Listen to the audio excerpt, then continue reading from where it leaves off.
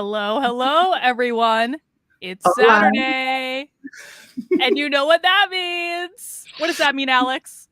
It means it's time to engage in SaaS. It's time to embrace it, to go for it.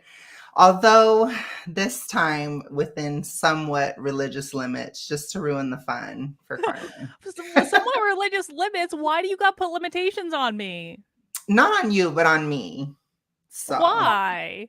because I'm not allowed to, as a Christian, we love those. It's funny how the SJW statements, as a blank, they've taken everything from us. Anyways, as a Christian, um, I'm not supposed to criticize how somebody else worships or whatever. I can't take away Keri's Christianity, any of those types of things. I can and will, of course, criticize Keri at any moment, turn opportunity that I have, but not with her actual faith. Although I will be very interested to hear her pastor's justification for shunning people away from the church, because that's not at all biblical. So that there's no real way to interpret anything that way. Well, okay. Let's back up here because I feel like we're getting a little ahead of ourselves. Right. Guys, welcome to Sassy Saturday. Sassy Saturday is a very special drama-filled stream that graphically Alex and I do occasionally, though not every Saturday. And this time around, we have a very, very special treat.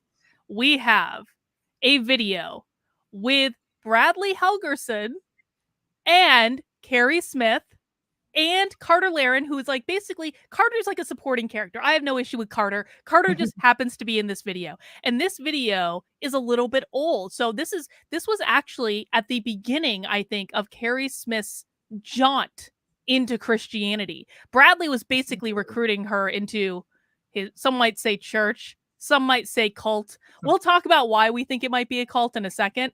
But this actually premiered on Unsafe Space, which we know Keri used to be on Unsafe Space and is now at least being threatened with a defamation lawsuit by Unsafe Space, if not completely getting sued for it. And I've covered that on a previous stream. But this actually premiered on September 24th, 2020.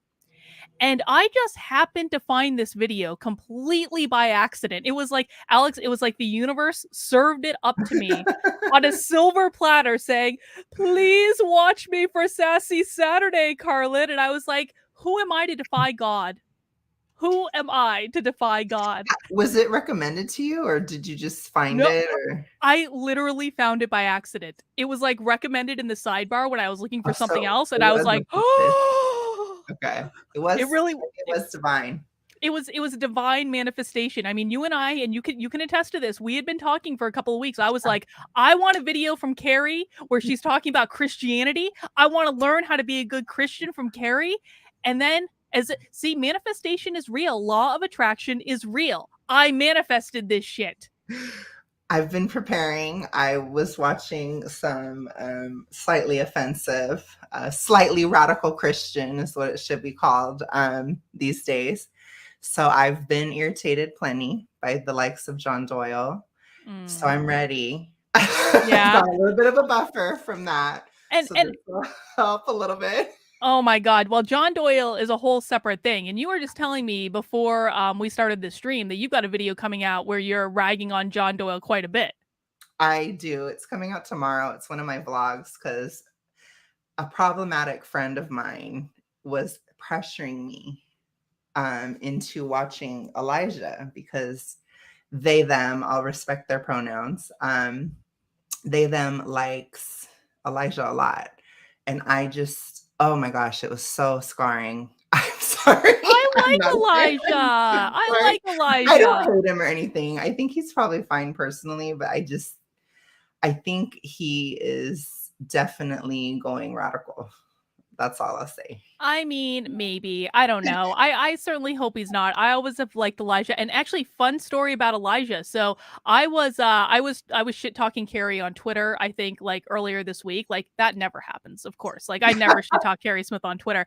But so it was funny because I had reached out to someone in the knitting world saying, do you want to come on my show and talk about the bullshit that's going on in the knitting world? And they basically responded back saying, I don't know if I can because people who support me hate you. And I kind of felt bad for this particular person because I don't have any problem with him, but it really kind of rubs me the wrong way when you're attacking SJWs in the knitting world, but then you're bending the knee to a fucking SJW and Keri Smith in like in the same context. So I was like, so I basically responded back and said, okay, well, at least I know what side you're on.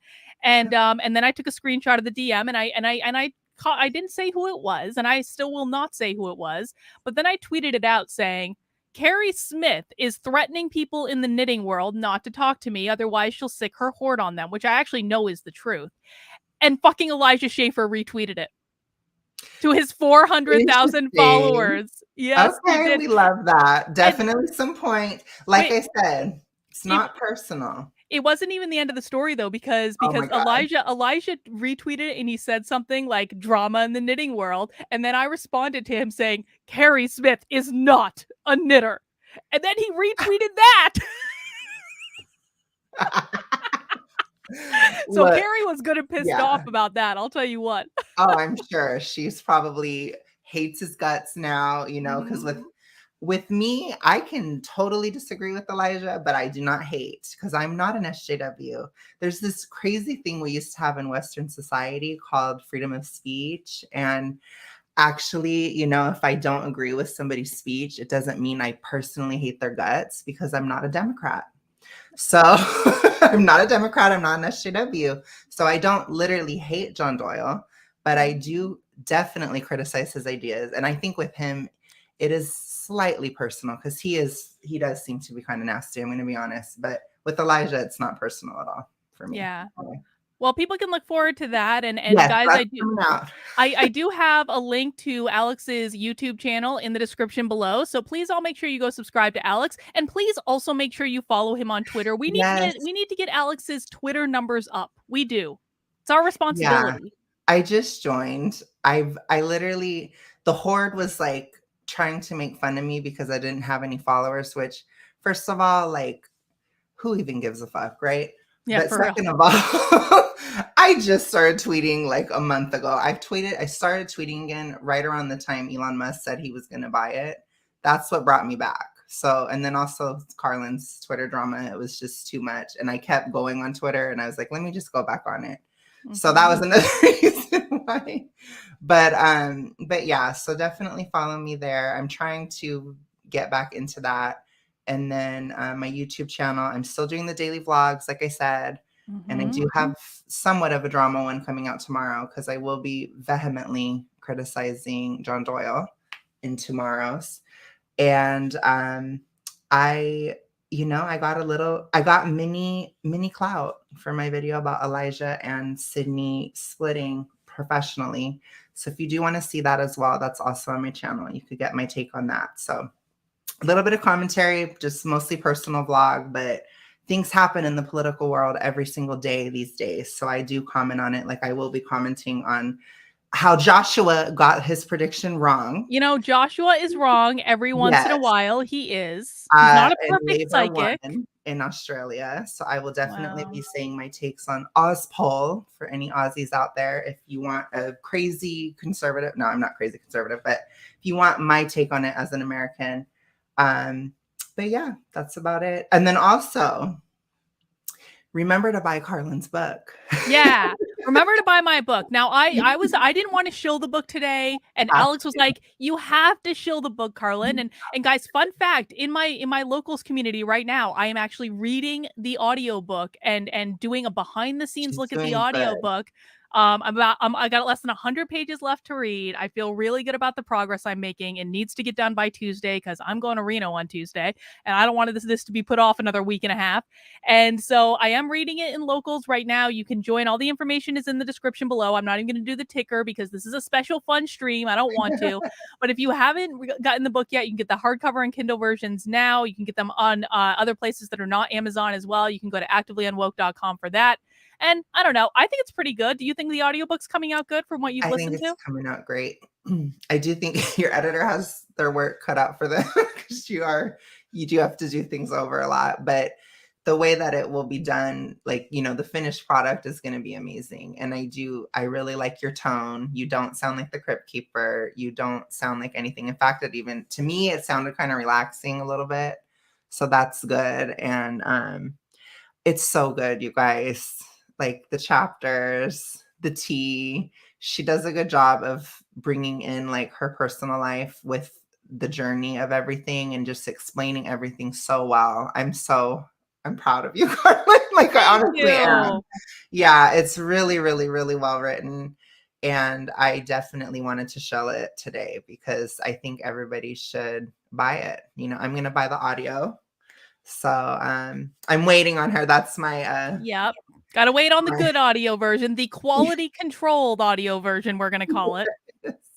Yeah, and just definitely buy it. It's really, really good. I think, it's gonna help. We have to defeat this, okay? Like, we want solutions. We're not like those typical right-wing commentators that just want to bitch about something forever into eternity. Like, I actually want this to be resolved. I want woke to be gone. I want SJW to be gone. And we all have to do this together. So, Well, thank you for that, Alex. I really appreciate it. yes. George Andre Velasco Nunez says, it looks like Keri couldn't burn that specific bridge. And Alex is right. John has a punchable sneer. He's gonna have an awesome Saturn return, I'm sure, if he Oh keeps God! going Oh, this way. they're also young. God, I Yeah, forget how he's young. really young. I I'll give remember when him I that. discovered how young Elijah was, and I was like, Elijah's not young to me because he's almost my age, but Wow. I would say John is very young and he needs to definitely be humbled. I think John thinks he's God incarnate. That's how he Well, acts. a Saturn return will humble anyone.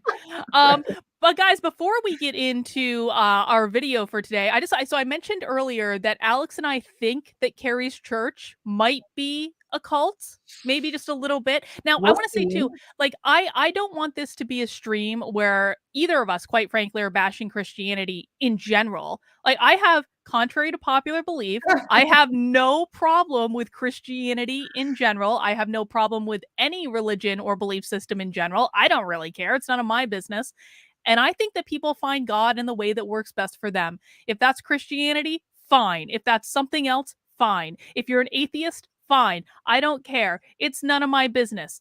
However, a while back, found this tweet on Keri's timeline as I was going through the tweets where she was shit talking me incessantly for months on end, at least once a day. It was crazy.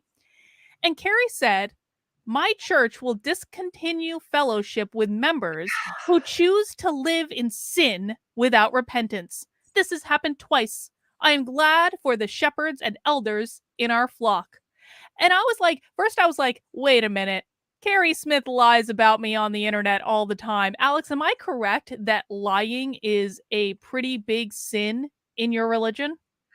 It's one of the 10 commandments. Do not bear false witness. Mm-hmm. Also, gossip is a sin, which again, I'm aware that here I am, right? But the other thing is we all fall short.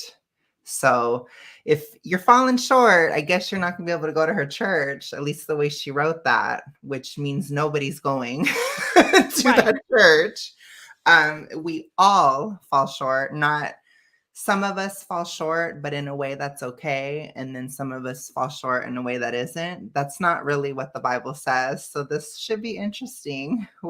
I am interested in the scriptural basis because I don't think there is anything to my knowledge that would allow you to turn people away from church and God. I'm gonna say Yeah. and God and God.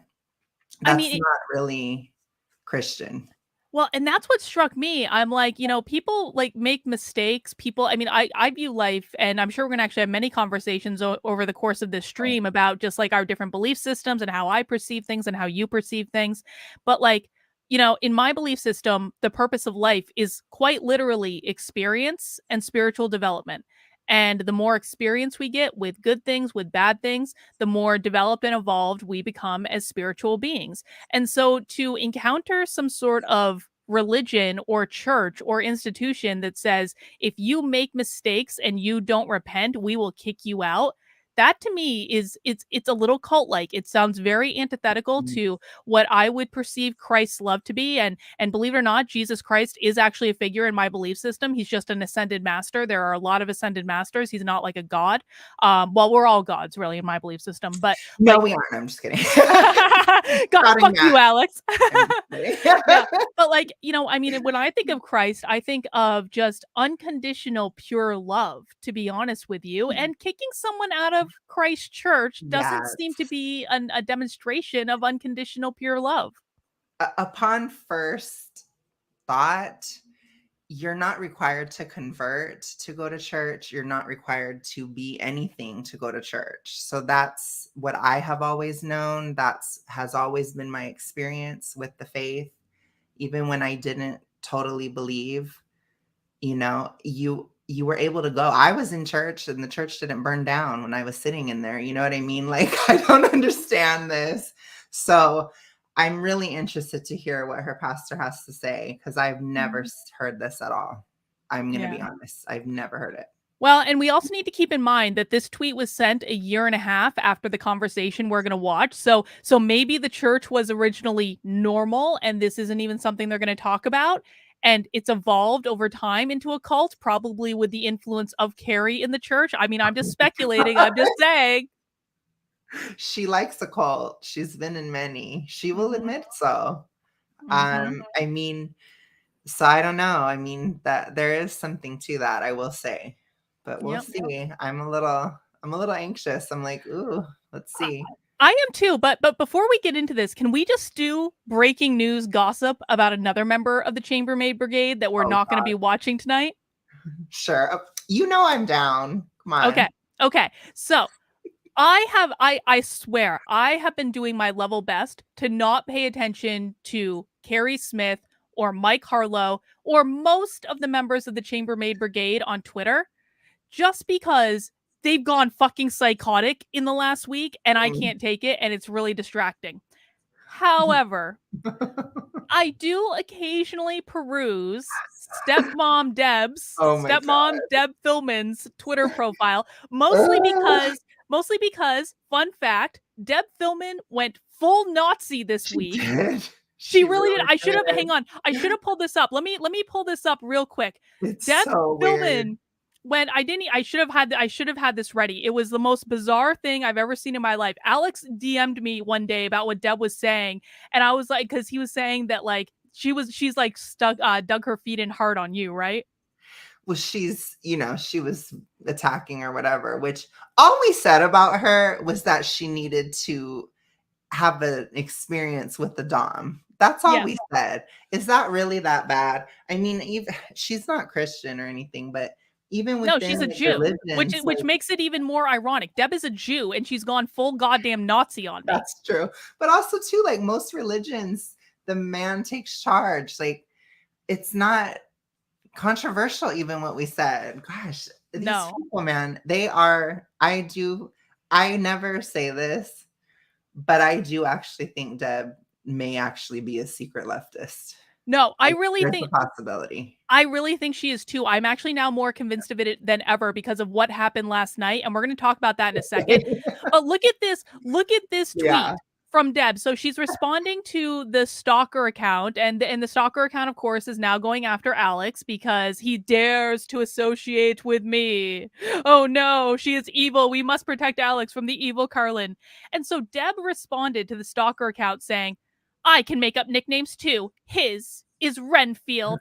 Every blood-sucking Oh my parasite God. needs one. That's And I was so like, weird. okay, do you guys understand that literally there is like Google parasite Nazi and you will get a mountain of literal Nazi propaganda in which Nazis are calling Jews blood-sucking parasites. And the only reason I know that, Alex, is because speaking of Deb being a leftist, in New Hampshire, the Democrats, they are psychotic about the Free Staters and the Libertarians in New Hampshire, and they have the same propaganda. They literally call Free Staters blood-sucking parasites. They send mailers out to everyone's house. It's crazy. So when Deb is calling me a blood-sucking parasite, and you Renfield, which is a really bad insult, it's basically like a mindless, she thinks you're a mindless slave, is what she thinks. For people who don't know, Renfield is a Dracula reference to Dracula's I oh didn't know yeah. at first. Oh I was yeah. like, That's what it is. So you are my slave. Congratulations. You just do my bidding without questioning me or yelling at me or telling me I'm wrong all the time. never. I would never do that. So Deb has now not only gone full Nazi by calling me a blood-sucking parasite, she's also gone full leftist at exactly the same time. So that's pretty great. But what I wanted to show you, and you haven't even seen this yet, is what happened last night on Twitter. Because Deb started shit-talking Chris Rufo on Twitter last night. Chris Rufo. So here's what happened. Chris Rufo is obviously covering some of the gender ideology stuff, and apparently the feminists, probably the TERFs, I've recently established a little bit of a relationship with the TERFs, so I don't want to shit talk the TERFs at all. I don't really care. I like the TERFs. I want to hang out with the TERFs. However, they were going after Chris Rufo. They were like, Chris, how dare you cover this and not give us credit? And then fucking Deb starts in and she says, oh, look, someone else thinks Chris, she's referencing Chris Rufo there, thinks he discovered all by himself for the first time. Glad for the attention on the issue. Could use a little, no, a lot more background research and humility. Least we end up here again, looking for the one guy, literally, to save us.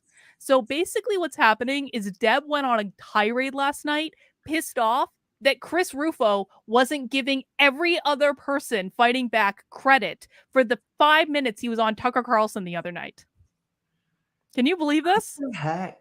See, to me, it's just like she is so obsessed with humility and all this stuff. It's like, girl, like try to be humble yourself. Like you're not right all the time, Deb. You're not. You are wrong actually most of the time. I'm going to be honest. Your takes are terrible. You act like a leftist. Like we're literally, like Carlin's tweet says, she's controlled opposition. We're literally starting to think that because you put more effort into fighting the anti-woke than the woke, it seems like. To me, that's all I've seen. Alex, Deb has done 2 Twitter threads about how I am wrong about cameras in classrooms, and cameras in classrooms are a horrible idea. Why does Deb support public schooling? Why doesn't want Deb wanted to fund public schooling? Why does Deb not want teachers to be monitored? Like it Why makes does no Deb sense. not want to ban CRT from public schools? I Right. mean, how is she's literally fighting against that. Like she would be rhino at best and secret leftist at worst, which her behavior is more leftisty. I mean, she literally called you a blood-sucking parasite. That's vicious. Like that is not like a sexual joke. That's not like anything kind of light. That's really heavy and really nasty, and personal as well. And it's like, what the hell did Carmen do? She disagreed with her or what? She's a person she doesn't like. It's like, Deb, we must have really struck a nerve, Deb, when we talked about your sexual needs that are very obvious because you are going nuts. It's Nuts. true. It's She has true. fun out of control beyond any level. It's insane. And now she's attacking other people in the movement. And it's like, I do see there's a lot of in the chat about my John Doyle comments. I don't hate John Doyle. I just think he's wrong. I think he drives people away. That's why I get angry. I'm not trying to say, how dare he have his beliefs or any of this stuff. I'm saying you're making it harder. You're making things worse. This is Deb too. She's making it worse. I would not call, well, no, John Doyle does have leftist qualities as well, actually. But the thing is, like, stop being a leftist. Like, we're not leftists. I'm not on the left. Carlin's Carlin's slightly left, I I'm guess. a no, actually, like the last time I took the political compass test, I'm very libertarian, but I'm actually also very right now. I have ascended into right-wing status. I actually might be more right-wing than you are. Like, look at my political compass test is very libertarian and very right at the moment. I think for me, I became a bit more populist-y. So I think I did technically economically move left because I want protectionist policies, which is regulation. So I'm like, I guess you're probably right. Because I'm not a dirty libertarian who doesn't care about anybody and doesn't think fascism exists from corporate. No, I'm just kidding. Carlin's radicalizing me. She's turning me further right and further left in every direction. I'm just kidding. Well, and also speaking of Deb being an obvious leftist, here's another thing she tweeted Oh, out God. last night. Check this out. Well, no, that's not the one I want to show. I want to show this one. He takes a lot of heat, right? Accused of being dark money funded political operative. Well, if he were to say, actually, I'm just amplifying the voices of millions who've gone unheard or who have been marginalized and silenced for decades, it would help him too. Deb is literally demanding that Chris Rufo elevate marginalized voices. Who else demands that marginalized voices be elevated? Who else demands that? Do you think she's becoming what she was fighting, or is she just showing who she always was? I That's don't my question. know. That is It's the a good question. philosophical question. I feel like so many people in the anti-woke movement have been staring into the monster so much in the last couple of years that they have literally become leftists. But I think that Deb, truth be told, and I've actually thought about this a lot because Deb obviously used to be in my locals community. She used to come into the community Zooms, but Deb only participated in my locals in a way that was, let's just say, self-promotional. That's all she really did. She didn't really talk to people. She didn't really engage on our community Zooms unless she was promoting something she was doing, which was fine at the time. Like, I didn't really care. I want people to promote their stuff in locals. I tell people to promote their stuff in locals. But it is a little fishy to me looking back that she was always just promoting her own shit and never actually talking with other people. I think she's a fame whore and a grifter, and I think she's controlled opposition. Final answer. Okay. I mean, you know her better than I do. And I also think I'm not seeing any non-leftist behavior. I don't see anything at all. Like, at least with John Doe or Elijah, like, I do see them as right wing, right? I do see them as trying to be on the right or trying, they have the mindset, they have this certain stuff. Like, I don't think they'd ever advocate for censorship, for example. Like Deb has, she tried to take down our stream. That is SJW. They wouldn't use blood-sucking parasite, I don't think. That's just crazy. I mean, she does not realize. Like, I told one of my friends on the phone what she said, and my friend gasped. Like, it is, like, appalling. It's I don't really think she bad. realizes how Let's bring bad that up that again. is. I mean, Really bad. It's dehumanizing. It's really bad. It's incredible. It's not only insulting to you, quite frankly, it's insulting to every single supporter I have because they all talk about all of my supporters and all of my fans like they're mindless drones that I just like manipulate and tell what to do all the time. I think the community Zooms and locals have made them really, really paranoid that like we're plotting behind their back, which quite frankly, I don't mind them thinking. I just think that I don't know. I don't know. Like, I know the conservative talking point forever, which I would have even said would have been they're jealous. But I'm like, I don't know. Maybe it's just raw hatred and spite, like just being destructive or just being this kind of person, which I have seen some of the hordes attacks on me. Which I'm sure you could guess. One of them is how I'm so fat. Oh yes, you should be so focusing fat. on losing weight, and they're just deeply concerned for your health as they're harassing you on a social media platform. I knew I was. My voice is annoying. I don't know what I'm doing. I'm just a kid that is just swept up, and I've been radicalized by Carlin, which, I mean, again, Carlin's libertarianism, it pushes me further to the right every time. So, no, I'm just kidding. We're gonna have you smoking weed any day now, Alex. No way. Never. Hell no. And Carlin just made me vow to never do it. No, but I mean, to me, it's like I knew that that was coming, and I've dealt with much worse. Well, let's do a couple super chats, and then I'm going to pour myself a drink, and then we can get into it. George Andre Veloso Nunez says, if I remember correctly, there's at least one video on YouTube of Alex being a little condescending to Carlin, proving he's not a mindless slave. Alex, where were you being condescending to me? Never. How dare you? No. Why would you do such a thing, Alex? No, I think it was just I was talking about your spirituality. I was just bashing it publicly for everyone to see.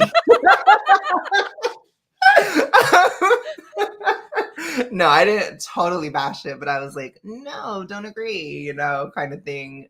I was to understand that no one was ever allowed to disagree with me publicly and still be friends with me. What happened? I thought we had a good system going here. Well, the thing is that it's all a psyop, and I've never actually disagreed with you, apparently.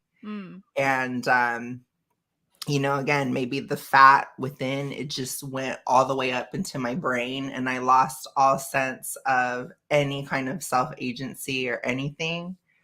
And I guess my annoying voice is I'm just shilling Carlin talking points every moment of every day. So that's my new thing. Doesn't it sound even more stupid when you say it out loud? Right. No, and the thing is, like, I actually made a vlog yesterday. You're making me spoil my vlogs, where I was like, I actually like Carlin. I didn't saw the video of that.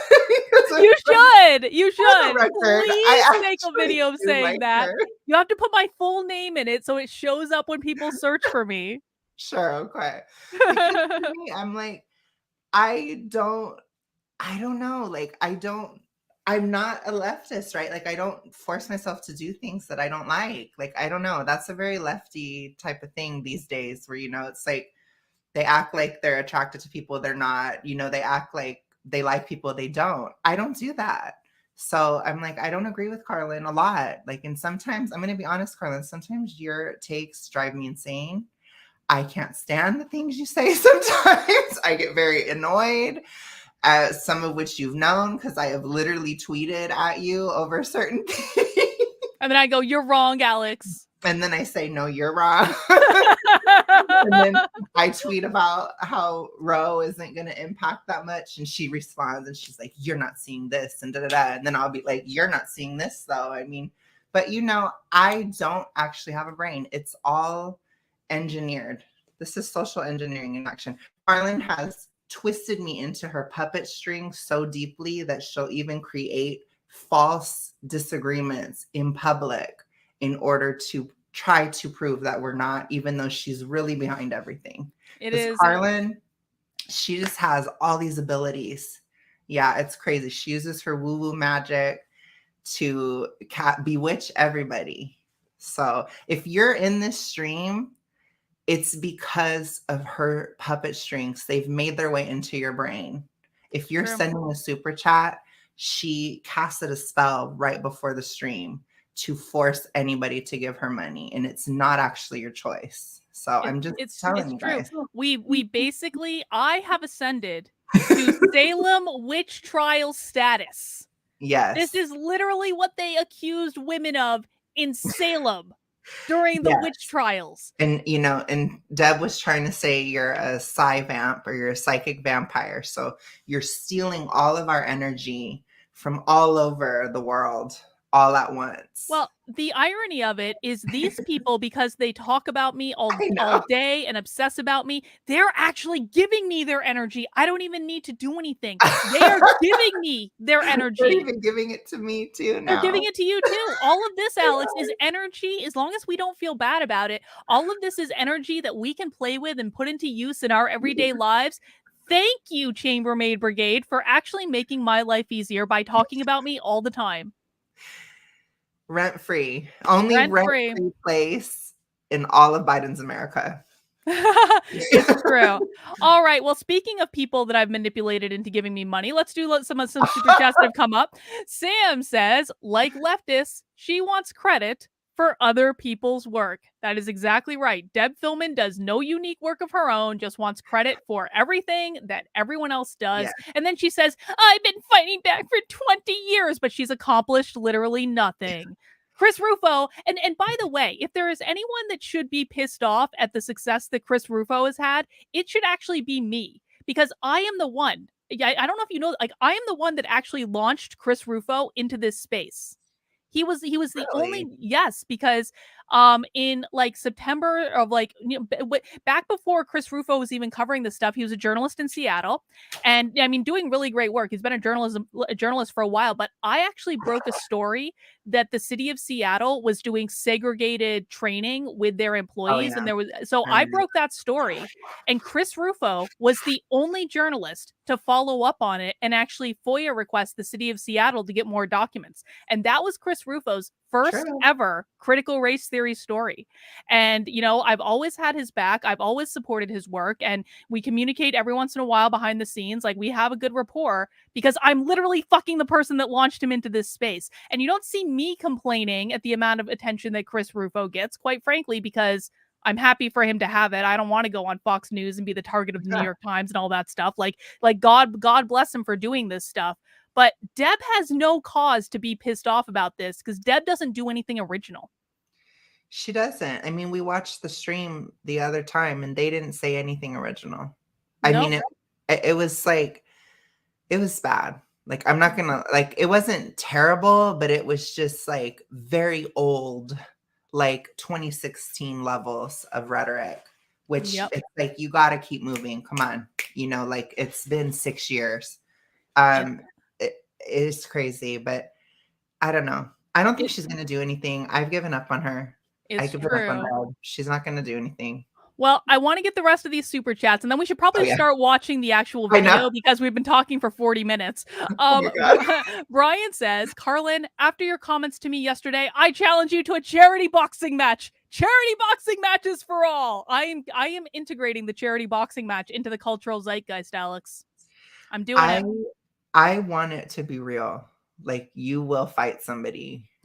I will manifest it. I will make it happen. I'm gonna have to start going back to the gym. You need to be going to the gym. I don't know what you're waiting for. Jupiter's in Aries, ma'am. It's a perfect time to go. I'm gonna start going back after I go to the convention in Reno next week. I'm going back to the gym. Oh God. You're gonna make me use my customer service. Oh voice. God. All right. Incognito says, calling someone a parasite is some deep-seated hatred. It is. It's a little wacky. It's a little bit much. It is. Sad. Brian says, all hail Our Lady of Perpetual Unwokeness. I would like someone to draw me as a saint of some sort. I would like someone to put me on a candle that you can light in church, or if you want to cast a spell. Can we also get somebody to draw Carlin as a communist? Like, no, just to give red meat to the base. Oh God. Oh red God. meat to the haters. Sin says, you steal my energy, you two. I need to take a nap. All right, Sin, we're going to get into the video, I promise. And then Mike says, no, my energy, it's waiting, sips coffee. Oh, it's because I'm an adult in my mid-30s, not because of Carlin's black magic. Thank you, Mike, for the super chat. Coffee, you'll be fine. Oh my God. Well, you're going to drink coffee. I'm going to pour myself a cider real quick. Oh my gosh. Here we go already. Oh God. I have some chicken too. I have some raspberry cider, and you should feel these cans. These cans have such a good texture. It's deeply satisfying for some reason. They're the most interesting textured cans ever. And that's why I bought them. Not because of the drink, but oh shit. Ah! Cider just spilled all over my desk. It's because I was shit talking too much, and the cider was like a synchronicity. Maybe. What would it be a synchronicity of? I have so many questions about Carlin's. Like what? Like what would soda or whatever cider exploding? What kind of synchronicity would that be? It could just be because I shook it up as I was bringing it back from the store. Is what it could be. Not everything is a coincidence, okay? Some things are It just is a like coincidence. practical You're human releasing level. emotion Oh God. because bubbles are water, and so it's water and air. It's thoughts and emotions. That's why. See, I can come up with it. Oh, hang on. Ah! There we go. Now everyone's back. I had to reach down to get a paper towel to wipe all the cider that I just spilled on my desk. All right, Alex, are you ready to watch the video? I'm ready. I have my chicken. Uh, I quit a vegan diet after starting it for 2 seconds. Excellent, excellent. Ready to Now, go. Alex, because we are about to ascend into Mm, Christianity, I would like you to lead us in prayer as okay. we begin this endeavor. Okay. Here we go. I should have prayed before I ate anyways. So see, we love when a non-Christian is more convicting than actual Christians. Anyway, so let's do it. Okay. I have to tone down the and sass for a second. Okay. I need to get into the This is mindset. serious. This is Huh? serious. We're respecting Yes. God. This is Yes, serious. it is actually serious. I am actually going to pray. Okay, and I'm sure according to Keri, church should be like very solemn, no joy, absolute, just stoic experience. Okay, so we need to be like, okay, okay. So, dear Lord, I wanted to take today to both express and utilize and show a Christian tenet, which would be to pray for our enemies today. So I'm going to go ahead and say a prayer for Deb and Keri. Lord Jesus, I pray that they will find some type of peace in this lifetime. I pray that they will find more productive ways to utilize their gifts that you have given them. And I pray that they will, anything that is going on in their personal lives, I hope and pray that you will just wash over them and give them that sense of peace and love and fulfillment and heal any quarrels in their lives. And if anything needs to be reconciled, I pray that you will for them. In Jesus' name, amen. Amen. Alex, that was a lovely prayer. Well Thank done. All right, let's get into the video. God is the cosmic buzzkill where he just loves to ruin your good time by saying no, no, no, no, no. It's just restriction. Keri loves to ruin my good time. The idea is those no's are not no for no's sake, but they're a no that's supposed to point you to a yes. And the yes, when you surrender to it, is then, it's going to lead to human flourishing is the idea. Okay, nothing wrong so far. Oh, hang on. We missed some super chats. Oh, God. Oh. Hang on. I'm being a horrible host already. That's all right. Alexandra says, 1911 is one of the brands carried by a beer vendor I now work for. Good choice. Yes. 1911, again, it's just all about the texture. It's a very pretty can. It feels nice. It's a raspberry cider because I wanted something a little light today. It's hot as hell out. I wanted something a little light. And then Murphy's Pool says, I follow Carlin because she is intelligent, but not elitist.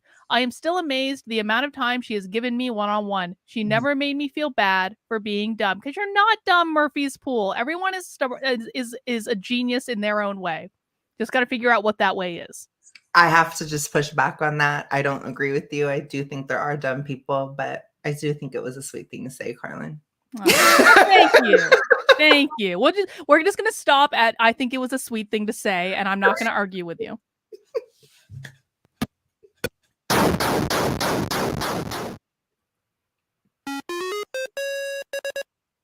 Hello, and welcome to Unsafe Space with Carter and Keri.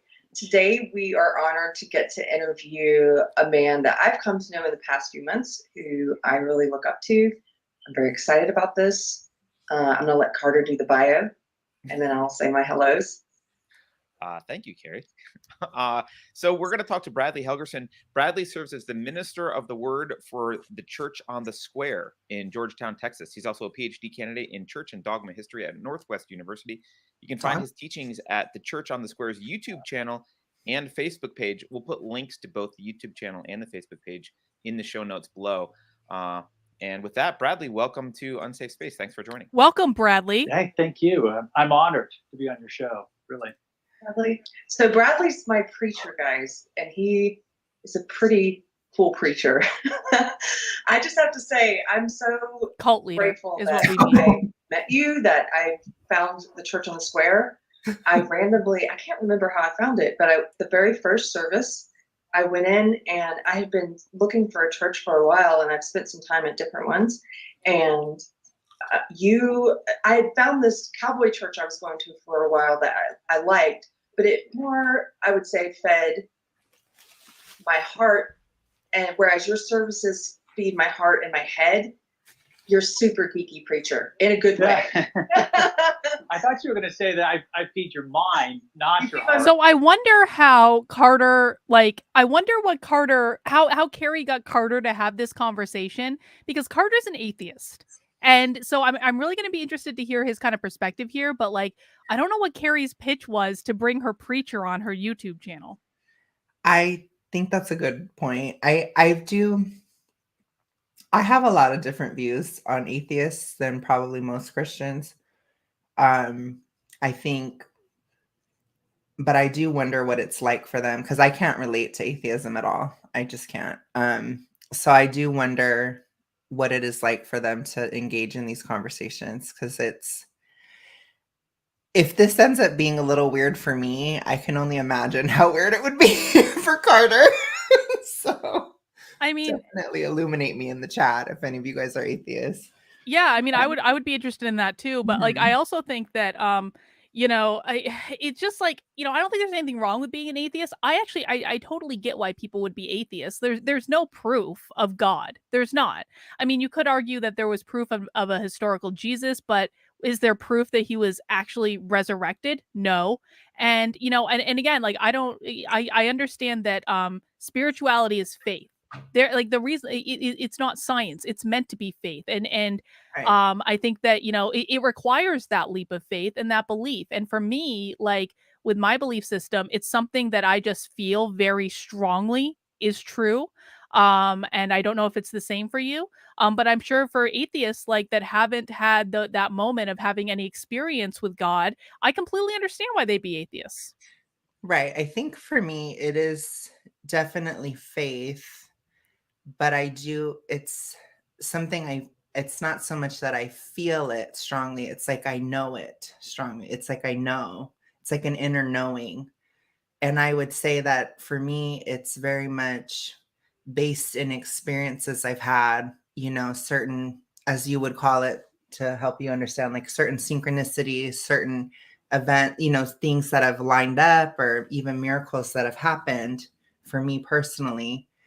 But I do think there is this sort of take where it is completely just faith. And I do think it's definitely starts that way. But there are things that come in. And I'm sure that that's the same for you, Carlin, where you've Yeah. had experiences. You experience Oh. things too.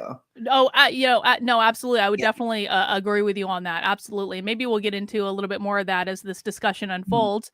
Mike says, I see their morals and their graphics both come straight out of the 1950s. Interesting. Now, Mike, I want to say I actually like that. Like, so this is Unsafe Space. This is Keri's old YouTube channel that Keri has been kicked off of and is now being sued for defamation for shit talking all over the place. So I don't mind their graphics. I actually think it's kind of cool. I get it. I can understand why people might make fun of it, but I want to make clear, I am not making fun of Carter at all. I am not making fun of Unsafe Space. I have no issue with Carter or Unsafe Space in its current form. My issue lies with Keri and her heretic pastor that cuts off fellowship with people who are unrepentant sinners, but doesn't have any problem with Keri lying and gossiping all over the internet just because she's a quasi-internet celebrity. I just think that they're definitely, this is my take on Unsafe Space. I know Carlin probably, part of her is always like a little bit when I'm about to say something.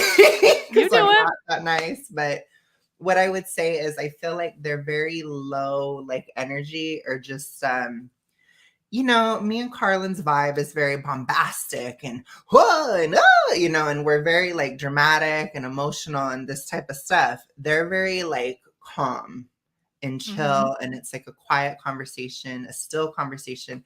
And I do agree with Carlin that it's to each their own. You know, everybody will hear the anti-woke message, so to speak, if we were to compare it to, you know, a sort of religion, but it's not really a religion. It's against the SJW religion. But if you were to hear the truth, you hear it in different ways. Some people, it takes our dramatics, our theatricalness. Some people, they want it calm.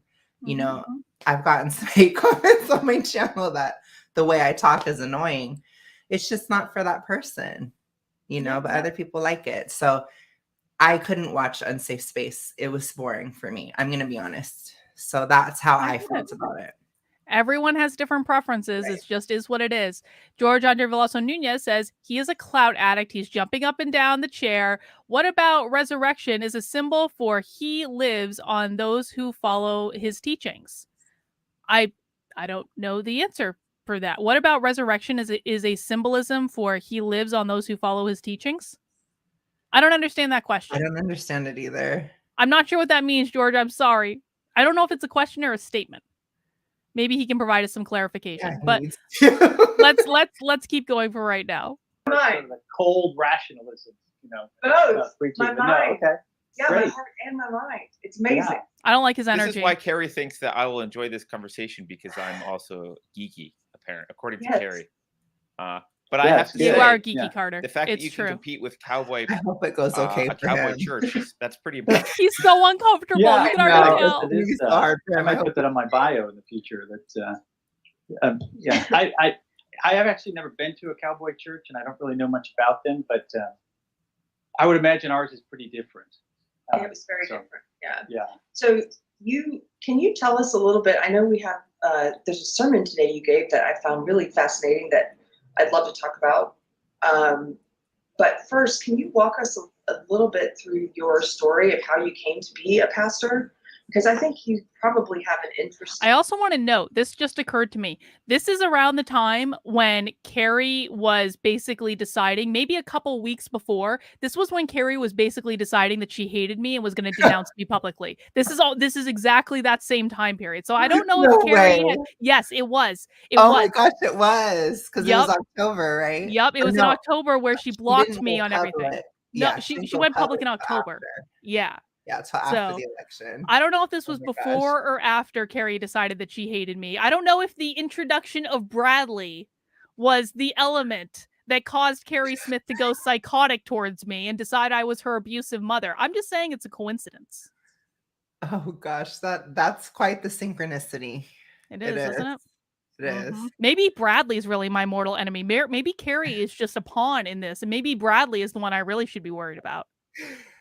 I mean, Bradley so far, I mean, at least there's some kind of joy there. Hopefully it's joy and goodness rather than joy and evil, but we'll see. Well, we've only watched 3 minutes, so let's not judge too soon. Evolution. Yeah, so I grew up in a Catholic home. My parents were Catholic. I went to 12 years of Catholic school.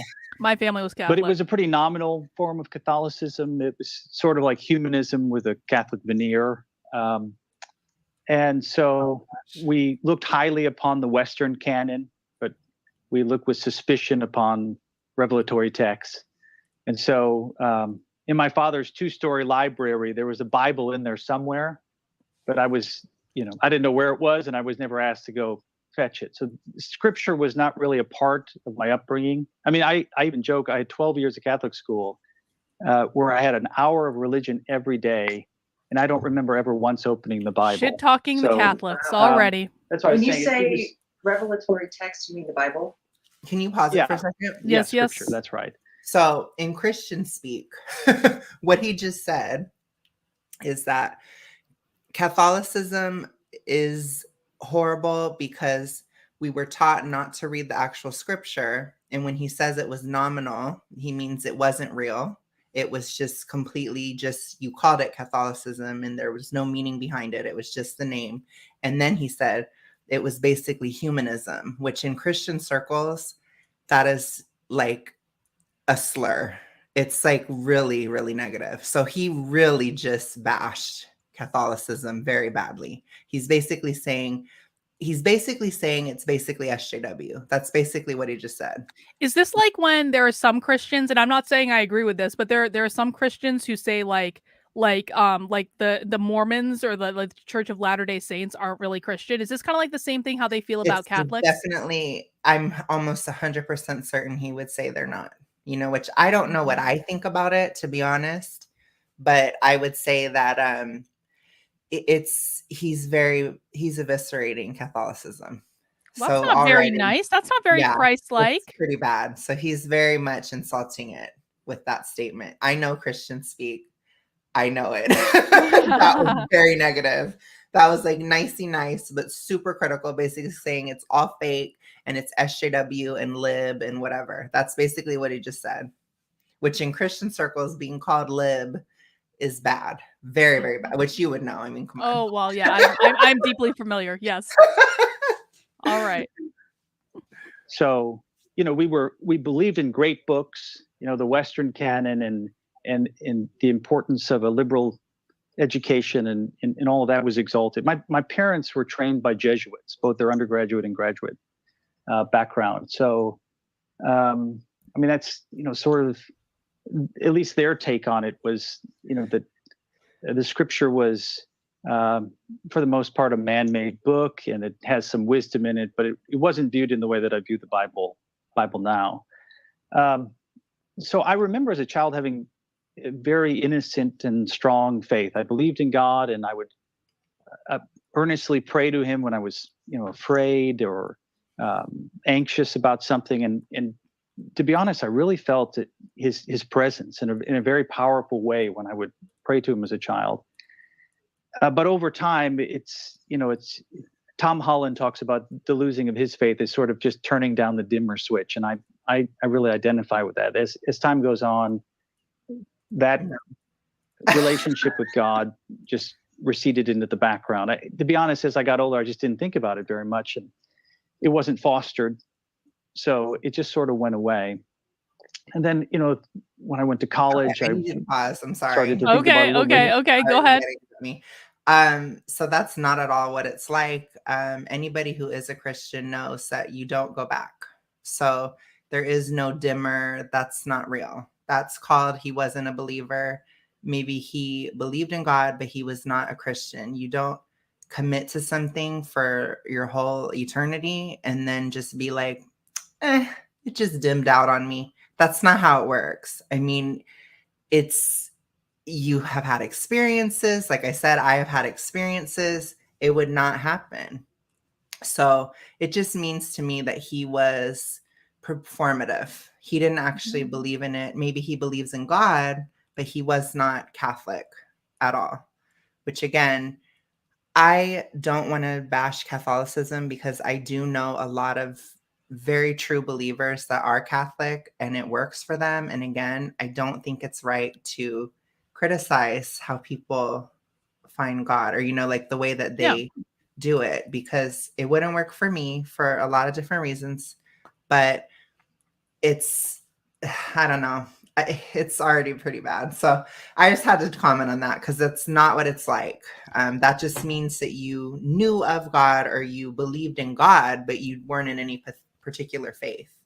I just think it's so, I mean, honestly, kind of silly and really judgmental. And it says a lot about the security of someone's belief system. Right. If they have to judge the way that other people interact with God and approach God, it's like, okay, so it didn't work for you. Fine. Catholicism is not for everyone. It certainly wasn't for me. Like, I grew up in a Catholic family. We were the only cousins in my, you know, trove of dozens of cousins that I have because it was a Catholic family. Like, we were the only ones that weren't baptized in the church. We were the only ones that didn't go to church because my parents basically got, you know, they went to 12 years of Catholic school and that was enough for them. And so like I understand like a religion not being for everyone and that's fine, but it seems to me a very insecure thing to say my way is the only right way to find God. I mean, and it also seems to be very limiting, to be honest, to say you aren't really, you know, you don't really believe in God or you're not really a good person or you're not really a Christian unless you do it exactly my way. I just don't understand it. Well, even within Christianity, there are many different sects and different interpretations of different scriptures. You know, there's, you know, Pentecostal, there's evangelical, there's Catholic, there's numerous Baptists, I think the Quakers, the Puritans, you could go back in history. If you look at history, it's like it's been a lot of things.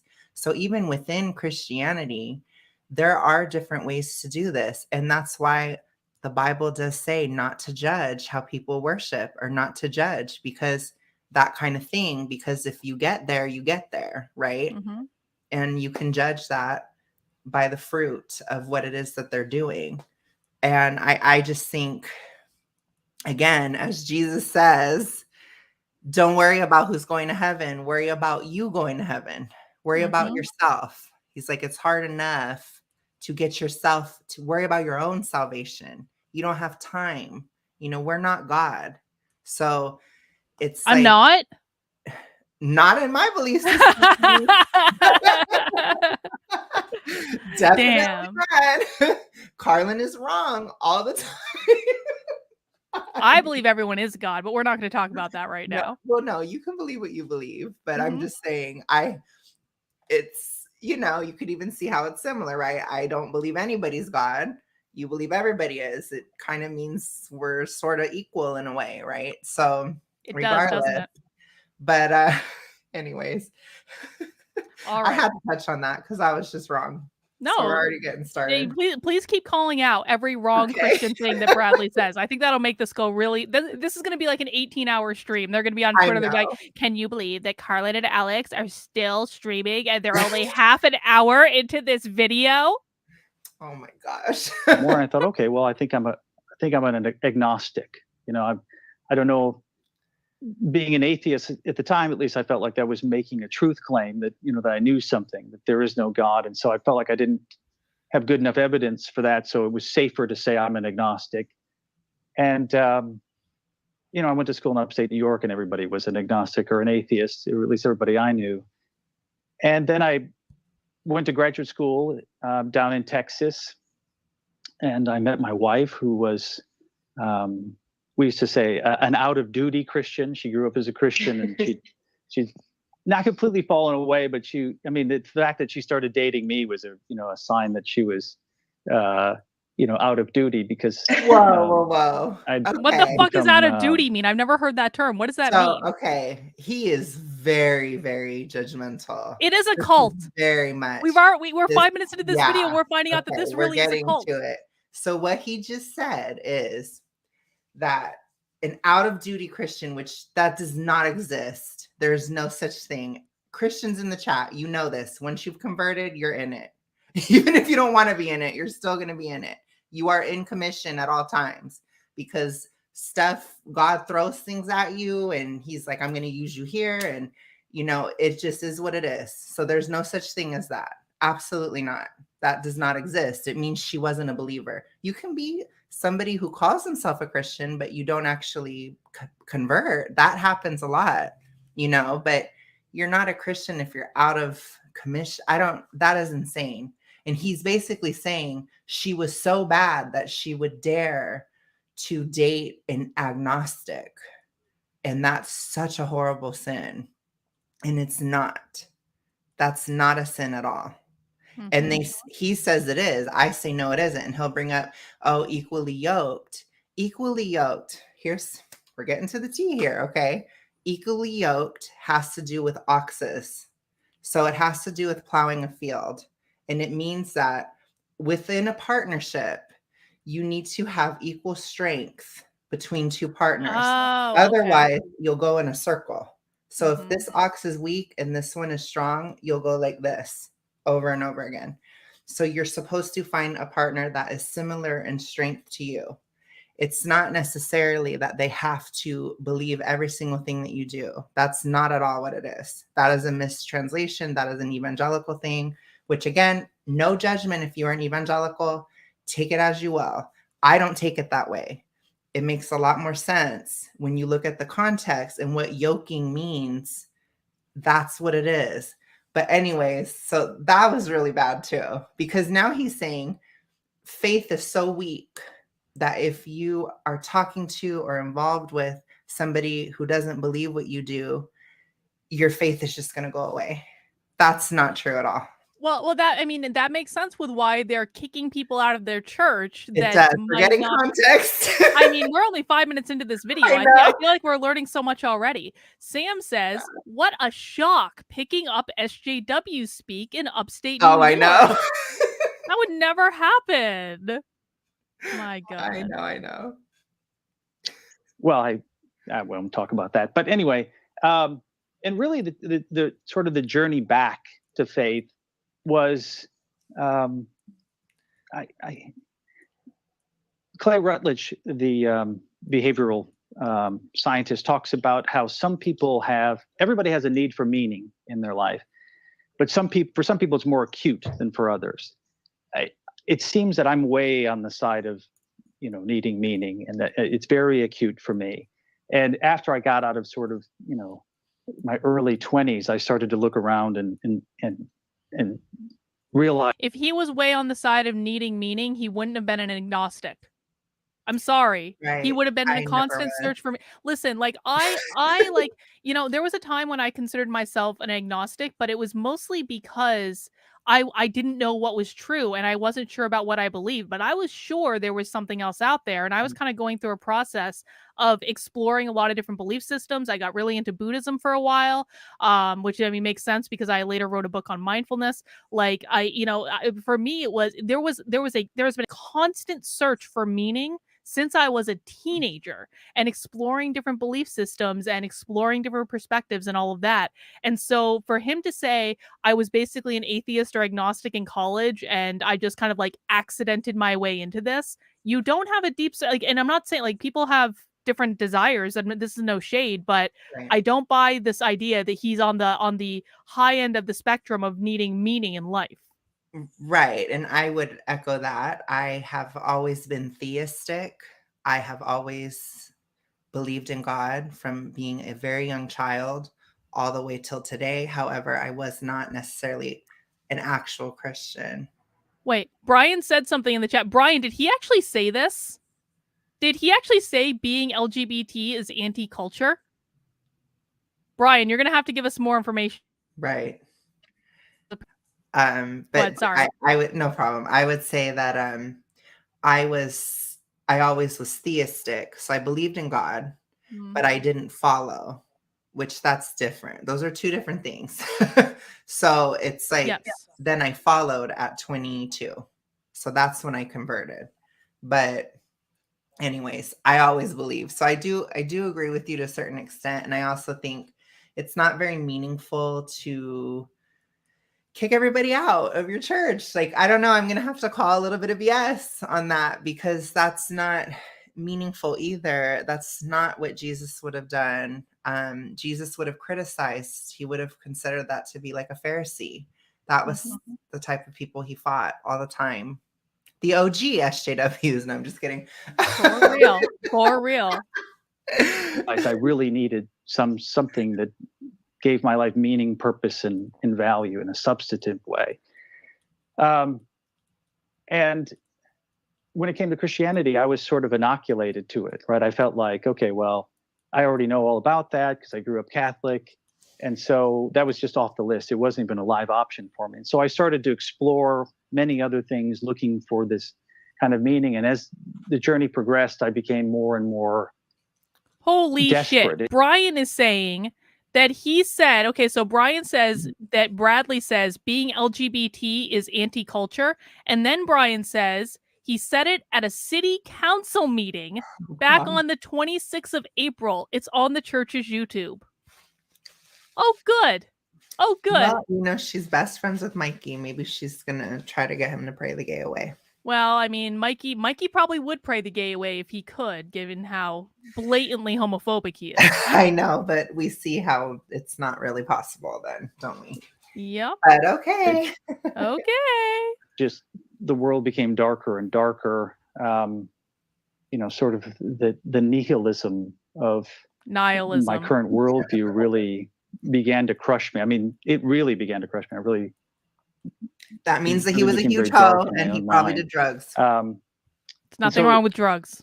Sort of long story short is eventually I got to a point where I tried everything I could think to try, explored every worldview I could think. I hoed And out. finally, just out of desperation, with absolutely no expectation that Oh, reading the Bible would offer God me loves us and anything, wants us to have sex, Alex. I turned to Scripture. At that point, my wife had already God wants came us back to the be fruitful church, and and she was multiply. attending, and Exactly. so she was encouraging me to at least give it a try and to read the text of Scripture. And it was just absolute desperation, and I started to read it, in particular to read the Gospels and to really try to get to know who this Jesus is that's been so influential. And that was really it. It's about a 6-month journey of shifting of my worldview, of a transition. But it was really coming to know the person of Jesus in the text of Scripture that I found to be most pivotal in me making that transition. I felt like he knew me, right? He knew the deep darkness in my heart. There was just this sense from Scripture that it knew who I was and it knew what I needed. And so that really resonated with me. And, and as I said, it's a 6-month journey to that. It makes it sound like it was instantaneous, and it wasn't. It was a long journey there. But as soon as I was converted, I felt a call to preach. And so there was a period of sort of training that was, that I had to go through and all that. And then I just started preaching, and I've been preaching ever since. So how did you transition from, He's like, what? 'cause you already had the mindset, it sounds Mhm. like growing up from your parents, of this was just a book written by some people, and maybe there's some insights in it that were passed along through stories. How did you go from that to, oh, I believe in the mysticism of the Bible as well now? Like I love that Carter called it mysticism. as a version of Homer or some other That'll ancient probably text, trigger but him. it's something Oh, yeah. unique and special. Because I hear that you read it, but then my mind got lost on the jump from appreciating it to having faith. I mean, maybe this is because I'm a modern person. I wish I could say that it was arguments that got me there. Like I got into apologetics, and I, looked at all the evidence for why we should trust the Scriptures and all of that. It wasn't actually any of those things. In fact, my interest in apologetics has come after becoming a Christian, much more so than before. I just wasn't really interested. I guess I was so desperate to find deep meaning that that aspect of it, which, is a reality and it has to be dealt Sam with. is making a great point in this super chat. As Oh, soon as God. I figured it out, I became an expert and started preaching. I mean, it seems like he did become a preacher rather quickly. And listen, I mean, to offer him some grace, I do actually think the best way to learn something deeply is to teach it to other people. So I don't necessarily have a problem with that. I mean, you could think, correct me if I'm wrong, Alex, you could think of preaching as just basically expressing your opinion, and other people choose to listen or not to listen, depending on if they think your opinion's any good. Am I wrong about that? There's more responsibility on you. So biblically, as a preacher, there are certain behavior or certain standards that are on an actual preacher. Who sets the standards? I guess the Bible, you know what I mean? Like the Bible gives instruction for how to run a church, and a church, it needs to be done a certain way. So there are more standards on a preacher than just an average Christian. So I would say I don't think it's something you should rush into. I'll just put it to you honest. Being a Christian, it's a very long process, especially from conversion. Typically, people don't make much progress, Keri, for at least a few years after converting. I do believe she may, she may very well be Christian, but she is very, very early baby Christian. When I was as far along as she is in her journey, I couldn't forgive anybody. I was still really, I'm a victim, and like all these different things, probably similar to how she still is, to be honest. So I didn't really get into a place where I felt like I could maybe speak more authoritatively on it until probably last year. So that's probably like 6 years after. I think that would be a better a better time, because you have to experience it, because when you're Christian, you go through different phases after conversion and you need to have experienced those. And I think it's too soon. Yeah, I wouldn't have agreed with it. But what do I know? I'm just an evil gay person, so I should never have thought at all, apparently. I wonder I wonder how old he is. That's a good question. I wonder how old he is and how long he's been doing this. And if he has maybe gained more experience, because if he's still like relatively young, then that would actually explain a lot about why he might kick unrepentant sinners out of the church, to be quite honest. Which again, it's kind of like being a bad teacher, right? Yeah. Just kicking out all the students. It's not really a good way to go, especially not in a religious sense, because you're trying to, I'm going to be honest, you're trying to convert, right? Yeah. You're trying to proselytize, you're trying to grow your church, you're trying to grow the church, which would be the global church, you know, sort of the globalist. I'm just kidding. No, but the entire church, you know, everybody that's Christian in the world, right? So you're trying to grow that, and you're not going to grow that by saying, get out of here, you're a disgusting heathen, you should go die. That's not going to grow it.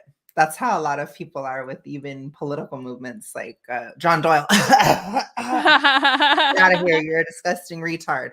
That's how he talks. That's not helpful. And within context of a church, saying you're living in sin, you're unrepentant, you're this, you're that, you are excommunicated. That is really, really not the goal at all. So I'll be interested to see how he got that to be there. It doesn't make any sense. Why would a religion turn people away? That is insane. But I agree. All right. And Dragonwater says, so this whole thing was Keri trying to convert Carter. I mean, it honestly wouldn't surprise me if I'm really honest about it. And that just, I can't imagine how she even thought she had a shot with converting Carter, to be honest. Probably not. I mean, not with him. I'll tell you that. I'll tell you who would not convert is someone like that. Yeah. He would not be helpful with converting Carter. And that's no shade on Carter. No, I mean, that's I just think that Carter has thought through his convictions a lot more than Keri. Yes, exactly. Yep. All right. With at some point, right? Because I don't want to believe something that's false and a fantasy and all that. But my reasoning was motivated, right? So really, as I said, I think it just, as I read it, to me, it had so much credibility. Reading the Apostle Paul, for example, which I would say, most historians are going to say that, at least some of Paul's writings are historical. He was a real person, that had a real radical change of life. And, the idea that this person could be deceiving me and yet at the same time be teaching what I was finding to be very profound ethical teaching and just profound philosophical and theological teaching just didn't seem to make sense to me, right? It seemed authentic, and I guess that was really it for me. Is it just had a ring of truth to it, and so that was enough at that point to say, this. And again, the pressure that was upon me as a Christian, I would say God was putting this pressure on me, right, so that I could see the truth of Scripture. But the pressure on me was significant, so I was ready to surrender to something, right? Maybe surrender my life. I mean, to be honest. That's the point. Wait. This really spoke to me on a deep level. What'd you just say? Oh, he said, maybe surrender my life. I said, what do you mean, maybe? That's what it is. That's the point of being a Christian. You are surrendering your life. What is he talking about? Maybe I'll do what is exactly what it is to be a Christian. Maybe, I guess. Dude, well, weird. So, again, like I say, I wish I could say it was, it was cold hard reason. And I really sat back and said, from the balcony, viewing all the evidence and weighing it in an unbiased way. And which I've come to think that has to be a part of it, right? The myth has to be fact. But at least for me, I think that's secondary. And I know that's a sin in, or at least it used to be in the modern world to say that those kinds of things are secondary to me, but that's just the truth of it. I think I know kind of what you mean, because Carter and I've talked about on the show before that, well, I believe in other ways of knowing beyond just reason and logic, but we don't use those, we don't assume those other ways of knowing when we talk to guests or when we try to have rational conversations with one another. Wait. Is Keri saying that she believes in psychics?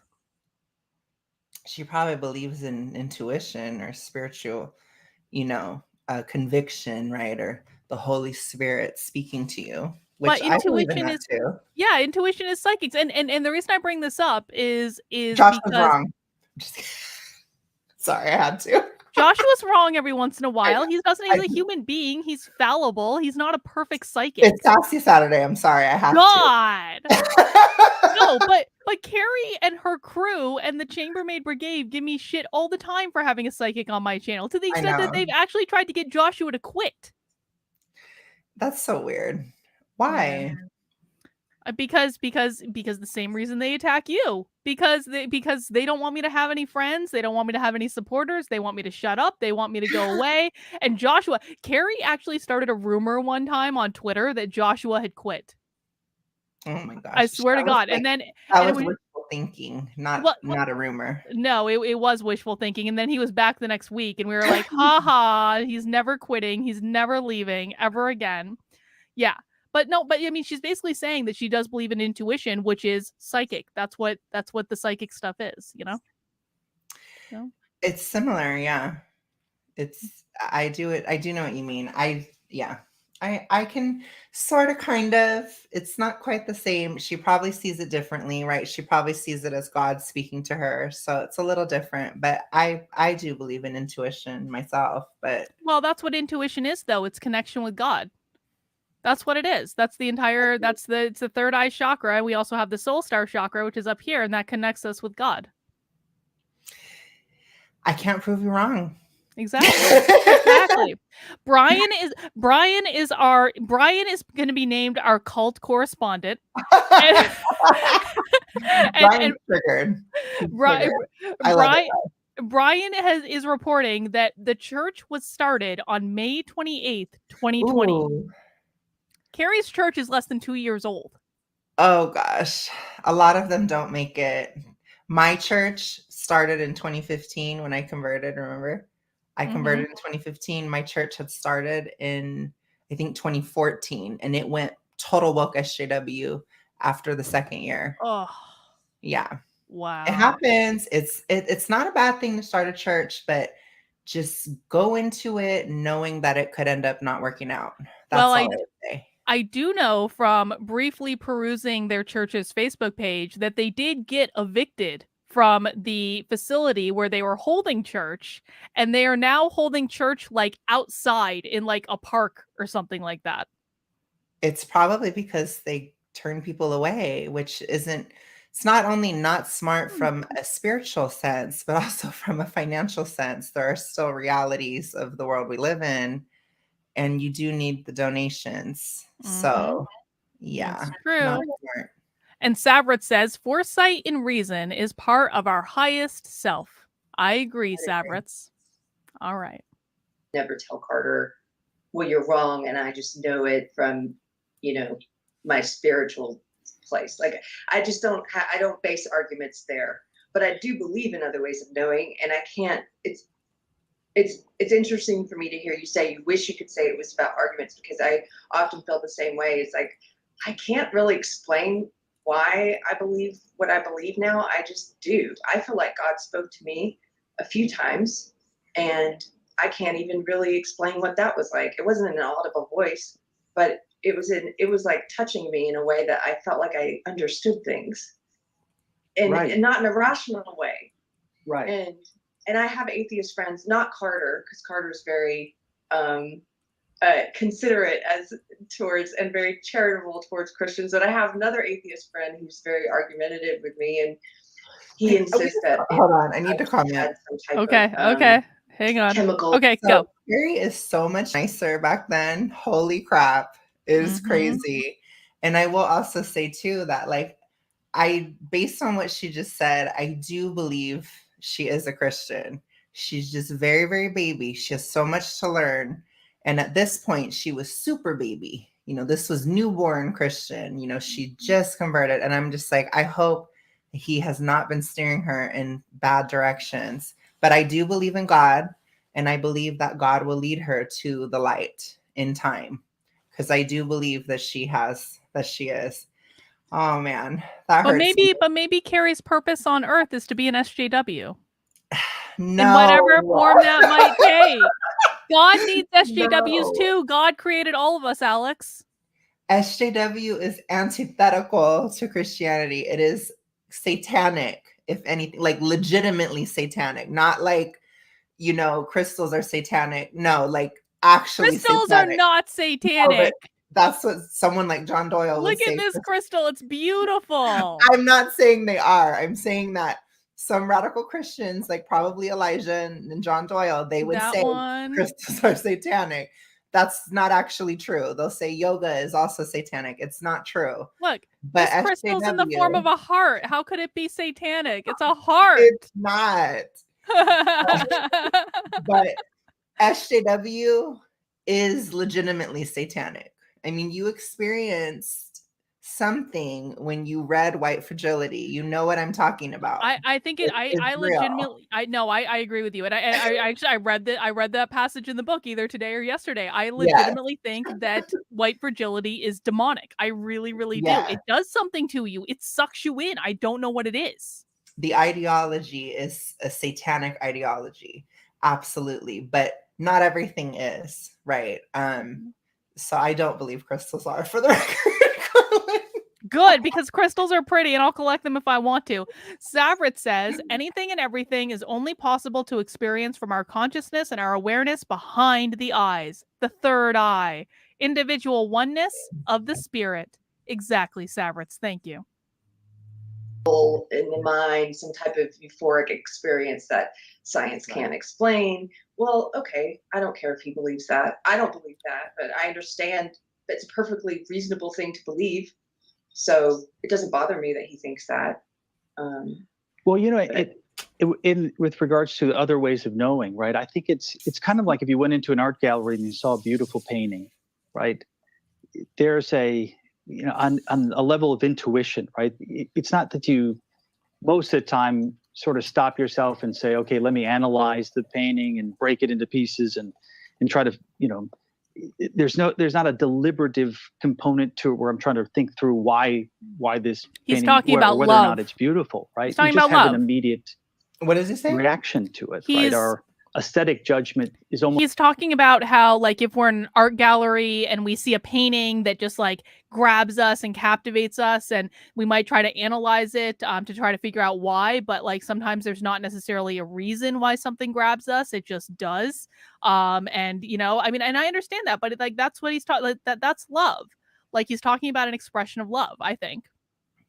Okay. Love is not always rational, love can happen in fact, it's actually not rational a lot of the time at all. Yeah. But I will say my philosophical belief is that love within the human heart is judgmental, or it offers a bit of judgment, but it's also God's love is not, right? God's love is just limitless, but for people, love is like an ever-shifting hierarchy of needs. That's how I see it, where it's like you have to love the other person, you put them first, but then sometimes you have to love yourself first and you have to put yourself first. It's like a constant shifting thing.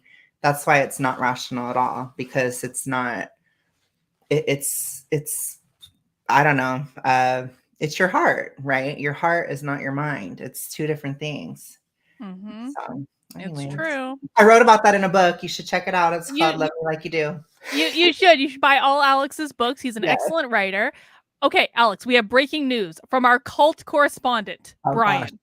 Brian says that the church was evicted after the LGBT remarks right before Mother's Day. Oh, isn't that a shame? I actually don't. I don't think cancellation is good. So I would never have called for their cancellation. But Yeah. I also I think don't that if agree you're with that. and I agree, I don't agree with that, but I also think if you're canceling people, I mean, listen, karma in my belief system is That's a real thing. that's a good point. Everything you put out in the world, you will get back to you, whether that is good or bad. And so if you're kicking people out of the church or supporting people who are lying and trying to cancel people on the internet literally every day of the effing week, then Right. you get what you get. I'm sorry. It's just the way it goes. I don't make the rules. God makes the rules. Just Askin says, you know, Keri, Mike, and the Horde are going to claim this stream is Carlin harassing and stalking them. However, them doing it is totally acceptable. Fact check true. Of course. Even though you're actually ragging on him more than I am. That's you say I'm too nice. You are. You're pretty much the only person in the world that thinks I'm too nice. It's because I don't know, I have emotional intelligence. That's why. I don't know what to tell you. I can actually read people decently, and you are nice. I just think, again, I really hope that he's not steering Keri in the wrong path. And I fear, again, I believe Keri will get there regardless. I believe in God. I believe in the strength of God and, you know, the wisdom and everything. And he will get her to where she needs to go. But I just worry. But it's always a part of the journey. You know, my church went SJW. It looks like this church is the complete and equal opposite of that so far. Yep. And Savrit says we simulate and project our current bounds of perception into the world and onto others. We must be aware not to let the boundaries become barriers. I agree with you, Savrits. I think that's a great observation. Interesting. Yeah. Almost like a perception. It's like aesthetic perception. It's like when I look out the window and I see a tree, I automatically think tree. Oftentimes with aesthetic judgment, it's like that.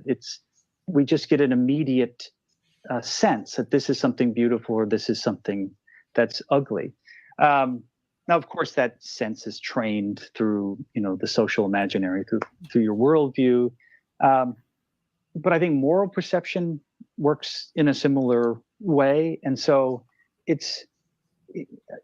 I think there's been a long period of time where this kind of knowing has been dismissed as just, you know, meaningless, and it's just about cold hard reason. But that's just not true for the vast majority of our experience throughout the day, right? We're working on what Aristotle would call the habitus, right? It's just sort of an instinctual interaction with the world. And I think those things have real merit. I mean, I think the imagination is a capacity that we have versus reason. Reason sort of breaks all of these, you know, breaks something down into pieces and analyzes them. But imagination is the ability to put them together, right? So if you were to look at a waterfall, you could sort of break down all the pieces of it. If you stood, you know, in Zimbabwe at the great waterfall that's there, Victoria Falls, which is one of the marvels of the world, you could, in a very cold way, break it down to, you know, how far the water's dropping and how many gallons and all this stuff. But we have this capacity to put that all together and to see beauty. This is a little word right? salad. Which creates wonder and awe. No, I agree. I feel like I was thinking the same thing actually about a couple sentences ago. I was like, he's saying a lot of buzzwords, but he's not really saying anything. And again, this is where Carter's brain cells are going to die and where I'm going to feel very bad for him. I cannot wait for Carter to interject in this and be like, yeah.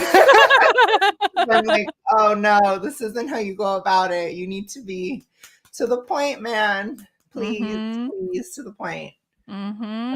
We can really tell in this that Keri, at least in 2020, has not yet understood like the libertarian anarcho-capitalist mindset at all in any way.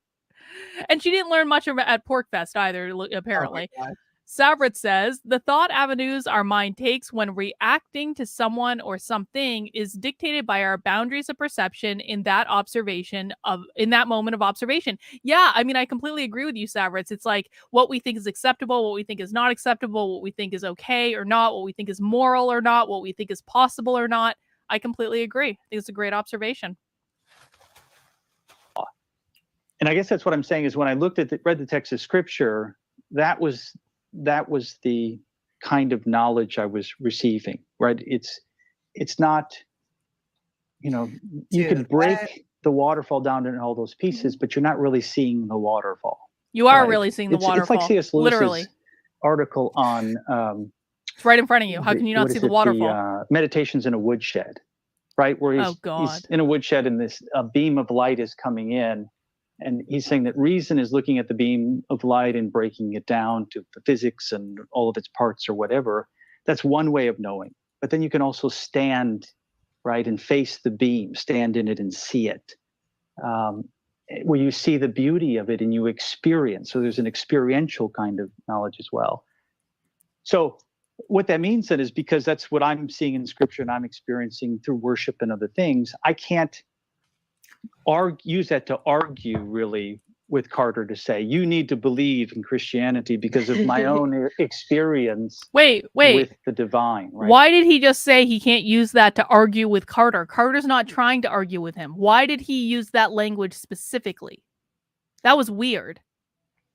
Did you hear that? Hang on, I'll go back a little bit. Let me hear it. Where you see the beauty of it and you experience. So there's an experiential kind of knowledge as well. So what that means then is, because that's what I'm seeing in Scripture and I'm experiencing through worship and other things, I can't use that to argue really with Carter to say, you need to believe in Christianity because of my own experience. I can't use that to argue with Carter to say, here's why you need that. It was just the wording of it was weird. Why does he even have in his head that he'd be arguing with Carter to try to make Carter believe Christianity? Because that hasn't been brought up at all. Like, Carter has been, listen, I haven't watched Unsafe Space in a long time, mostly because Keri was on it, and why would I? But like, I was watching Unsafe Space back in 2019, and Carter was always very clear that he was an atheist. And so why would Bradley even have any expectation at all that he would be arguing with Carter? That just seems weird to me. I think that he's basically trying to convert, which is okay, but it's like, in my experience, conversion, it happens more from educating a person. So like sharing your faith, talking about it, letting people know how it works, what it is, etc. And then typically a person will experience a certain trigger experience or something will happen, and then they will kind of reckon with it. And that's usually when they would convert to Christianity. That's typical. It's not typically in a debate. I'm going to be honest. One of the reasons I rag on Christians so much is I cannot stand how much Christians try to convert me. I can't stand it. Like, obviously, like, I have my beliefs. I'm cool with my beliefs, but like, it's just like, it's constant proselytizing. And even if you say, I'm good, man, like, you do you, I'm going to do me, they don't give it up. And it's really annoying. The Jews don't do this, Alex. The Jews are like, we don't even want you. If you even try to convert to our religion, we're going to make it really effing difficult for you. And I'm like, it's cool, man. I'll eat your food. I'll come to your Shabbat dinner. Like, we can still be friends. We don't have to believe the same things. Christianity, you are supposed to try to convert, but I would say it needs to be effective, not like a deterrent, right? Not a miserable experience. This isn't something you can tie somebody down and beat it into their head. Again, this is not SJWism, right? You will accept Jesus Christ as your Lord and Savior, and you will like it. That would be more Islamic, right? That's more of like a convert or die mindset. That's not really how Christians are. So it's really just about being the light unto the world. You know, it's the kind of thing where you just show yourself, you put yourself out there, and you are a Christian and you just are in the world. You're with people. You're talking to people that aren't believers. You're doing this, you're doing that.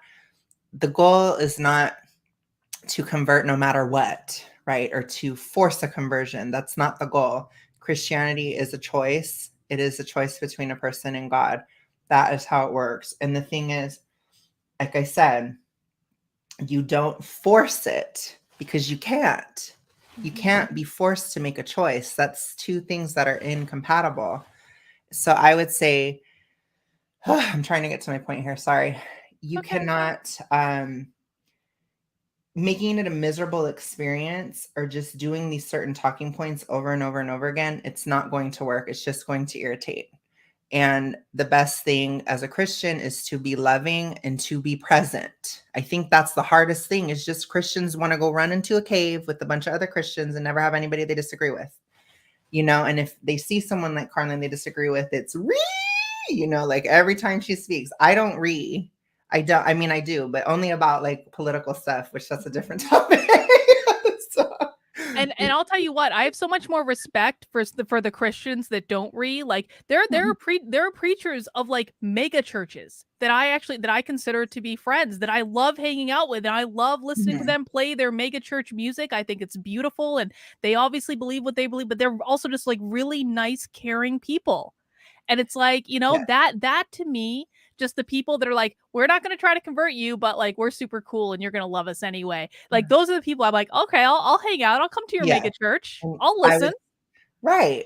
And that's the goal. And the thing is a Christian has to keep in mind that somebody may never convert. That's just a fact. They may never. If you accept that, then you have a different mindset, and that helps a lot. And you can also pray. If you're a Christian out there watching this, I would suggest praying for people to convert. That is a lot more effective than being like, you need to convert now, or you're an evil heathen and I hate you and you're disgusting and you should die and how dare you, you know? Exactly. But I'll do that for Carlin in private because Carlin likes to be shamed. That's one of her kinks. So I'm Wow. I feel so seen. Savrid says pinpointing transcendent experiences can be tricky. I don't know if I agree with that, Savrid. I feel like I'm acutely aware of every truly transcendent experience that I've had because they've been deeply impactful. But I do also think people can have experiences that they might not identify as experiences with God. So I guess maybe I agree and disagree at the same time. I don't know.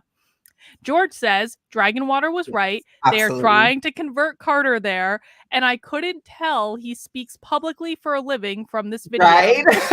Good point. It's bad. I mean, I don't know. At least I'm not a professional, right? I don't think he's okay. I'm gonna show some grace. I don't think he's doing that bad. I know, like, it seems like this might have been like like one of the first streams on the internet that he's done, so far as I can tell. No, maybe he was a little bit nervous. I mean, give the guy a break. If I do word salad, I'm just gay, and you know, according to John Doyle, I have a low IQ because I'm gay, so I have an excuse. But according to him, you know, he's straight, so he should be able to speak. Well, I'm going to give him more. We've only given him 17 minutes so far. We've been streaming for an hour and 42 minutes. So maybe oh my God. Maybe he'll say something else. I don't know. Dragonwater says, Christians stop coming to me in the mall and trying to force your faith on me. Yes, I agree, Dragonwater. Dragonwater and I are on the same page. And then Savrit says, Christianity allows for the individual self-choice. Yes, as it should. With the divine, right? With the transcendent. But what I could do is he may have some defeater beliefs where he thinks, you know, Christianity is impossible. So it's not even a live option for him, like it wasn't for me. He might be inoculated to it, right? He received, you know, some dose of it when he was young, and he got a big dose. He did get a big dose. Let me guess. Carter. Okay, if I remember correctly, and it's been a minute, I think Carter was raised in basically like a cult-like environment. It was like an extremely, like, again, I'm remembering off the top of my head, extremely like fundamentalist environment. And see, this is the thing. What drives more people away from Christianity than anything else? The John Doyles of society, the people that are very hardcore about every little thing. And that's exactly the opposite of what you would want to do. Exactly the opposite. You would never tell somebody you're not welcome. You would never tell somebody you can't do it. You would never tell somebody you're this and this. And, you know, your life is supposed to be more meaningful and better and more free for being Christian, not hollow virtue signaling and trapped. You shouldn't feel trapped. You should feel free. That's what the Bible says. I think that is the biggest thing. If you use religion to abuse people, and especially using Christianity to abuse people, that is the biggest deterrent. And that is probably the number one reason why Carter is an atheist. Absolutely. Because of what he experienced. And you never want to put people through that. If you are a Christian who actually cares about conversion, you don't ever want to do that. Unless if they're like Carlin and that's their secret king. I'm just kidding. You're just going to beat me into submission, aren't you? My God. My God. Hyper legalism, right? Just hardcore. Is that right? Or no? No, but in fairness, there's no way you could have guessed about my childhood experience with Christianity. It was It was on the tail end of a bell curve somewhere. But I did read the Bible probably 6 or 7 times when I was young. But anyway, I don't mean to interrupt. Well, I was just going to say that you may have some defeater beliefs that I don't even, I could just sort of why are they trying to convert him a little bit to make Christianity a live option again. And then what I would say is, okay, now we're 18 minutes into this video and he is literally saying to Carter, I don't care how bad your childhood was. I'm going to help you get over those beliefs. It's not. How can he not know? This is my question. Dude. How can he not know that it isn't in here of why he doesn't believe? It's in here. This is why. It's an emotional thing. It sounds like it was very bad. Even hearing Carter talk about it, it almost looked like he could have cried or something. Like it was bad. I agree. Carter kind of looked triggered. Just that he looked like he was about to cry. And it's like, and I don't know if that was true or not, but like I absolutely believe his childhood was bad. And it just seems so insensitive to say, I can help you get over some of those beliefs. No, dude, you're not a fucking therapist. That's not your job. No, and also it's not going to be through intellectualization. It's not going to be through that.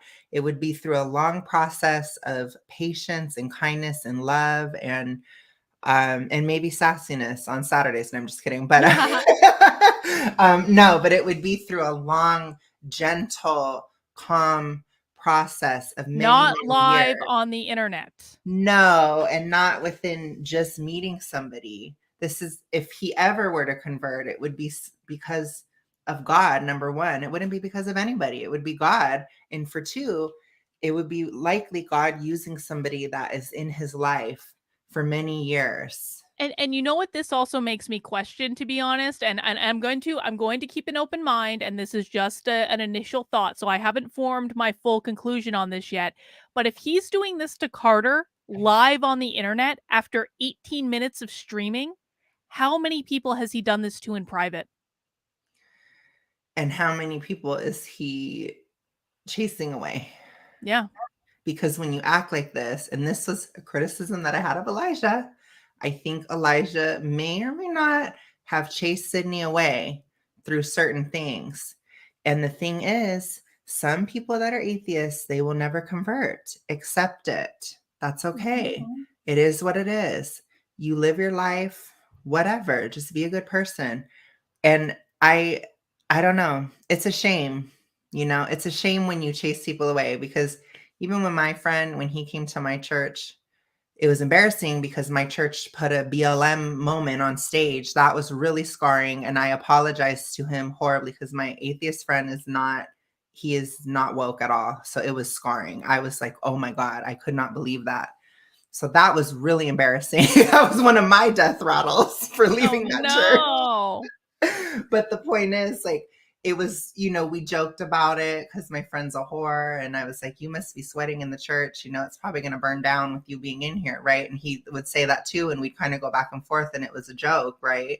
Right. But it was funny. But then BLM was on stage, and then it wasn't funny anymore. Then I was horrified. So, man. Well, Savrit says the idolaters have created the atheists. Yeah. When religion fails someone becomes atheistic, often condemning all religion ignoring any spiritual truths. I absolutely agree with you, Savritz. It's the fundamentalists that prevent people from being open to believing at all, or for looking for other paths. And this is part of the problem with, I think, like people who are like, we're not like those loud, annoying Christians. I'm like, well, you need to be more loud, because you're allowing the bad ones to set the tone. That's my number one thing. Call to action for all the Christians in the chat and all over the world. Be present. Sorry, I just burped when I said that. That meant it was really from the heart. Be present. Be here. Where am I? I'm here. I'm talking to Carlin. I'm talking to you. I am here. Be here. And so many Christians don't do that. And it's kind of similar with conservatives, actually. And even politically, it's the same thing. It's like, just be there. Like so many, like you said, they take their toys and they leave. And Christians do that too. Don't do that. Be present. Be present without being, you must convert now or die. It's not that hard. It really isn't. All right, Alex, we have an update from our cult correspondent. Oh my gosh, okay. And I don't know if I believe this one. Brian, I think you might be making this up. Brian says, OMG, he's a flat earther. Look, I'm going to have a hot take. I am too. No, I'm just kidding. No, but what I will say is I'm agnostic about the shape of the earth. How can you be agnostic about the shape of the earth? There's literally pictures of the earth from space. It is not a flat disc, Alex. It is not sitting on the top of a turtle or anything else. I need to get on a spaceship, go up to space myself, then look down, and then I'll have a decision. But until then, I'm agnostic. Alex is a flat earther. Confirmed. No, I'm not. Confirmed. I'm agnostic. I'm a minister of truth. I'm going to have a flat earther on my channel at some point. I've already talked to people about it. I want to have a conversation with a flat earther. I'm not even joking about this. My Twitter says I'm a minister of truth. I know. I love that you made your Twitter your minister of truth. I loved it. I'm sure the Horde loved it as well. Oh, they loved it so much. Savritz also said, we are dealing with a convert kill force, though. I believe that is true, That is very true. That's why we all have to come together, even if we all hate each other. We have to come together. Even people like Keri and Deb, you have to come together, Keri and Deb, because they're going to kill you too. I don't want to come together with Keri and Deb. I think that I don't want to. You'll have to. Unfortunately. We're all in this together, High School Musical. Oh my God. I'll think about it. We'll see. Come in, and experience worship and start praying and in reading the scriptures in that way would be the path that I would try to take him down, right? It's not where I'm going to, strong arm you and prove you it's true. Because the other thing I think is what we do. I don't think we actually have control over the things that we believe in a direct sense, right? Control over assent. What philosophers call direct stochastic voluntarism, which is to say, maybe they weren't as I can't will to believe something in an automatic way. Maybe they weren't as culty. Because he just said we'd have you come in and worship and this kind of stuff. But it's like nowadays they'd say, oh no, Carter, you're living in sin, so get out. So maybe there was a shifting point, unless if he's just totally lying, which is totally possible. I think for him, converting somebody it's an ego thing for him. And that's like winning a prize. Yeah, that's never the way to go about it. It is not you, it is God, not you. Period. Way, right? Belief seems to be, just a automatic response to what you deem as sufficient evidence for something. What you perceive to be evidence, because it might not actually be evidence. It's kind of like blushing, right? You blush, you don't have direct control. You can't just tell yourself blush and you blush like you tell yourself to raise your arm. You have to put yourself in a situation where there's a sufficient amount of embarrassment, and then that's the natural reaction to it. I think that assent is similar to that. The belief is directed at truth, and there has to be sufficient evidence, and it's automatic. So I don't think you can will it, but what you can will, what you do have control over, is sort of managerial control, right? So somebody presents evidence, I begin to assent to it, and then I can suppress the truth and unrighteousness at that point, right? And I can engage in focusing my attention on counter evidence and the backfire effect and all the rest of it. So it seems to me that and I'm going to get killed by Christians for saying things like this. So, I mean, here we go. But it's rather than just spending all of our time reasoning back and forth with arguments. What I found is when you do that, even if you bring a good argument, if the person doesn't want to believe that it's true, they'll just suppress it anyway. It gets you nowhere. Yeah. In other words, you have to convince them Well, of the value of believing it. Yeah, that's Otherwise, true. Hang on. Oh most gosh, of the time you're why going is to get this? nowhere because most people Why are is my not mouse cold, screwing up? rationalists. Divine intervention. I'm just- Ah! Okay, I stopped it. Yeah, I mean, duh. If someone doesn't want to believe something, they're not going to believe something. Like that's like a statement of fact. It's the same with the woke. You tell them there are two genders, they're not going to believe it, even though there's all the evidence there's all the evidence right there. Look between your legs, SJW. What do you see? They will say no. And that's why no amount of conversation can convince someone to convert if they don't want to convert. Exactly. It is a fool's errand. Exactly. Yep. Okay, Brian says, never mind. He corrected it later in Fake his sermon. Fake news. Brian, we can't have you be our cult correspondent if you're delivering us fake news. No. But I appreciate from the Ministry of Truth. Brian just did his own retracto. In a disinterested way, and they're just going to say, okay, I'm going to be very neutral about this. If you give me sufficient evidence, I'll believe it. Especially when you're talking about these, foundational beliefs, because the consequences are huge, right? So if I talk to someone about belief, one of the first questions I ask them, maybe the first question is, well, do you want to believe that Jesus is the Messiah, right? Because if they say, well, first of all, they say, well, it doesn't really matter to me whether Jesus is the Messiah or not. I have, no dog in that hunt. I don't believe them, right? Or maybe they don't know who Jesus claimed to be. But if Jesus is who the prophets said that he was, that he's King of Kings and Lord of Lords, right? That every knee shall bow and every tongue confess his kingship. That if he is king, then every thought you have is to be taken captive to him. I mean, the consequences of Jesus being the Messiah are gigantic, right? So they're going to radically change your life, whether or not it's true. So I guess I don't believe it may be that they don't understand. Do you believe that that Jesus being the Messiah changed your life? Yes, I do. How? Because it's kind of like a domino effect, I guess, where if that's true, then that means other things are true, right? And then it kind of builds.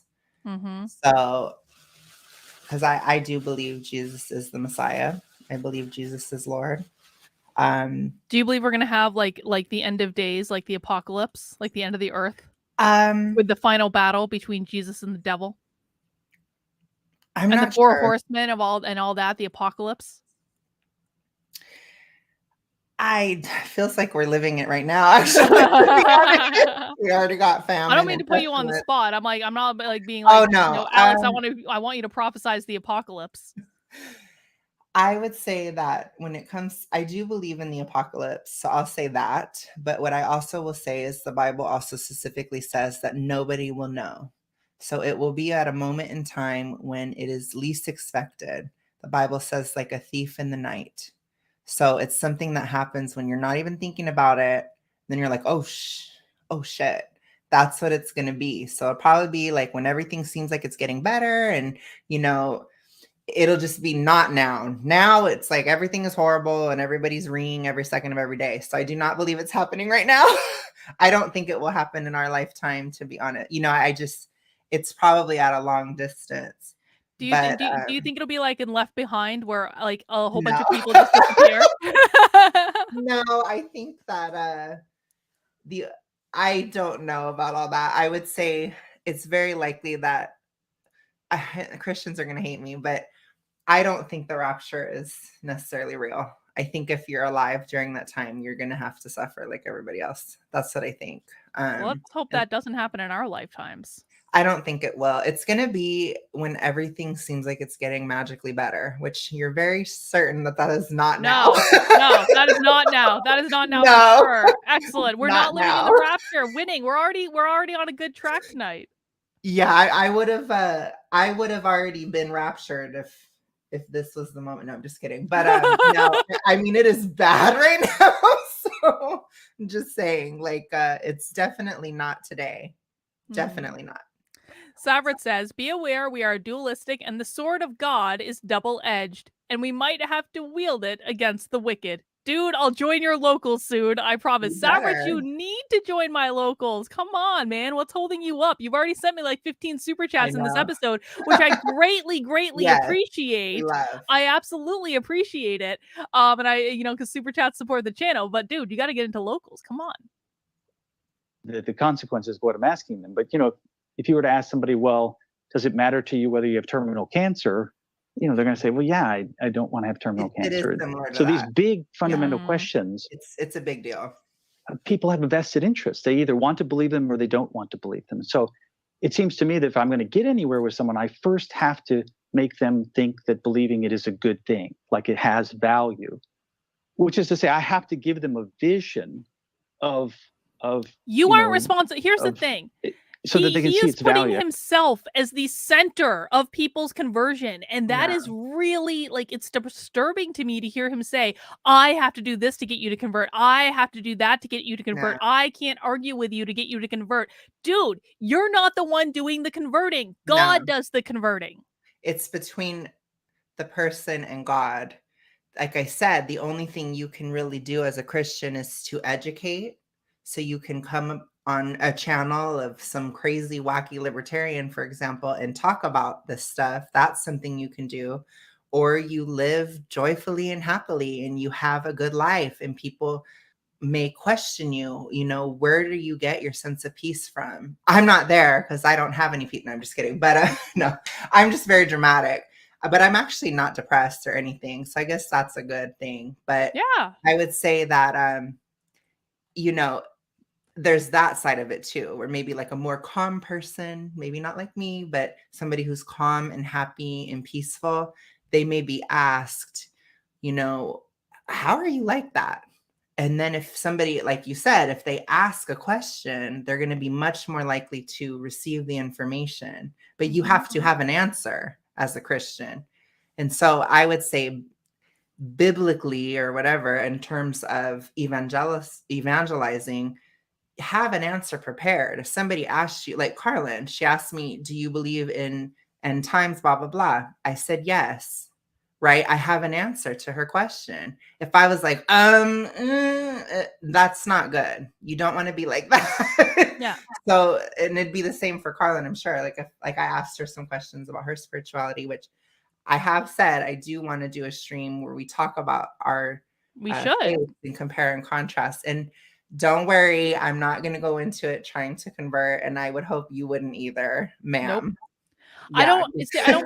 I don't believe in conversion. I think that, like I said, like, I think that everyone has their own path. I think that there are some, I think you are on the path that you are supposed to be on. I'm on the path that I'm supposed to be on. And I think I believe it's all the same God, and it's just speaking to us in different ways that we are the most receptive to hearing, or the most inclined to hear, or is what we need to hear for whatever path we're on. So I don't have any judgment of anyone that believes anything else. Like, how I generally look at it is like, I believe weird, crazy shit. You believe weird, crazy shit too. Right. Most of it is faith, and my weird stuff isn't any more weird than your weird stuff, so I can't judge you for it,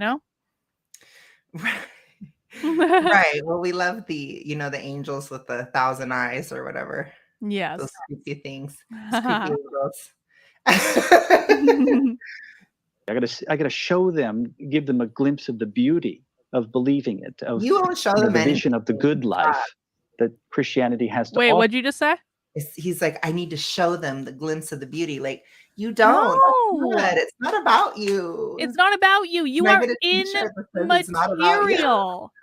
And I say that, like, I've had spiritual teachers all over the world, and anytime I've had an interaction with God, it had nothing to do with the spiritual teacher, even though I may have learned a lot from that. And it was between me and God. It didn't have anything to do with them. No, it doesn't. It's not about you. It's so crazy. And for them to say, wow, that would be cool if it were true. If it were true. I like that. If it were true. Yeah. And that then that what it tells you is, okay, they have some defeater beliefs that make it impossible for them to believe, and then you try to undermine those. And again, just trying to get them to move in that direction. It really bothers me. It seems to me that I know.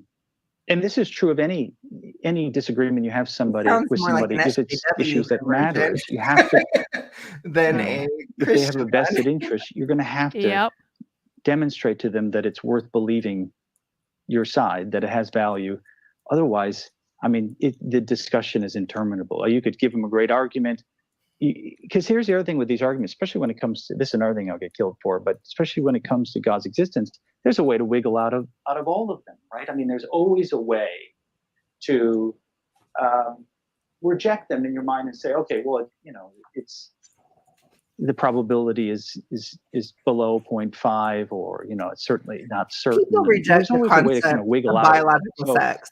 Wait, what They did you can say? I said people will reject the concept of biological sex. People can reject literally anything. Deb, like I said, if you told Deb the sky is blue, she will say it is blood red. There are people that can deny anything. It is something within us that is very scary, very freaky, but it is what it is. People will deny anything. So this is like a pointless conversation. Like, what is he even saying? You know what I mean? He's trying to make it seem like he is the reason that people come to God, and he is not the reason that No. people come to God. Not at all. Like if anything, like, so in my It's the belief other system, way. yeah, well, no, I mean, honestly, like if he has Yeah. said, like, how I would look at this is, if he has said something to someone that makes them see God differently, it's because he was channeling from God. It didn't come from him. He channeled the message that the person in front of him needed to hear at that time. And to be honest, when you're channeling stuff, you're not even always consciously aware of it. But like he can't take credit for that. That's how I believe it works anyway. I can think of a statement he made that literally turned people away from God, i.e., being LGBT is anti-culture. You just turned away a lot of LGBT people, not me, but a lot. It's another chip at the nail of another thing. And then they question, like John Doyle, gay people are depressed and they have all these issues and blah, blah, blah. And it's like, yeah, because you, in your view, the only way to be gay is to be a radical leftist. That's how they say it. You can't be moral and gay. You can't be reasonable and gay. You can't do anything and be gay. So for people that are a little bit more weak-minded in the LGBT community, you feel like you have to be a radical leftist and have all these weird relationships with weird people, and you're a huge whore and you're doing all these drugs and you're acting like a vicious libertarian. I'm just kidding. No. But you're doing all this stuff and it makes you depressed and a little kooky. And it's like, because you don't even allow, like, I will not forgive, but I will not forget John Doyle literally shouting that you can't even be a gay conservative. So you're saying it's not even Christian. You can't even be of a political mindset. How are you any different than a woke leftist? You know who else does that? A woke leftist. God, apparently I need to start watching John Doyle, because I keep hearing about him and like how crazy he is. We need to do a Sassy Saturday on him for sure. Fine. Absolutely. Our next Sassy Saturday, unless Keri says something absolutely insane, which let's not put it past her. Or Deb says something truly insane, or God forbid the Queen starts actually doing streams on his channel where he gets more than 10 viewers and then makes the stream private immediately after he's done. Like we might have to do Sassy Saturday for all that, but if we don't, we will do John Doyle next. Nat D says, oh God, why is my mouse being stupid? Nat D says, rent the 1991 film The Rapture with David Duchovny. Have you seen this? I haven't, but I'm nervous about it. Is it like Left Behind? I love Left Behind. Left Behind is so cringe, and the farther they got into the sequels, the worse it got. It was actually like really amazing.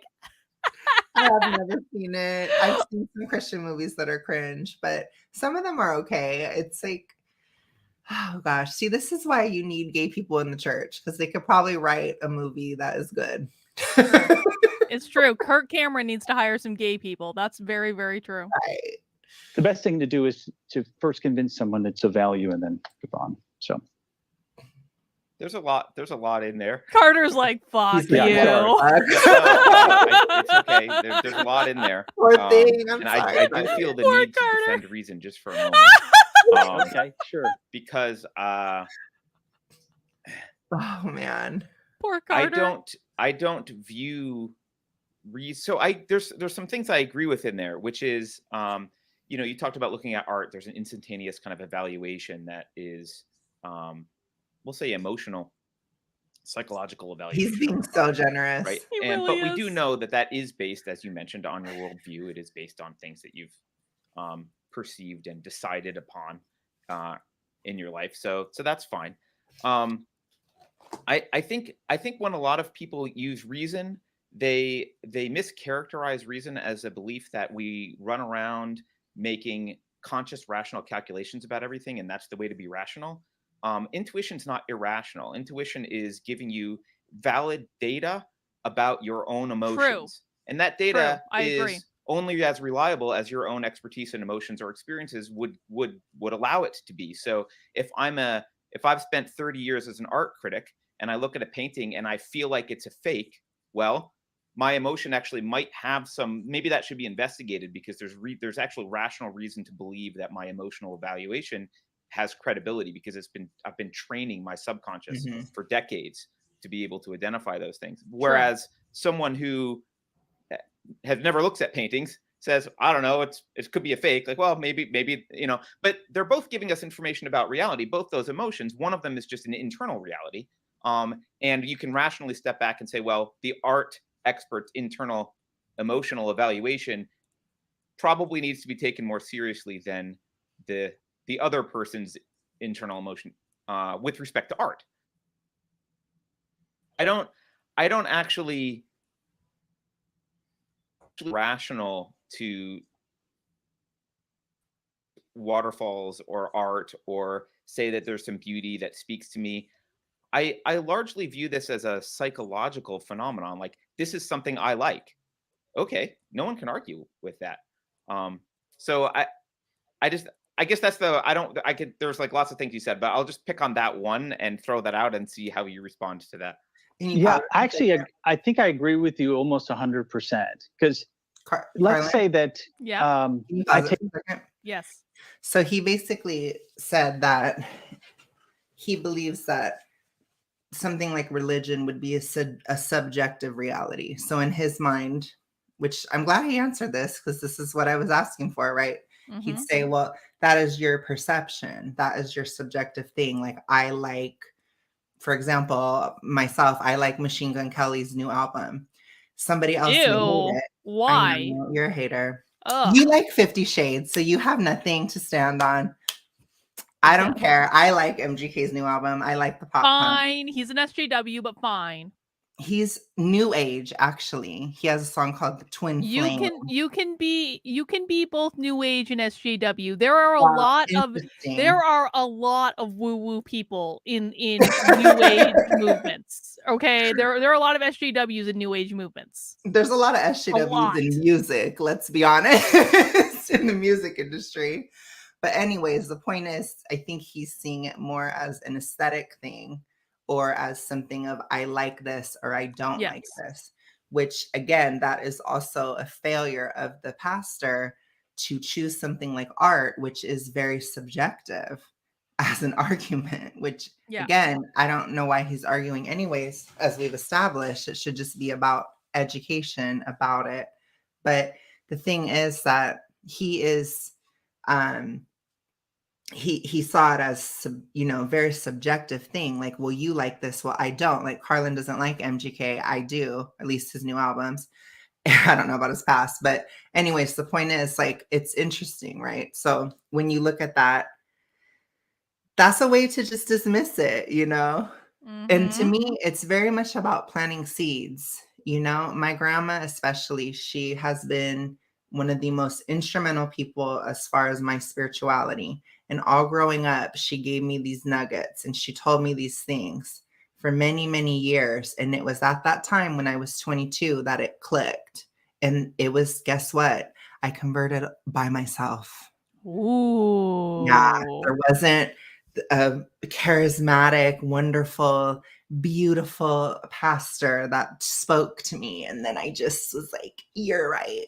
That's not what happened. And I don't think that's what happens for virtually anyone. Right. No, no, I totally, and I was the same way. Like, I was not raised with a religion at all. In fact, if Mhm. anything, my parents did not encourage belief. Let's put it that way. Like, Oh, my wow. my father, I mean, but I actually have to give props to my parents, because as many poor decisions as they made in terms of parenting me, they actually did something right, which is they never forced it on us either way. They actually didn't talk about religion or spiritual beliefs at all until I think I was like maybe 15, 16 years old when I found out what my parents believed. And the reason that they did that was because they actually didn't want to influence my brother and I. They wanted us to kind of experience the world and come to our own conclusions. My father was an atheist. My mother was maybe an agnostic at best. Okay. But they never said anything for or against the church. On occasion, like if one of my plethora of cousins was being baptized, we would go to church, or like if there was like an event or something, we would go to church. But Mhm. like we didn't go other than that, and my parents never said anything bad about it. They just didn't say anything. And I'm actually kind of grateful that they Yeah. did that, because my parents are not pro belief. They're not pro religion, but they also didn't influence me against it. And so when I started my spiritual journey, I actually started as, believe it or not, I had a moment with God where I was sure I was going to become a Christian. True story. I was like 24 years old. You said it. I had like a moment where I had a moment where the best I can describe it is I had absolute belief that God was real. Yes. And I was convinced for a while, and this was also, I was going through a phase at the time. I was studying the historical Jesus like a lot. I was really obsessed with it. And I was sure this was a sign that Christianity was the path for me. And then I started actually exploring it. I went to a bunch of churches, and I found out, no, Christianity was not the path for me. That was not the correct direction. But then I got on the path that I'm on now, and it's much better. And I still feel like I've followed through on that experience, but just in different ways. But no, I am actually pretty grateful that it wasn't forced on me as a child, Mhm. because I think I would have rebelled against it. Yeah. Yes. And I would say that that is one of the biggest causes of people being non-receptive of Christianity, right? Or not wanting to be it at all or whatever. It's usually that it is used as a tool of abuse a lot of times. Yeah. Or used to beat somebody over the head with, which you can do that with anything, which I guess in some ways SJW has taken the place of that. Yes. People now are beating the head with SJWism instead of Christianity. So maybe that helps a bit. Maybe that will help my religion. Yeah. Maybe. Savret says John Doyle is clever enough to help navigate this social cataclysm. He understood a very cryptic super chat of mine and said, "So true, King." Oh my God. Savrets, don't go over to the dark side. Don't go. We need you, Savrets. We need your wisdom. Take a art appreciation class, right? I mean, the purpose of the class is to teach me to appreciate art, right? So when I start that class, I don't actually appreciate art. I appreciate the appreciating of art, right? And so the teacher has to transition me from appreciating to actually appreciating. And I guess the point I'm making is yes, you use reason to do that. You can break down the paintings and talk about, the balance and the color matching, and in the styles, the genres of the paintings, and all of those things. So a funny thing just happened on my stream. We just lost like 40 viewers almost instantly. And I'm kind of wondering if those are the hate watchers and they've gone to do something else. Because it was very consistent. Yeah, it was very consistent for a while. And now we've just dropped several dozen people. So bye, Keri's fans. We don't need you here. It's okay that you left. You're not going to be missed. Gosh, weird. It's so weird. They got like a call or something. Keri was like, "No, stop watching this stream immediately. They're getting too real." Oh. All of that's absolutely necessary, right? To help me get to the point where I appreciate it. But at some point, all that has to come together. Probably. Right? At some point, it's got to come together where and maybe for the first time, where I start to actually see the beauty in this art. And so, from my worldview, the notion of beauty within the Christian tradition really has this transcendental component to it, right? Like Roger Scruton used to like to say that beauty is a traveler from another world who bids you to come and visit. There is this transcendent like experience of wonder and awe that accompanies that experience of beauty. So yeah, I totally agree with you. I think, in fact, Jonathan Haidt, wrote a very influential paper that's essentially we both agree we're Humean, I think, on this issue. David Hume, this is essentially his understanding of moral judgment. And but anyway, Jonathan Haidt's papers, the title of it is something like "The Emotional Dog Wags His what is it? The emotional dog wags his tail of reason," or something like that. That talks about this idea of motivated reasoning. And what he would say is it's really two parts. Is the worldview is part of it. Part of it is there's an innate sense, sort of an innate standard that we're born with, and I think that lines up with what Scripture teaches. This sort of the law of God written on your heart. But then that is shaped significantly by the culture, right? The cultural complex, the social imaginary in every way. So your instincts are trained, right? You're trained to find something offensive or beautiful, both in a moral sense and an aesthetic sense. That doesn't make any think sense. That's actually what education is. We've missed the boat big time. It's actually the purpose is to train the affections, Yeah, right? It's it really to train is. people to love what is good and despise. We are raised in a white supremacist and most people will say, well, that's system. just indoctrination. That's but I think you're actually engaging in that. No, no you're matter actually, what you hang do, on, let me right? pause. You're Let me giving- pause. You're absolutely right by that. I mean, and listen, Yeah, that's SJW not logic. that's not untrue. And he is correct that the education system is completely bonked, and I want to hear more him talk about that. Which is why it should be defunded. But it's like, even if like he is using absolute SJW logic, like you've been taught this, and so you must believe it's true. Well, that's not true at all. Sorry.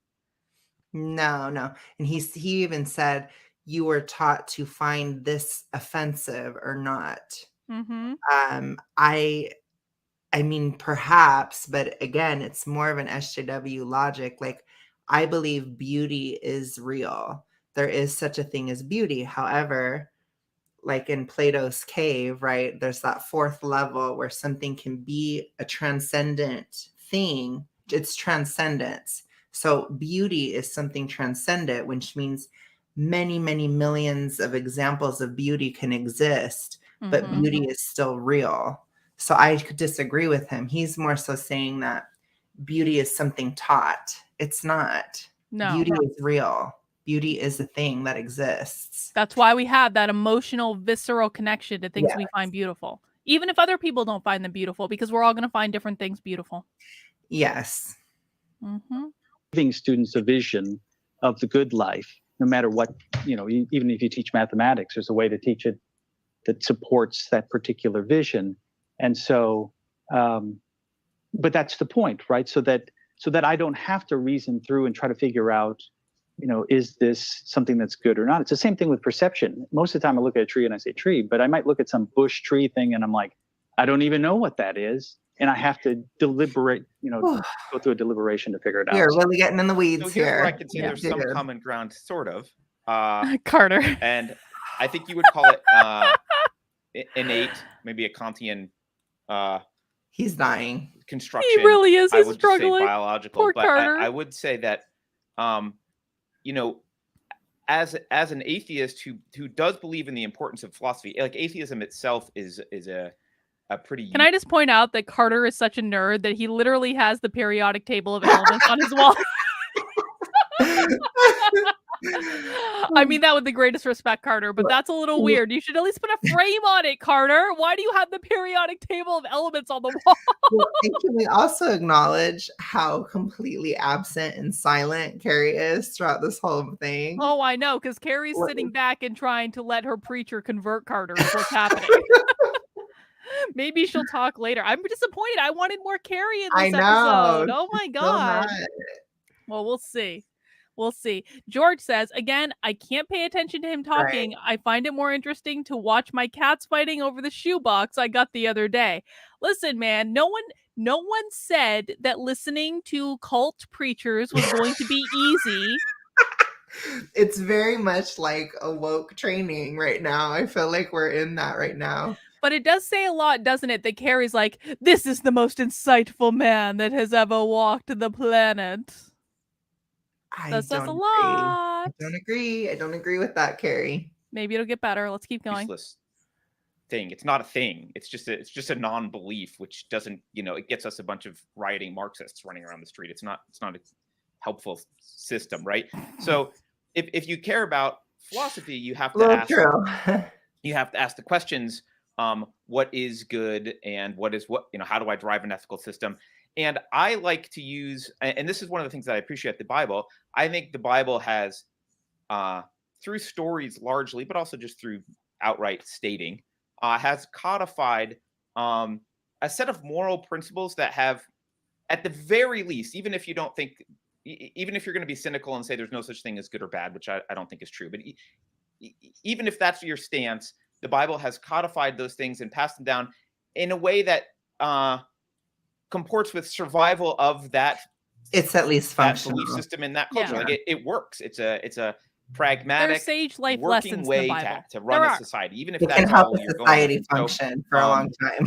from a philosopher's perspective, sound I enough, kind of look at those things and say, okay, Not well, those Marxism. are like a sanity check. It's not If you Marxism. derive a moral system where murder is okay, Yeah, that should everyone give you will a die. red flag, because murder does not feel okay. Like, murder's kind of culturally not okay, and Hang there's on. scripture about it not. Carter, you are an anarchist. You are literally an anarchist. Now, I'm not saying that murder is okay on a moral or ethical level, but Carter is literally a fucking anarchist. Well, he's an anarcho-capitalist, I suppose. I mean, so big. Well, basically, that's So a he's fucking an evil anarchist, dude. libertarian. He's an evil, dirty Libertarians libertarian. aren't evil. Evil and dirty, Oh immoral. my god, Alex! Being okay, there's I thought almost we were every friends. religion kind of not okay. We don't feel good about it. There is some sort of innate distaste for murder. So if your philosophy gets to that point, that's a red flag where you say, okay, you took a wrong turn in Albuquerque. Well, and everyone you will need be to go back dead. The and society find will your way die. because Mhm. Something's wrong with your Just a philosophy. practical consideration. Right? So I guess Like I guess in being that against sense, I'm having kind children. of agreeing with you about kind of this innate. It's true. Society will die. I wouldn't say the innate feeling that murder is wrong necessarily makes it wrong philosophically, but it is a red flag that if your system has come up with murder being okay, you may want to rethink your system. Yeah, I think that's right. I think absent some sort of, I think absent God, right? Some sort of Oh god, objective no, ground Bradley, don't go down that for road. moral values and duties, it becomes much more difficult to say, just across the board that these various virtues are virtues and vices are vices. So yeah, I think you can do. You do not need to have threat of God to not be evil to people. You do not need to have the threat of God to not intrude on other people's worldly experience. Like I said, I believe in karma. I believe that everything we put out in the world will come back to us. I never believe I'm going to go to hell. I don't believe that God is ever going to punish me for anything. I literally believe that I could go out and murder someone. Not that I'm ever going to do that because I don't believe in violence. It's going to be clipped. But it totally will be. But I totally, I've said way worse things that are going to be clipped. I totally believe that I literally could go out and commit murder and still go to heaven because I don't believe hell exists and I think God loves us unconditionally. Am I going to do that? No, because A, I don't want the karma. B, I don't believe in violence as just a practical means to solve our problems. And C, it's like I don't want to go to jail just from a purely practical consideration. I do not want to spend the rest of my life in jail for murder. I have other things I want to do in the world. So why would I put myself in a position, even if I don't actually believe that God would judge me, why would I put myself in a position to go to jail for the rest of my life? That just doesn't make any sense. Yeah, that's what my atheist friend says. Mhm. He's a godless heathen. So, but he would say, I don't want to go to jail. Well, yeah, and so for to hear like Bradley make the argument that without God, people have no moral code. Well, no, that's not That's true. Like the libertarians have a very clear moral code, not like, and many of them are atheists, and it's just like the non-aggression principle. Like don't steal and don't take other people's stuff and don't hurt other people. Like that is a moral code, and it doesn't come from God. It just comes from a practical consideration of respecting other people as individual human beings and respecting their property. I mean, the thing is you can have principles without being religious, or without having within atheism, you can have principles. Those principles can be positive or negative, right? It could be like an SJW, right? They have principles, but they're very toxic and negative, and they are usually without God. So it can go either way. But by the same token, you can believe in God and still commit atrocities as well. So it's really, it's the heart of the person, and it's like I say with politics, right?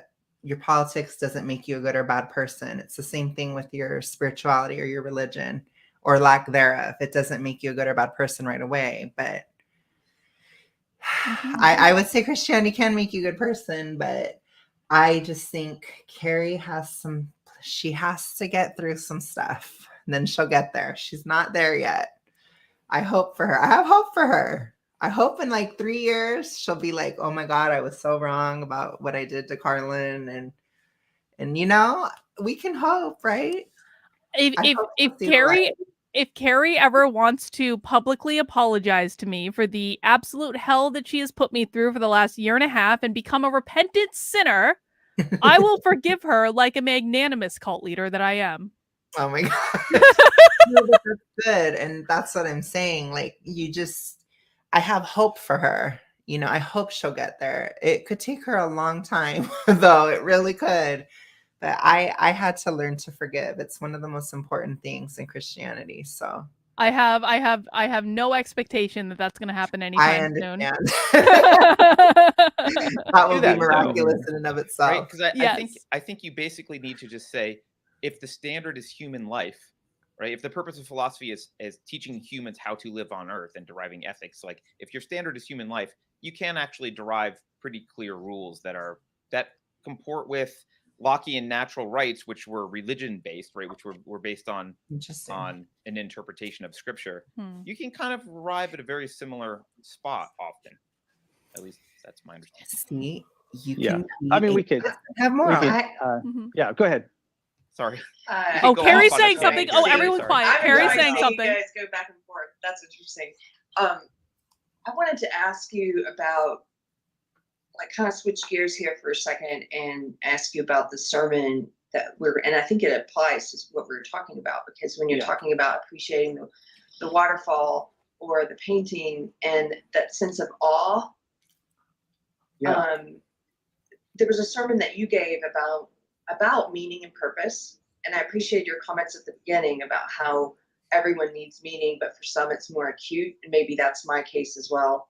But I reached a point in my life where suddenly meaning became you need to be controlled, Keri, is what you figuring need. out why we are here, all the big questions. Do we I don't have mean soul? that in a critical dominatrix theory way. And so you gave this I mean, she's sermon a sheep. it was almost, I guess, about what's the purpose of man, or the meaning of man, I would say.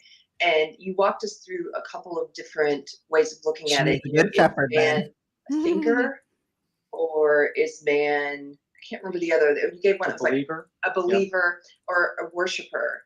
Right. And I wonder if you could sort of lay that out. Sure. Yeah. In fact, let me lay a little bit of historical context down to try to ramp up to that. It strikes me that Keri might not only Keri might not only be trying to convert Carter in this conversation, she might also be trying to convert the audience. Probably. Which, again, you can advocate and proselytize, but just you don't want to have the opposite effect. I'll put it to you that way. It's better to just be quiet if you're going to turn people off. Because there's there's a couple of things I've been thinking about lately that I would love to run by you guys and see what you think concerning the current sort of state that we're in, or this new sort of radical shift that threatens to happen. Now, of course, everything I'm going to say is from a Christian point of view. So, but it seems. Get ready, Carter. Yeah, get ready, Carter. Sorry. By the way, just to be clear, I'm really enjoying this discussion, and I like arguing with you more than I haven't been arguing with any Christians on the show, but I really appreciate the sincerity and intellectual rigor you're bringing to the discussion. So I'm enjoying it. I will not. I'm not here to attack you. Okay.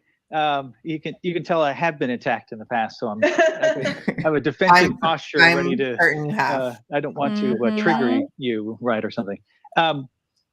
So if we think about the idea of, I agree, what Nat. the purpose of man is, sort of the Nat says anthropological Carter question is of too what nice. is man. I agree. If you look throughout the I history agree of too. Western I'm always civilization, telling for the people vast they're too nice. majority of time, man was viewed as essentially a teleological being, right? That he has an intrinsic essence, or I should say an intrinsic purpose, that he has a telos, an end, to which he is, to direct his life, in which then, it tells us who he is in his essence. Which is to say that there is a definitive answer to this anthropological question of what is man. For example, you can think of Aristotle, right? He has his famous 4 causes, for reasons why something comes to be: the efficient cause, the formal cause, material cause. But chief among them in Aristotle's mind is the final cause, or the telos. And this is true of Aquinas, centuries later. But for a modern person, that's really, really odd. We tend to think of the purpose of something as being a consequence, right, as a result, not as a cause. But that wasn't the case for Aristotle. As I said, that's kind of a new understanding of this idea of telos. Let me give you one other illustration from Aristotle. In his book, The Nicomachean Ethics, which is one of his texts on virtue, you could roughly get at what that book is about by saying that you essentially have man in his untutored state and man in his tutored state. And that what bridges the gap between those two things are, of course, the virtues. But man in his tutored state is really just man as he ought to be, acting as he ought to act, right?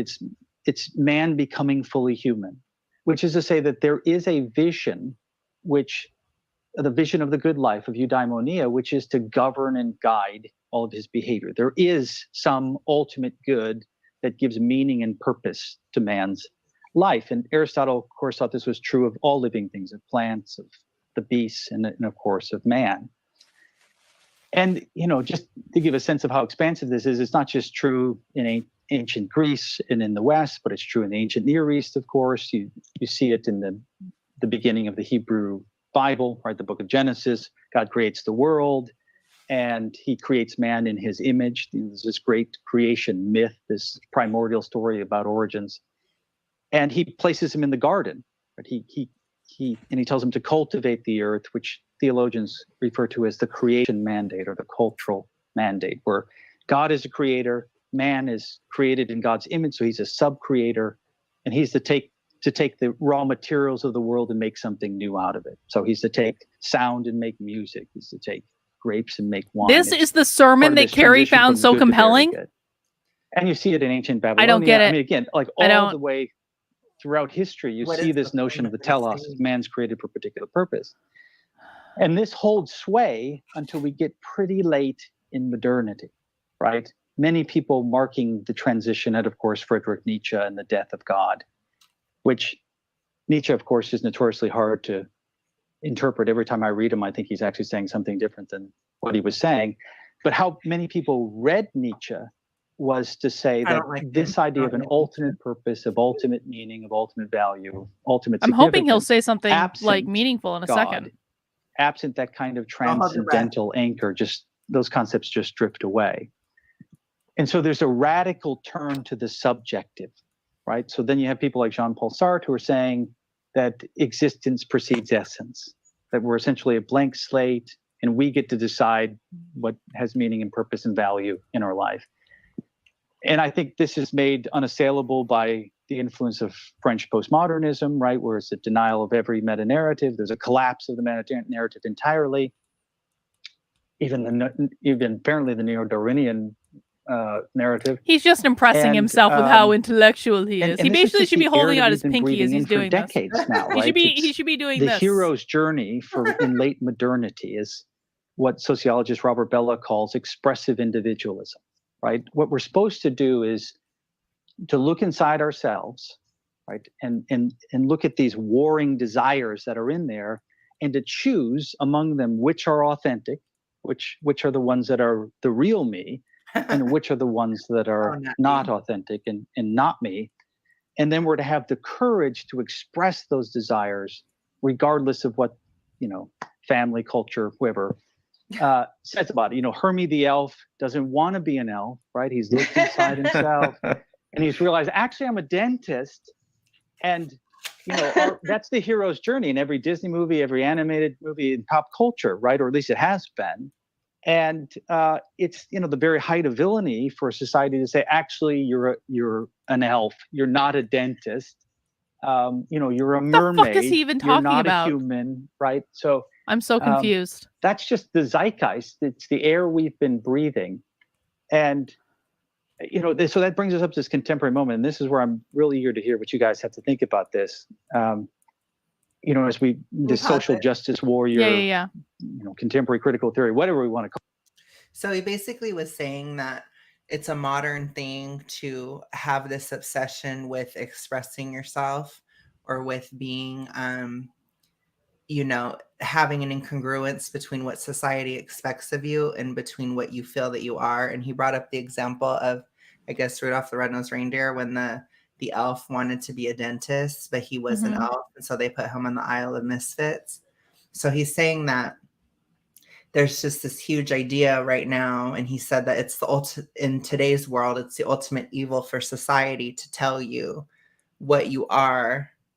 But I would actually argue that that's what SJWism does. It tells you what you are based on your external characteristics. Yeah, and I mean the thing is that it's always been like this. Like, where do these people think the hippies came from? The hippies were counterculture. They were very literally rebelling against what society told them they should be in terms of putting on the suit and getting married and having the house with the white picket fence and the 2.5 kids and the dog. Like there have always been elements like this, Not that I'm arguing that SJWism isn't bad today. Obviously, I think it is. But, this isn't it's not a new phenomenon. Right. I would just say he's saying that SJW hates that society is telling you what you are, but it's actually SJW is telling you what you are. SJW is the one saying you're an elf, not a dentist. Like with me, you're gay, you can't be conservative. I would hear that from an SJW. And apparently from John Doyle too. And from conservatives, to be honest. Well, I think they're more like a leftist, because not just on, I can name at least 5 off the top of my head. No, I know, but Lauren Witzke, Allie Beth Stuckey, Bryson Gray, John Doyle. What I'm saying is they are appropriating leftist talking points and leftist things. It's like how leftists are becoming they're becoming obsessed with image. That's more of a conservative thing. So they're kind of mixing with each other in really ugly, disgusting ways. They're taking on like the worst qualities. I agree with that. But yeah, I would say, because a lefty thing, or not a lefty, but a leftist thing is, it's always identity, So, and John Doyle says you're gay, and he attacks you for being gay, and he exalts himself for being heterosexual. He is acting much more like a leftist than an actual conservative, because lefties and leftists have always been the id pole type of people, especially since the 90s, in this current political paradigm. So they're acting like a Deb. They're acting like a secret leftist. So can we start calling everyone who's a secret leftist a Deb? We could. I'm fine with that. It's something that at least your audience will understand. I like it. I like it. Deb, you've done this to yourself. I'm sorry. George says, again, he's so boring. You couldn't follow his train of thought, and you watch woke trainings I on a regular basis. know. I mean, this is true. I do watch a lot of woke trainings, and I'm so like, I have no idea what he's saying. I just don't. Well, We're gonna keep going. after that, Yay! Savritz joined oh, local yay. finally. So after his setup, I just was explaining the setup. Now we'll hear his point, which I'm sure will be so poignant and just amazing. Okay. Okay. Let's hold on to our hats. Yes. Call it. Seems to be threatening to making another dramatic shift in a radically different direction, it seems to me.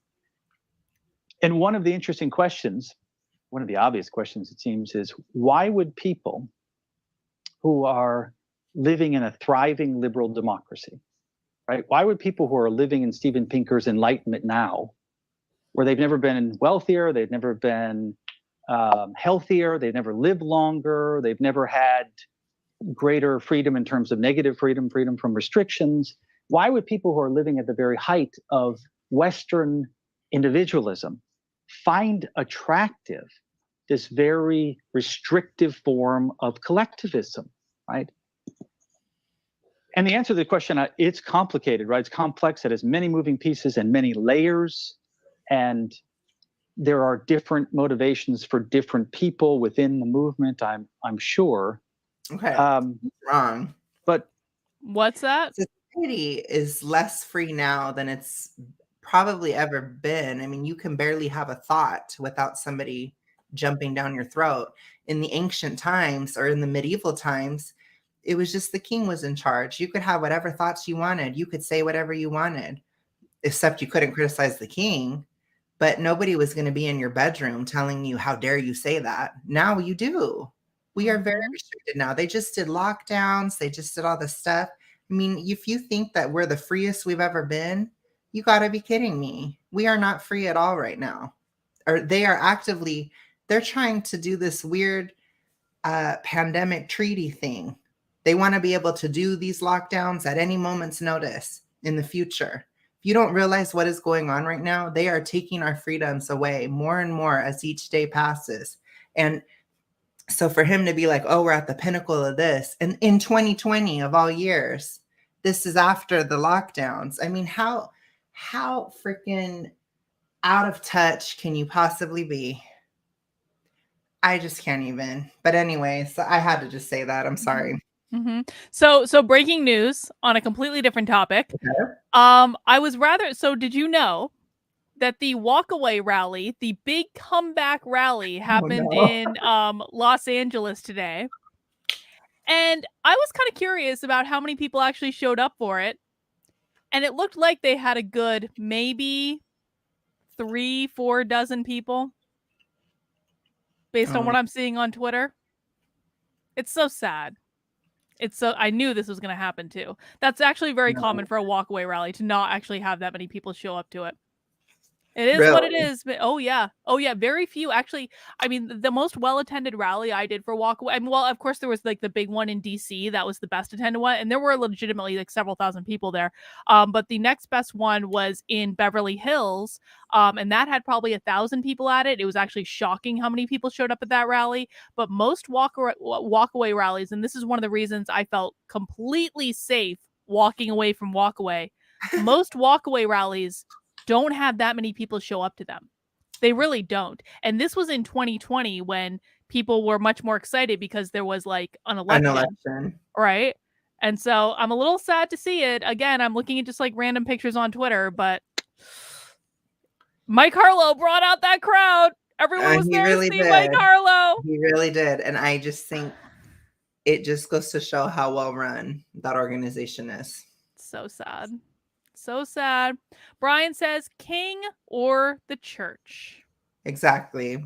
Sure. Mm-hmm. Yep. All right. Let's keep going. I have a theory about what I think is a piece of this. So I want to run it by you guys, and I'll try to do it quickly.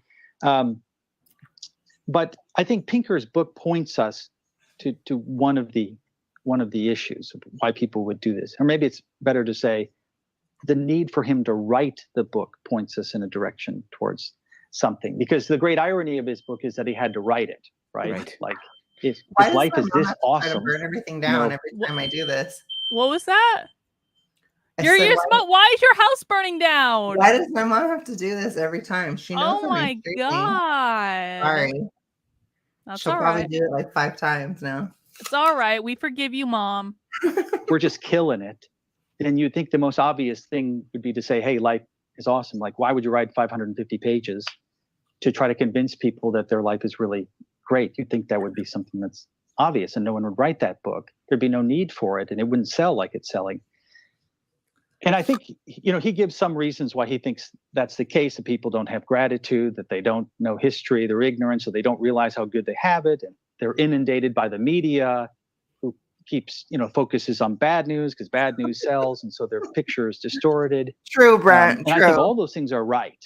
Those are all pieces in it.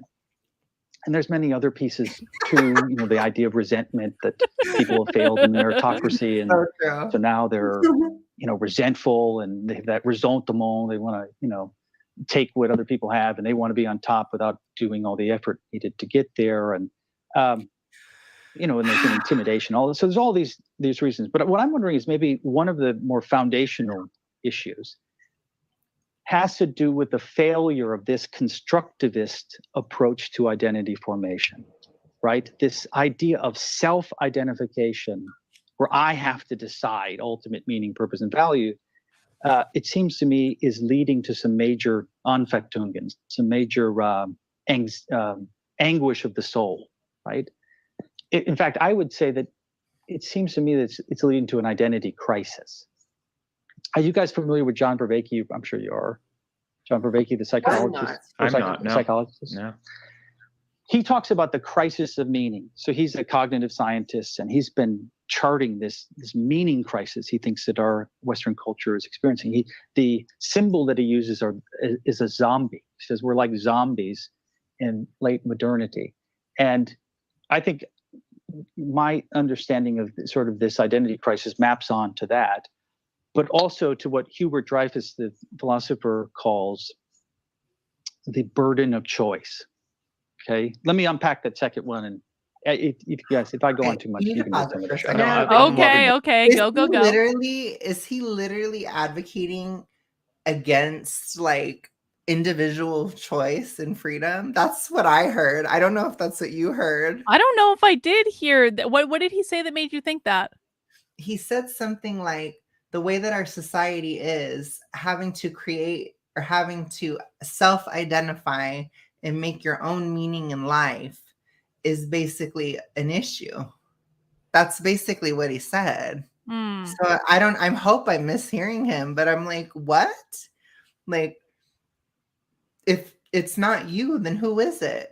Well, I mean, his argument would be it's that God makes your meaning in life, isn't it?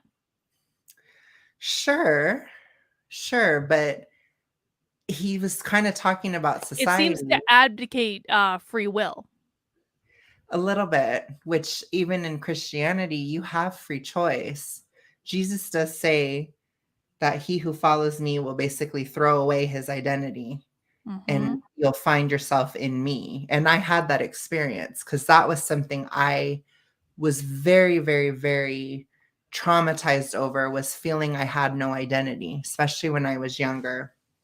I was very, very much questioning that. Kira says the burden of choice. Yeah, which I think he's saying, why do they want this collectivist thing? Maybe he's saying it's the burden of choice, right? So maybe that's what it was. Maybe he's criticizing SJW. I hope. mean, it almost kind of seems like he's doing, and I'm not trying to fault him for this. There are other things to fault him for, but not this. Like, it almost seems to me like he's kind of thinking through this out loud, which part of me wants to believe that's not true, because if he's just thinking through this out loud live on the internet, what other things is he just thinking through out loud when he might be preaching in his church or things like that? But also it's like, I don't know. It's like maybe like it would seem to be a little irresponsible. I guess is the point I'm making. It just, I don't know. Like, I don't know. Cause I do agree that you can find your identity in Christianity, like in Christ. Mm-hmm. So I do agree with that. If that is something you are struggling with, you can do that is a way to fix that issue. How do I know? Because that's what happened with me, right? Mm-hmm. But I just think maybe he's saying that the way society is structured is ultimately leading to this. And so that's what made SJW come in. But my question is, how do you want society to be structured then? Do you Mhm. want the state telling you your meaning? Do you want a certain church telling you that? Do you want to be the one giving me meaning? You know, who is going to be the one if it's not us? And that's a little bit, and like, I definitely agree that it is God, of course. God gives us meaning.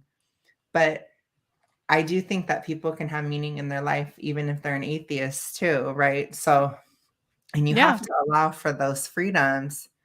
So I just don't really know what he's saying here. And it's going to trigger a lot of people. It's going to make people think, oh, he wants to take away my choice. That's Mhm. also going to be another thing to turn people away. And I just think you have to be a little bit like to turn people away from Christianity or the church or whatever. Because Mhm. when he says that, that's what it sounds like. That's what it sounded like to me. And I'm a Christian. So if it sounds that way to me, how is it going to sound to somebody who's an SJW? How's it Right. going to sound to somebody who is an atheist? Who, you know what I'm saying? It's not going to be helpful. Mhm. I'm starting to think that he's not that great of a pastor. Well, let's see. We've got another hour left to go, so we'll see if he elaborates. Yep. He's really hard to Can pay you attention repeat the to. guy's name, the gonna identity do it. crisis guy? John Vervaeke. Okay, thank you. Let's see if I had his book. His book is something like Zombies in Western Culture. I love zombies, so this is right in my alley. Well, and we've used zombies as a. I mean, I think a lot of You had a people real repeatedly emotion there use for a zombies second. as a way to For a describe brief what's happening. moment. So it's something that makes sense. Yeah. So let me try to unpack this idea of the burden of choice. Okay. Yes. Let's hear it, Bradley. Part of the orthodoxy of late modernity is that choice is always good. It's always better to have a choice than not have a choice. Yes. And a second sacred value, like it, What? is that it's always better to have more choices than less choices. No, And that's part not of the true. reason why we exalt choice so much, it seems to me, is because we tend to equate it with freedom, right? Choice Which is to is say a that we tend to Christian have a very value. thin view of I freedom, mean, which is just What is he talking about? Is he about to argue that freedom equals a lack of choice? What does 1984 say? What is freedom against? War is peace, freedom is slavery. Slavery. Wait, what the fuck is it? God, war is peace, freedom is slavery. Yeah, freedom is slavery. And love is Love what? is. Oh fuck. We suck. Somebody We in do the chat suck. help We us. do suck as our love is fuck. What the fuck is it? War is peace, freedom is slavery. What is the other? God fucking damn it! I'm I googling know this we right now. suck. God, it's gonna I'm drive me sorry. crazy. I feel like a bad. I literally write this in my book. I know. War is peace, freedom is slavery. I always forget the third one. I always I do. do too. Ignorance is Is strength. okay. War Yeah, is peace, freedom is slavery, and ignorance is strength. That's what it is, not love. You have you have the ministry of love that will torture you into submission when you deviate from the state. Gosh. So he's anti freedom. I mean, you're supposed to find freedom in Christianity. It's it's different than how an SJW would view freedom. But it's freedom like from an addiction, for example. You can't be free if you're addicted to drugs. Well, I mean, but it is a choice, though. It is a choice to, and Yes, of it's kind of the course. same in like my belief system. In that, you can let go of trying to control things and just let things play out like they are supposed to play out, or you can make the decision to deviate from your spiritual path. Like even like I believe we choose many things about our life before we're born, but then we come here and that's our free will. We're exercising our free will before we're born to say, I want to be born here. I want to be born to these parents. I want to have these types of experiences, etc. But once we're here, we have the free will to deviate from that path. I just believe that life is going to be like a lot harder for you if you deviate from the path that you chose. It's going to be more pain. Life is going to be constantly trying to punch you back onto that path. So sometimes it's easier to just release and to stop trying to control everything and just to follow your excitement and what makes you feel good and to show up and to do the things you were supposed to do. But it almost seems like he's saying that the only choice people have is to obey him as the leader of their church that is telling them what the Bible means, when the Bible, quite frankly, I'm going to make a controversial statement here. No. Bradley might not be interpreting the Bible correctly. Right. It could happen. People interpret the Bible in different ways. But I would say too, people can even interpret it differently. Mhm. And the thing is too, is I do agree with you with what you just said. There is a Christian equivalent to what you said. And that principle is that God lays promises. God has a plan for your life and has promises for you. And he lays those on your heart. So if you deviate from those promises, it would be difficult, but they are there. And the whole thing with Christianity is you have these things that you want, you have these goals, you have this stuff laid on your heart, and it's about having faith that it can happen, even if it seems impossible. And that's exactly that would be the Christian version of what you just said. So again, as much as people love to hate on your belief system, there really is a lot of overlap. I consider what you believe to be Christian adjacent. That's how I see it. Well, what I believed existed before the Christian Bible, you cribbed a lot of stuff from us, and then you just worded it differently. Oh my God. But no, you're correct though, in that there is a tremendous amount. There is a lot of overlap in our beliefs. There's also overlap between my beliefs and Judaism or Buddhism and other world beliefs too. But no, I will agree that we do believe similar things. Oftentimes our reason for believing those things will be different. But ultimately, there is a lot of overlap and consistency. Dragonwater says freedom and choice are not Christian virtues. The Bible literally calls on Christians to be a flock of sheep. No, I mean, Christians still have free will. Yeah, they still have free will. And even as a sheep, you can go run out into the wilderness and go die too. I mean, it's not true. Dragonwater is just better against Christianity. Dragonwater is a little bit about Christianity, but we love Dragonwater. I know. We love him. All right. Just the negative kind of freedom, just the freedom from restrictions. Wait, what? Hang on. I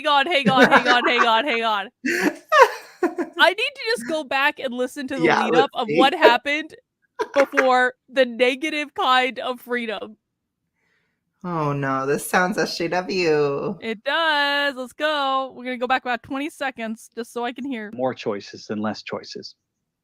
And part of the reason why we exalt choice so much, it seems to me, is because we tend to equate it with freedom, right? Which is to say that we tend to have a very thin view of freedom, which is just the negative kind of freedom, just the freedom from restrictions, the freedom to do whatever you want. It's often that exhausts our notion of freedom. That's what real freedom is about. The one worth dying for. It is what real freedom is about. And the one that's most connected to well-being, right? Yes.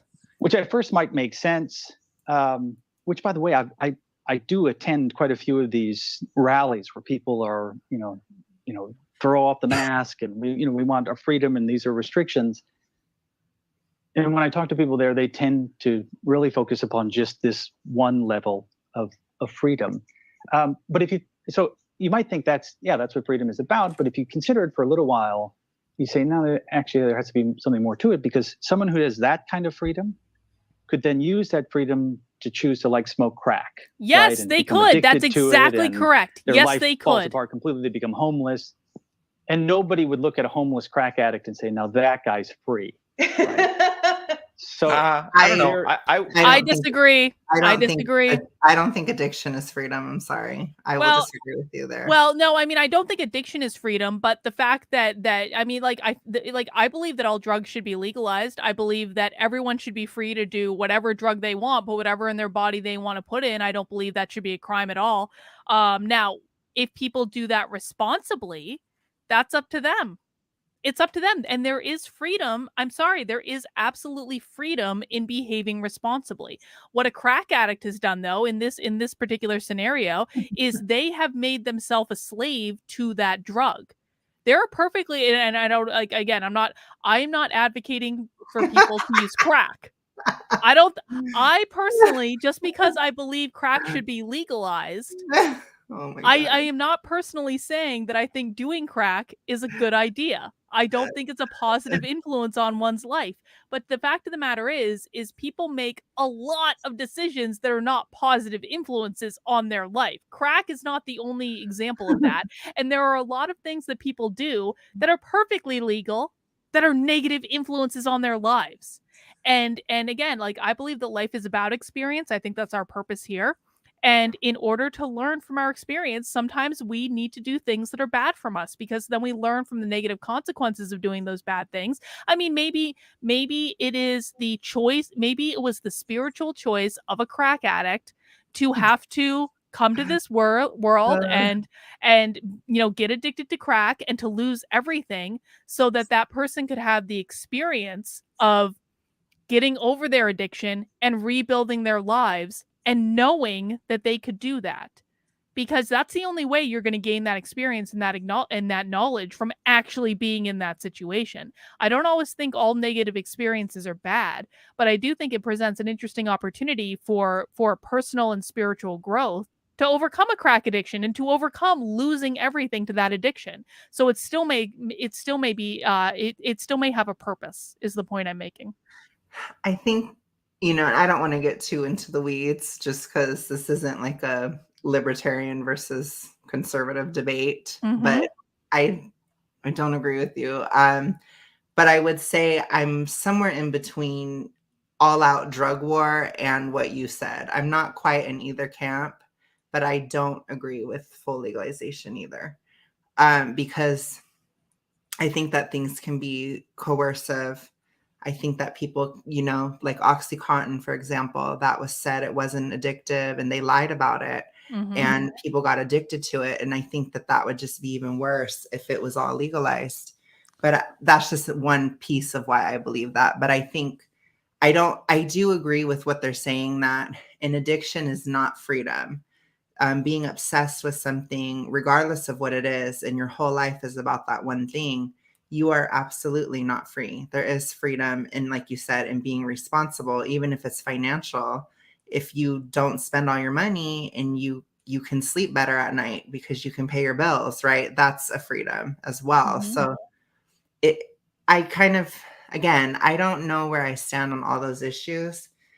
I don't know what his solution would be. Right? Is his solution to get rid of all choices? I mean, well, I'll say flat out, like, I like many years ago, I gave myself legitimate second-degree burns from cooking bacon on my stove and then knocking the pan onto my hand where the bacon grease flew over. And I gave myself legitimate second-degree burns, and it was the worst pain I've ever felt in my life. I was literally on the floor, like, just keeled over. I could not even function. And I got prescribed Oxycontin for that. That's how bad it was. And I like, and in it helped me honestly get through that week and actually be a functional human being, because I was in such bad pain I couldn't even function. And so it's one of those things that, like, I understand that people get addicted to it, but I also think that addiction is a choice. And I think that, like, acknowledging that addiction is a choice, there is a freedom when you acknowledge that it is a choice. I didn't get addicted to Oxycontin. I know many people who didn't get addicted to Oxycontin. You didn't. I think it's Many like people did, though. Well, yeah, but that is, thank God but you I think didn't. that that's their well, I'm glad I didn't too, but I also think that is their choice. And what I know about addiction is we transfer our addiction. So if we have a general propensity to be addicted to things, we're almost always going to be addicted to something. It's kind of like when people who want to diet, like, they transfer their addiction from food to going to the gym. Right? Now, going to the gym can be a healthy addiction, but it can also, like anything, can be a positive and a Right. negative, right? If you spend all day every day at the gym, like that might actually not be a good thing. And so I don't know. I think that You I should try agree with it. I'm just kidding. fuck You should you. try going to the gym every day. Fuck you, Alex. But I do think I agree with you that I wouldn't consider freedom to be addicted to, quite frankly, anything, because I'm a relatively reasonably responsible adult. Not according to Keri, but okay. Well, I don't take Keri Smith as my Lord and Savior. but I do think that having the choice is what makes it free, is what makes me free. If I don't have the choice, then I'm not free. I just think I can understand what he's saying, but I'm wondering what is his solution? You know what I'm saying? Because I would say the choice, one of the biggest choices would be to be Christian, right? That would be then you would go enter into this value system and you would have limits, but you're choosing those limits. Something like the state imposing lockdowns is not a choice. Yeah. That's not your decision. And that's, I think, I don't know. I don't know what he's trying to say here, but it seems a little weird to me. But I understand that I know what you're saying with the drug stuff. And like I said, I guess if I had to say, I don't think somebody should go to jail for it. Does that make any sense? Yes. I do think there should be something else, but I don't think it should be free for all. I don't. So I'm somewhere else on that spectrum. What if I told you that there is actually data to show that legalizing would actually reduce usage? I don't know. I don't really, it's hard for me to trust data because SJWs, they ruined it for me. I'm fair sorry. enough. All right. Well, let's let Bradley finish, and we can see if he has a point. Right. I would. Yeah, absolutely. Okay, because freedom means fundamentally freedom from something. So you're never free from the consequences of reality. Like, he certainly has political freedom, but you're never free from the consequences of reality, and that's not a freedom you should strive to achieve, because it's impossible. I agree with Carter. Suffering. So, I agree. Reality requires responsibility and fidelity to it, not freedom from it. So, can I say something? That's how I would view it. I would look at that guy and I would say, you pursued freedom to a place where you've ended up in a prison of your own making. You are a slave to your very much like you, Keri. Right. And you don't even realize it. And I think people can become imprisoned, but I was imprisoned by social justice ideology. My world had become so small and I didn't realize it. I didn't allow myself to read. I cut off entire avenues of thought. And now Keri has transferred her addiction to Carlin derangement syndrome. I'm just saying. Well, I don't know if there is freedom. Look, she's even coming at me. She's coming at me right now. She's like, I don't think there's freedom in obsessing over every single thing that Carlin does 24/7 for years. Yes. I don't think there's freedom in that either, Keri. There's not freedom in that, haters. You are not free. You are slaves to all of you are slaves to me. I am happily free to disagree with Carlin, to watch her content, to not watch it, to be on her channel, to not be. I don't have any lack of freedom. I'm not scared to be on this channel. I'm not scared to not be on it. You know, it's like I am here of my own free choice. I was allowed to be here by my choice. I graced him with permission to be on my channel. Well, I appreciate it, but also too, like, if I didn't want to be here, I wouldn't have to be. You wouldn't be like, well, fuck you, Alex. You're not my friend anymore. No, this entire stream was your idea. Sassy Saturday was literally your idea.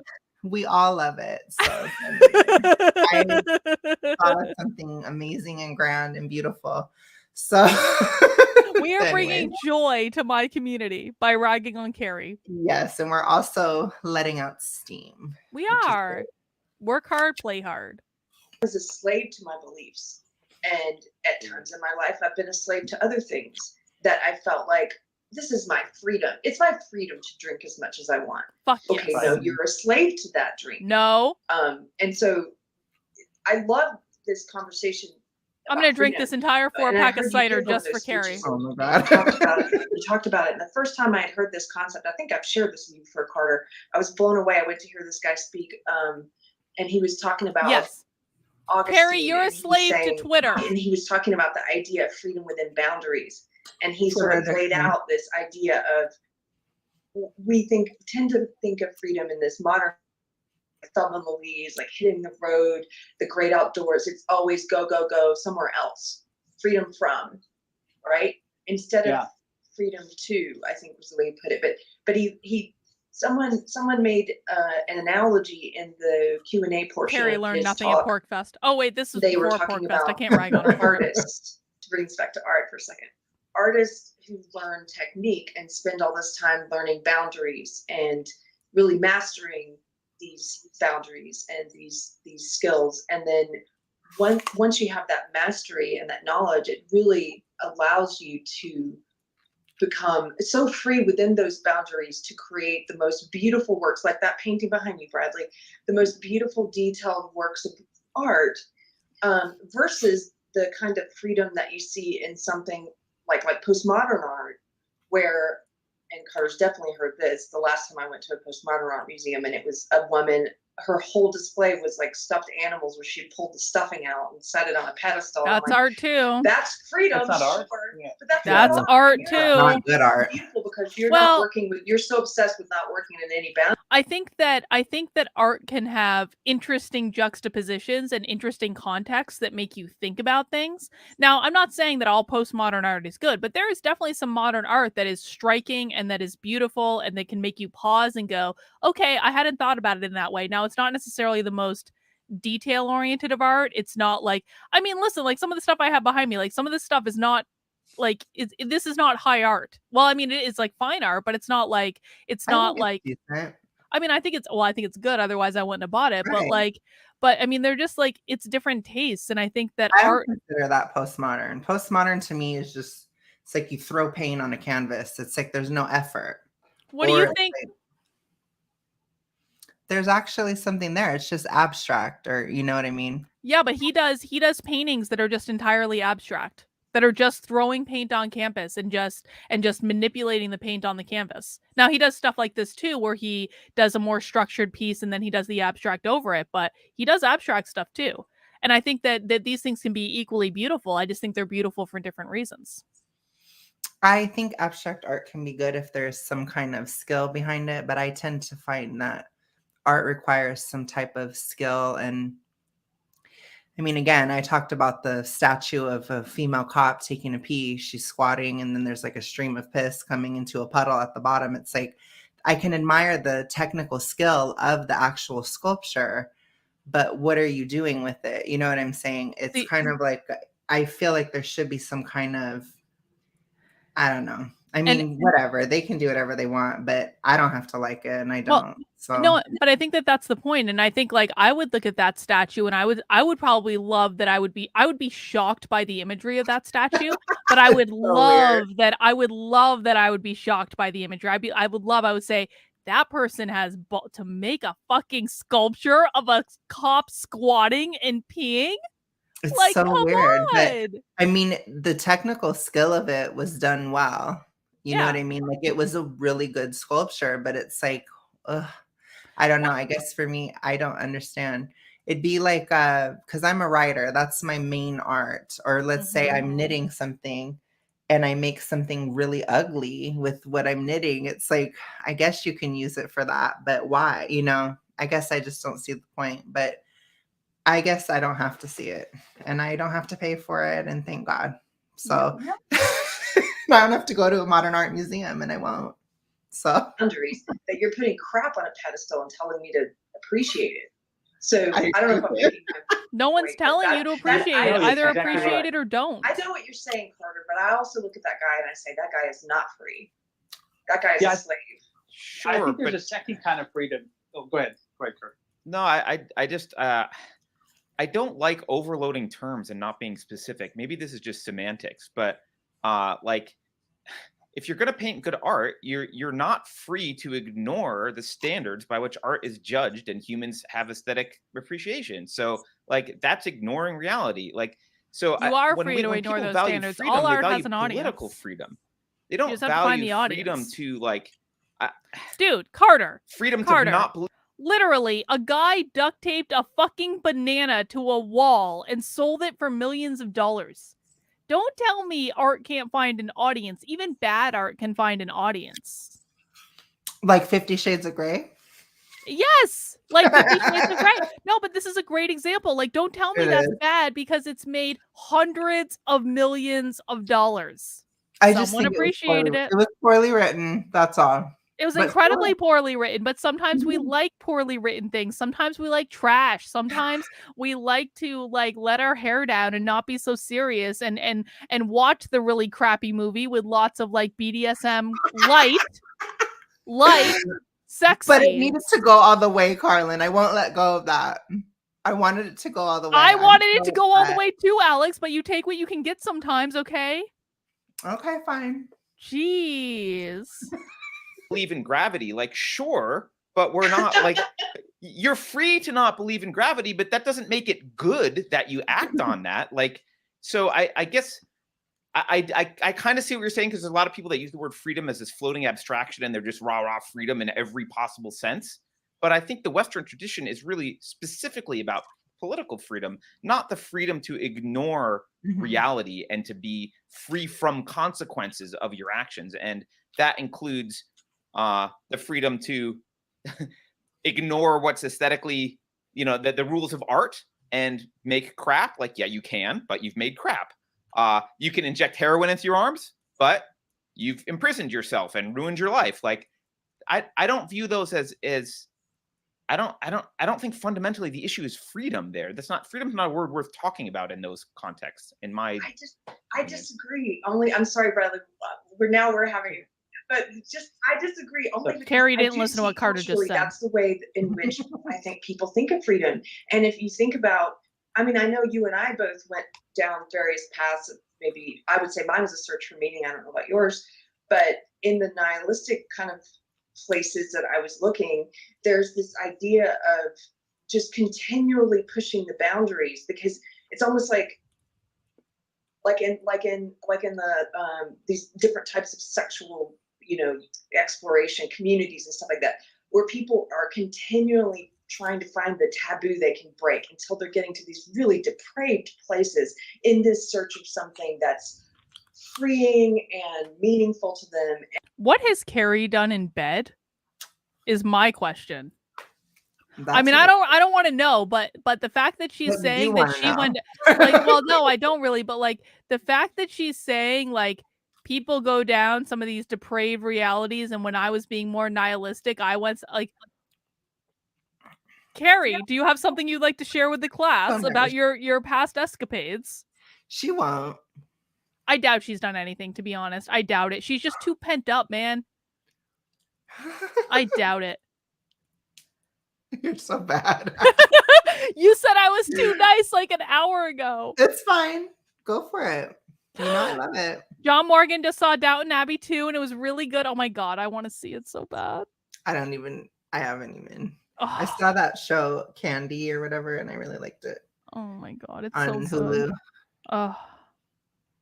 And they're never going to get there, in my opinion. But it's the same thing if you want to talk about hedonism, like drugs or alcohol or whatever, this pursuit of there's nothing off limits, because this is freedom to pursue things to their end place and to keep going That's further, not what it is, without Keri. realizing that in going further. Just because you have, here's what Keri doesn't understand. Just because you have the choice to do something doesn't mean you do the thing. That's what choice is. You can do it or not do it. Right. And you have to live with the thing is consequences that- of your choices. Those choices exist, to be honest, whether they're legal or not. Right. I agree. But that doesn't mean you should. Yeah. But No, it doesn't mean you should. Something like a religion can be a guiding force, and it can be certain limits that are chosen to have, in my case, to have more freedom overall. You choose to have limits in certain areas. Like, I don't know, drugs, for example. Because otherwise, if you're addicted, then you have less freedom. Like for me, I'll say this is a huge taboo because heaven forbid you ever criticize marijuana. But marijuana is very, very estrogenic. I struggle with hypothyroidism. And so that means your estrogen is high, your thyroid is low. So to do weed, for me, it's a lot more than just having a time where I just want to eat a lot and whatever, which I don't need that anyways, clearly. But the point is like, it's a lot more than that. It's actually because I've struggled so badly with hypothyroidism, it affects your mental health at a certain level. So doing marijuana, it will actually, and this is true for really anybody, it will make you more anxious over time, not less.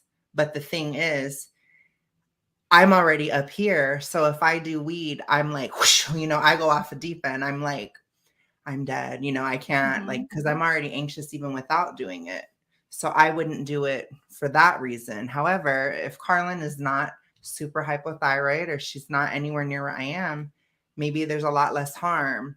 So I do think that there are, I can't say I would never do it again, but I will not do it for years. I can tell you that. Well, but I think that this is a good illustration of choice where you have to evaluate what works for you and what doesn't work for you and what you want to try and what you don't want to try. And it's like, I would never force anyone to live by my choices, but it seems like what we're seeing here is Keri and her preacher literally trying to force everyone to live by their choices. Well, and that's the thing too, right? For you, Oxycontin wasn't addictive, but for many, many people it was. So I do think that, especially when it comes to drugs, there is a difference of biology as well. And there's also a difference of where each person is at. That's the same reason I don't drink, by the way. I know I'm supposed to be like rah-rah. It's because I'm Christian, but not really. It's because alcohol is also estrogenic. I can't afford to do that. Anything that has that.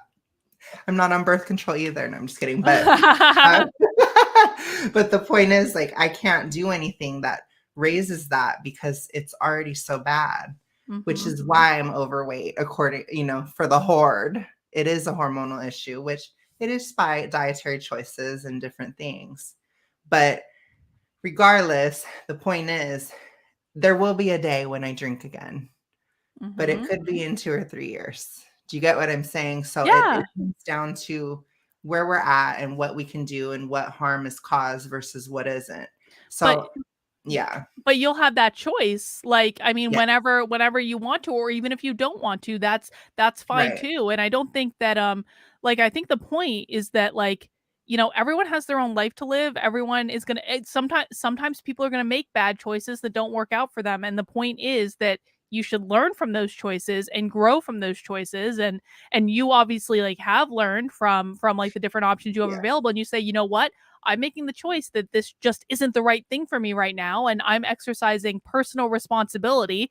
God forbid someone exercise personal fucking responsibility and not have a church or a government dictating to them how to live their lives. Like, Alex, I will defend your right not to smoke weed and not to drink until my dying day, if that's what you want. And the thing is, like, I don't, why am I in this position? Because of years of binge eating, right? So I did this to myself, and that was for other reasons. And some of which is that the health system was wrong. They promoted things that are terrible advice, especially for hypothyroidism.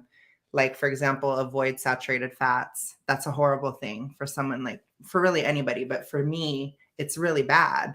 And it led to me to just go eat chips. Well, chips was even worse, right? And it made me gain weight. So it's like, if I would have just had steak instead of chips, I would have been much better off. But you need a keto diet. Well, I've done keto before, but that's technically really bad for hypothyroid too. But it made mine worse. But the thing is, like, I've made bad choices in the past, which is why I have to be strict now. And I don't hold you to that standard because you didn't do that. You didn't, I don't know, maybe you have binge eaten for years, but the thing is I obviously have much worse than you. You can see it. So there are different standards. And I think, again, this is why we need individual choice, because only you know what you need. You know, Right. God knows too, but only you and God know what is actually necessary at the time, right? And for you, Oxy helped you at that moment.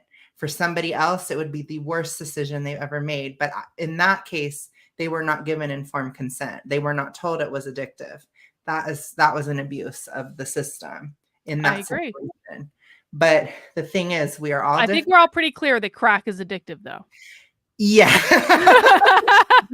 Good that we know that. But I would hope that if it was ever legalized, that some company wouldn't name it something else, and that's what it was, and basically lie about it. But that's, again, we'll have to hash out my issues with libertarianism one day. The day that I become libertarian is the day that you become a Christian. No, that's not gonna happen. But that's how I feel too. That's fine. I don't care if you're a libertarian. But we can have an endless conversation. If you get called to become a libertarian and embrace personal freedom and accountability and not want the state to dictate to you what to do, we will be here waiting, Alex. No, it'll be great. We can have an endless argument about it for all eternity. That'll be the best thing for us because we both like to fight. So indeed. You've now enslaved yourself to something, and maybe even the pursuit of of no restraints. You know, you've become so limited in what you can do. Maybe we're saying the same thing. The reality of the consequences are that you're not free to do anything in life because you've attached yourself to that heroin needle or whatever. You know, like you're not saying free the same thing. It's just semantics at this point, I think. And next time. Carter's like, we're moving on. I'll put a bow on this part. I don't care anymore. We're moving on.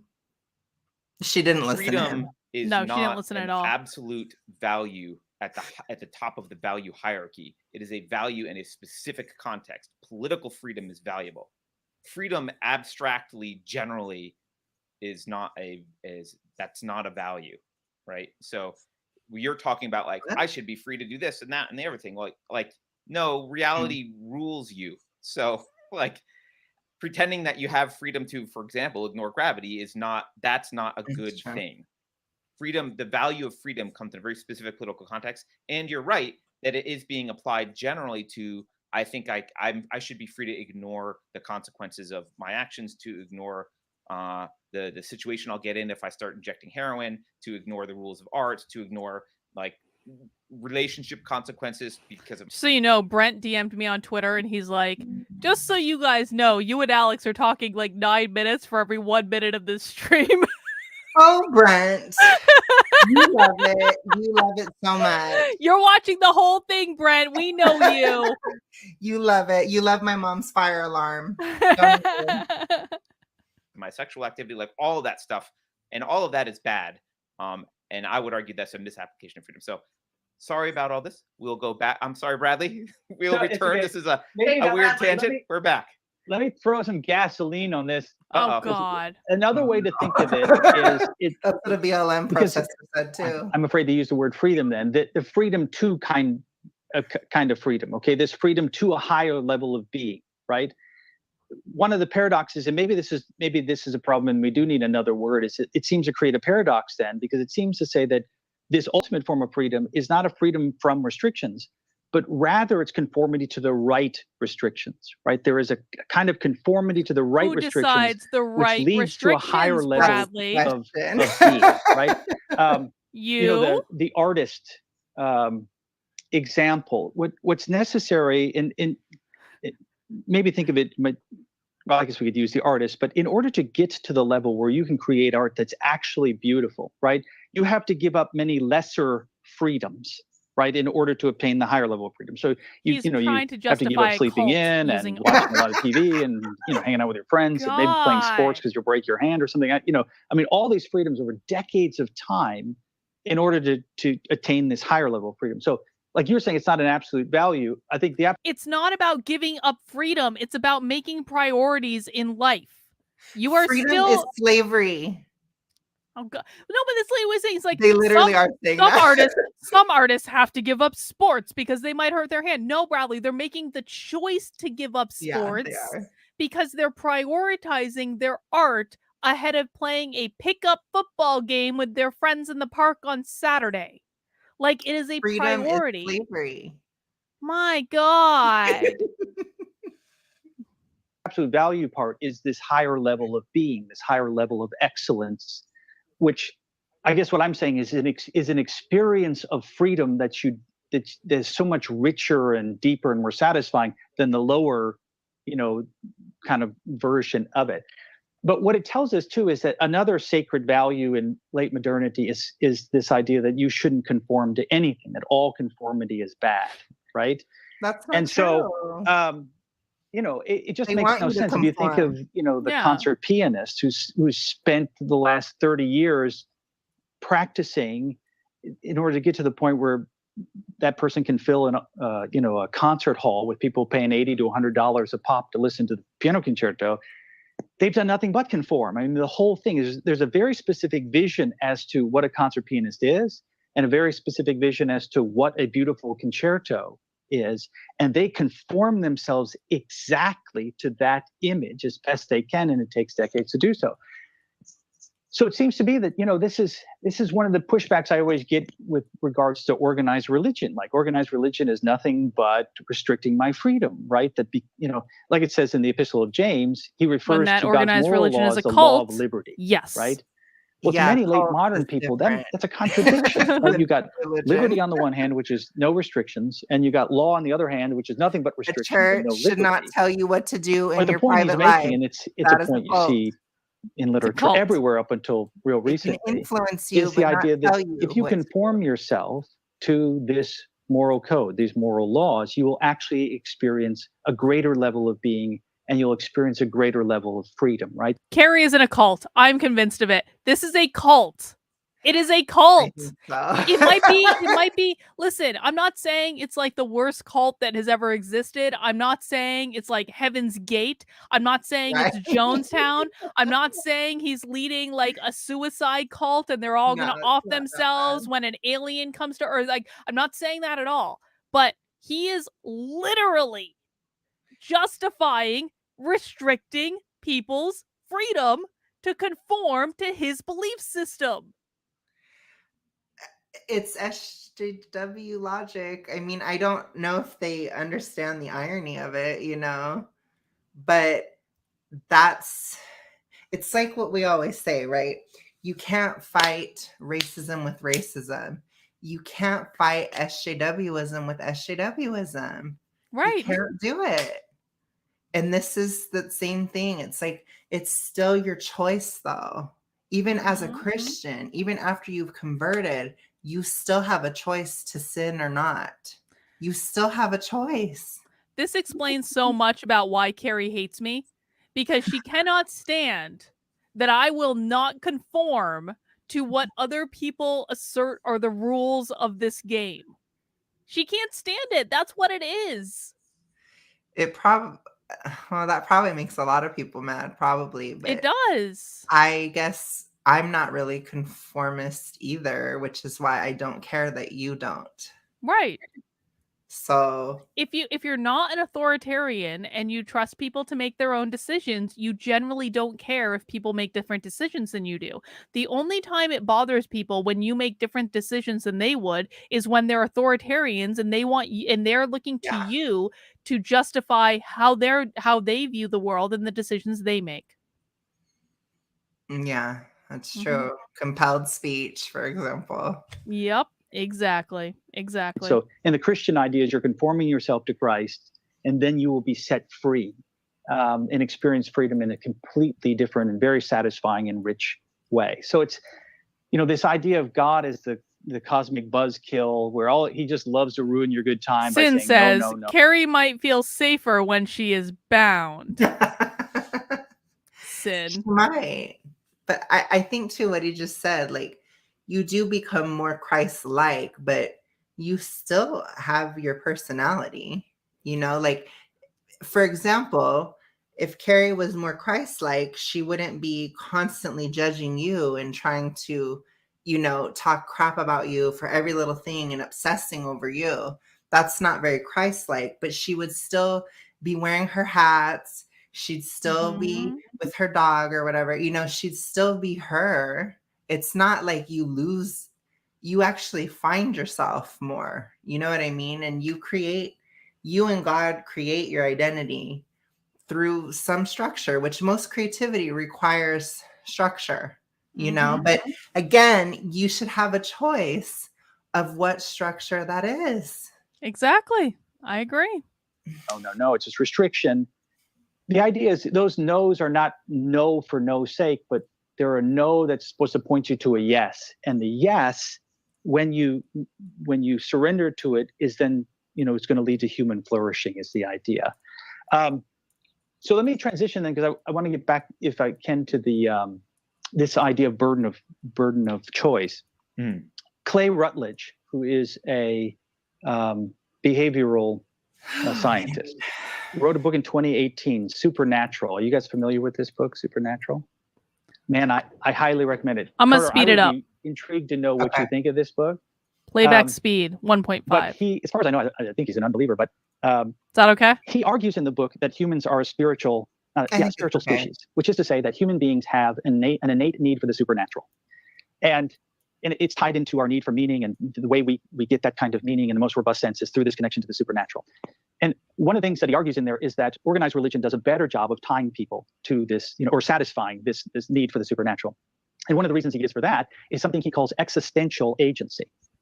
What he means by that is that in the modern world, we could think of existential choices that we have sort of in tiers, like first order choices and second order choices. The first order choices are what's going to give your life ultimate meaning and ultimate value and ultimate purpose, ultimate significance.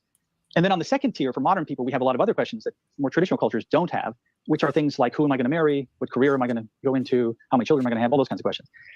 And what Rutledge says is, it seems counterintuitive, but these organized religions actually, because they're often thought of as taking away agency, right, because of the restrictions. He says they actually provide that agency by, number one, giving you the answers to the top tier, right? So you don't have to try to figure out some way to ground and figure out these really what I would think need to be objective sorts of answers to those questions. But even on the second tier, what organized religions do is give you a set of principles by which to guide you in making these kinds of decisions, and that actually creates in you the agency to make them. Because to go back to Hubert Dreyfus in this idea of the burden of choice, because one of the things he notes is that in contemporary culture and late modernity, one of the features of it is not just that now all of a sudden we have a lot of choices that they didn't used to have in traditional cultures, but that we seem to lack the criterion of judgment for making those choices, or at least making them with any degree of competence at all. And that the choices people are making tend to be really bad choices, which don't lead to real meaning and purpose. And so I think that ties into the whole idea of an identity crisis. And so the idea is that an agency, I guess I'm defining agency the way a lot of philosophers do, which is to say it's not just the capacity, it's not just the opportunity to make a choice, right? That's not agency. What agency is the ability to make a choice based on reasons, right? Because if it's just an arbitrary choice, somebody just comes up to me and says, gives me a choice for something that's important, but I don't have, the criterion of judgment to figure out which one is best. If there's huge consequences for that choice, it's a huge burden on me now, right? It's no longer, great to have a choice. I want to give that choice to someone who can make it for me, that can actually do it in a way it's reasonable, that can actually weigh these things. So it actually becomes a burden. So that's what he means by the burden of choice. He thinks that people in late modernity, in real part due to this sort of constructivist approach to identity formation, are burdened with these choices. And so they're looking for a way out, right? They're looking for, another worldview that could come along and say, listen, you don't have to make those choices, right? You don't have to worry about any of that stuff. That burden upon you is something you can't bear. And so you can start to see that a collectivist, a hyper-collectivist view that's going to tell you who you are. And here's besides when you just tell me what you think of that in general, here's where I really want your insight on this, because this is what confuses me about the current, this current ideology that's threatening or offering this sort of collectivist view is, you would think that if it is truly collectivist, that these identity markers would be set in stone, right? And because they tend to be things that are immutable, your race, right? Your age, your gender, your sexual orientation, right? That makes sense. And so to someone who's having to choose it for themselves and they're looking despair in the face, having them chosen for them is great, right? Okay, I can now this can become my whole identity. I'm a Black, lesbian, female, and that's who I really am. And I can be part of that group and have the group identity and all that stuff. So that makes sense. I can see that transition. I can see why all of a sudden that would become desirable. But what I don't understand is the movement seems to be almost incoherent, because at the same time, when there are some who are saying these things are immutable, you have a whole other group that are living in the past, if you will. Bradley is confused about what is going on. Now, this was a year and a half ago, so maybe his perspective is involved, but he is confused about what is going on. He thinks this is a logical, rational discussion with the woke, and it is not a logical, rational discussion with the woke. And I find this especially ironic because he literally has Keri in his congregation to teach him this. Well, the other thing too is that he was saying that he said organized religion is a superior way of experiencing the supernatural, which I found that interesting because I don't know that I agree with that at all. I think some of the most supernatural experiences tend to happen in solitude, I agree. or in a very small group. And I do think there is a place for organized religion. I think some people, like he's saying, they don't like that burden of choice, I guess, or burden of whatever. And so they can choose to do that. And that may even be most people. But the fact is, there's still quite a few people, at least 40%, right, that want to be able to make those choices, and that's when you get to, you have to allow people to choose to be a part of an organized religion or not. SJW doesn't allow that. You don't have a choice to be an SJW or not. And I don't know. Well, you do technically. I mean, you No, do. because if you don't, then you're evil, you're a heathen, you should be out of society. And in some cases, they advocate actual violence and even killing people at times, depending on Yeah, how but crazy they are. you've made a choice not to be an SJW. I've made a choice not to be an SJW. Right. But I'm saying in terms of the ideology, they don't allow for people to not be a lot of the time. I'm not saying never, but if you look at like Antifa, for example, they're very violent. It's very much a convert or die mindset. And that's what I'm trying to say. They don't allow you to have a choice. They don't allow you to have certain laws in your state. They don't allow that. They want it to take over the entire world.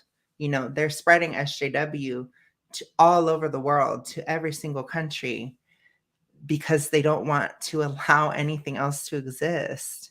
So, and again, I don't know that they would really want to allow anything but what they believe to exist either.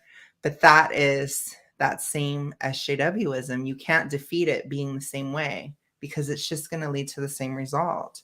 People have choices. It's not a bad thing, but you can make bad choices. And that's true too. Yeah. So I don't know, but I don't know. Well, I think Savritz might have actually put it really well in the chat. Where did he say? He says, I feel like this dude is profaning the intellect. I agree. Yeah, and I think the biggest issue I have with him is he clearly doesn't understand what SJW is. Like you said, he thinks it's a rational thing. It's not rational. It's cult like. It's like a religion, which religion is not always rational, obviously. Any type of spirituality isn't really, it's not usually rational, or it's not always rational. So it's more than just, I'm making this choice because I'm afraid of making choices for my identity. A lot of people, they just conform to it because it's easier. There's a lot of people like that too. Well, all my friends are like this. All my family's like this. I don't want to be on the outs, so I'll just go along with it. There's so many people like that. So many. It's true. And saying, actually, I get to choose who I am, right? I get to look inside myself, and I might be a biological male, but I think I'm actually a female. And which is to say that at least the Marxist influence of this, I don't see how that works with that kind of hyper individualism happening, right? You got to have the bourgeoisie and the proletariat. You can't have 65,000 versions of the bourgeoisie and 65,000 versions of the, indefinite, not ending. That's like, they're trying to put together individualism and collectivism into one package. And I mean, is that what you guys see? I mean, it seems so incoherent. It's postmodernism. I'll say one quick thing about that. Yeah. Because we talked about this very recently, Carter and I. They're now at a place where they're trying to say that what they're choosing is not what they're choosing, that it is immutable. So for example, with the idea that you can choose your own gender, that or biological sex, which they're now pushing, so I can choose your own biological sex. Right. They originally, it started with, well, first of all, they separated the two, and they said biology is innate and gender is what is socially constructed. And so we're not attacking biology, we're just saying you can choose your own gender. Well, now they've moved on to biology. And so what they're doing is, they originally were saying, you should respect people's preferred pronouns. And if you don't, you're a bigot. Okay, now they're moving to a place, I don't know if you've heard this yet, they don't like you using the phrase preferred pronoun, because preferred implies choice, and it means that it's not innate. And so now they've moved to a place of, no, if I say that I am Keri's correct a about man, that. I'm not choosing that. Yes. That's who I am innately, and you should recognize She that innately understands it. I am a man. She does. I'm discovering it. I'm not creating it. I'm I'm discovering discovering that truth about makes myself. sense. And so now we're going to get to a place very soon. They've just started doing this, I believe, but it's starting to catch on. I think within a year or two, they will not be using, they have to catch up, right? So, but the people who create the tenets of this belief system have now introduced the idea that it's offensive to say preferred pronouns, because then you're implying that it's a choice, whereas this person's just discovering this innate truth about themselves. That makes sense. Yeah, Isn't that absolutely. crazy? And it's also, that's why they really hate the people who are now detransitioning. And a lot of them are women who, late onset, what do they call it, Carter? Late onset gender dysphoria. Yeah, so a lot of the sort of, I call them the trans trenders, now that it's become trendy, and people who are Keri didn't deciding create that they're term. transgender, who may have in the past, because it became a cultural phenomenon, Calvin never Garrett been brought created down that road, term, I are now think. deciding they're trans, and then a few years later deciding they're not, and they want to transition back to being a biological female, their innate identity, but they are being told by the very same community that said, you must always validate. If a person says they're trans, if a child says they're trans, no questions asked, don't try and explore any other reasons, they're trans. Now those people say to them, you were never trans. If you go back, then you were never trans. Isn't that amazing? That's amazing. And I think that's so dangerous, because for many reasons, but what that tells me is that the more Marxist collectivist side is winning, like it's going to eat the other side. Because I thought maybe, you have these two sides in conflict with one another. It could be, although I have issues with that kind of hyper individualism, I think ultimately it's, it can't be sustained. I was kind of hoping maybe that in time they would, choose it, but it may be. So I actually do think there is a weakness to SJW that maybe we haven't utilized as much, because it is postmodern. You can very much say, well, that may be how it is for you, but it's not for me. You could say, well, you view this as white supremacy, but I don't. That's not how I view it. Well, I think we would get in trouble. Well, we wouldn't get away with that though, because we're white. I'm not white though. I'm mixed. Well, I guess that's true, but you're white passing. Not in other countries. Well, you're white passing in this country, and that's all that really matters.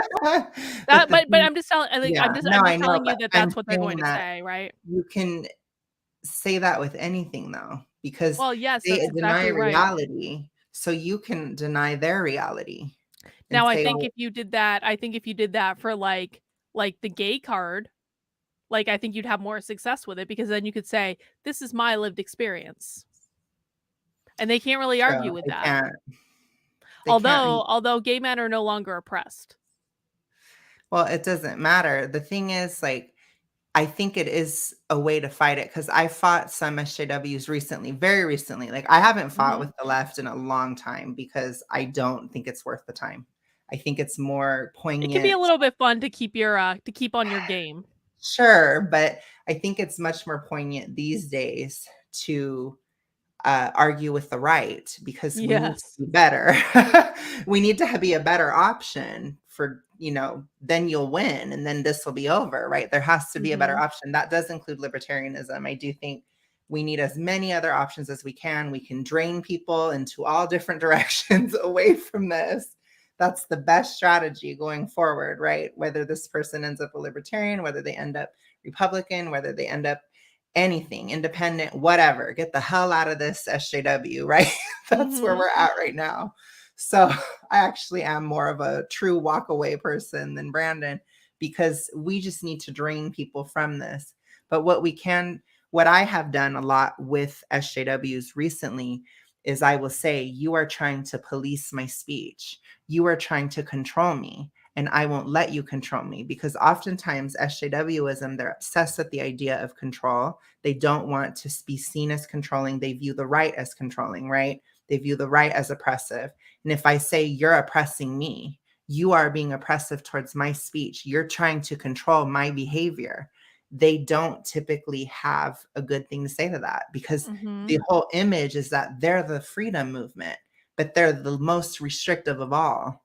you know? Yes. So I would say that is a way to argue it too. But I think we do need to play with this subjective reality aspect of it. And maybe we can think of a different way. You know, maybe you're saying what I'm saying won't work, but there may be a different way that will work. Hey, I mean, listen, I'm always a fan of using leftist against them. So, Yeah. so it's like we would know. I mean, I completely agree. We should always be experimenting with new ways to kind of like Avert it. throw Yeah. them off their game, or even just get them to pause for a second and think about it. Mhm. Because no, I agree. I think it could be a strategy that could work. I just think we need to figure out how it could work. Yeah. Yes. Yep. We need to keep thinking of these things. But one of them Yeah. is yes, have a libertarian party. Have a good Republican Party, right? You want to have no Oh, SJWs. dare and to dream. Republican. I know it's going to take time. Trust me. I know conservatives are slow, unfortunately. But hey, maybe libertarian So will be slow. passed. We're going to and be you'll fixing the overtake party it. next week. The party is going to be de-wokified next week. I hope so. You guys are much faster, so maybe you can catch up. It And took 5 years to do this, so it's not much I know. faster. But it's taken 10 or 15 for Republicans to wake up to the fact that rhinos exist. I mean, it's crazy. I know it's slow, but we're trying. But we need all people to be doing this. You know what I mean? So I'm very supportive of you guys revitalizing the Libertarian Party, because it's not, we need to have places for people to go out of SJW. That's It's what we true. need. I agree. Dragon Water says, sorry, Carlin, the gay card is revoked immediately on expressing an opinion that doesn't follow the... Yeah. I don't know what that last word is, Dragon Water. Do you have any idea? I'm not sure. I have no idea what you meant, Dragon Water, but I get the... Maybe zeitgeist or something. of the zeitgeist. That's probably... that. Yeah, it's probably zeitgeist. I don't eat fried chicken. That has PUFA oils, which is bad for hypothyroid, Brent. Brent spreading fake news again. It was Because of this burden of choice and other reasons. Oh, hang on. Go ahead. Sorry. I was just saying it was baked chicken. So don't even. Yeah, don't you gotta spread roast false it. You gotta roast chicken from the store. Yes, I did. Roast chicken is delicious. It is.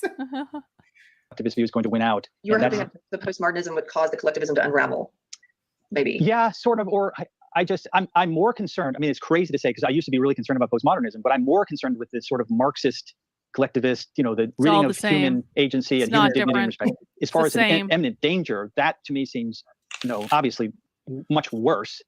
It may burn out faster, which is not to say that I love postmodernism. I don't, right? But I was kind of hoping that what we've been experiencing the last four decades or so was going to win out in the end, and we'd kind of be where we were. But if at least part of what I've said is true, then it makes sense that we might be at the breaking point where people are done with it. They're done with that kind of hyper individualism, and they're ready to throw it away. So, or at least some people are anyway. What do you think, Carter? I know I kind of monopolized that. Man, there's a lot here, guys. My brain is not smart enough to remember everything. All the That's not what it is. Carter is not. back and do this. We see I you, don't- Carter. So I've been I thinking about know. this for a long time, and the first helpful conclusion now that I came to was stop trying to view it as you said it was an incoherent belief system. It is not a belief system. That's why it's an incoherent belief system, because you think it's a belief system, but it's not. It's a psychological manifestation. That's you're viewing psychological dysfunction on a mass scale. You're not viewing a belief system where there is internal agreement and consistency among groups. That's not what's happening. Correct. There's a shared Carter is psychological correct. dysfunction, and they have a shared enemy, and that enemy is specifically white, Western, Christian, No. straight men. Uh-oh. and everything Capitalism. that they No. represent. Right? It's No. Western. Capitalism. Carter is wrong. It's Fake news. capitalism. Fake Fake news, news. Carter. Now, this was a year and a half ago. Again, I don't know if Carter is involved in this area, but Carter is wrong when he says the enemy is white, male, He's wrong. Christian, whatever. It is capitalism. That's what it. Carter, you are an anarcho-capitalist. I had to You're pause. an evil, dirty libertarian, Carter. You should know. Capitalism. Culture, right? That's their enemy. And So so I identify as a black. Right. lesbian, Well, so that's not. I can explain why you can't do that, though. Right? That's why you. That's actually why you can't do that. So if you look at critical theory, and the roots of critical theory, which got applied to race, and you have critical race theory. If you look at the evolution of that, they explicitly reject postmodernism. They explicitly reject constructivism. They are anti-essentialists, right? So the postmoderns were the anti-essentialists. The critical race theorists explicitly say we are anti-essentialists.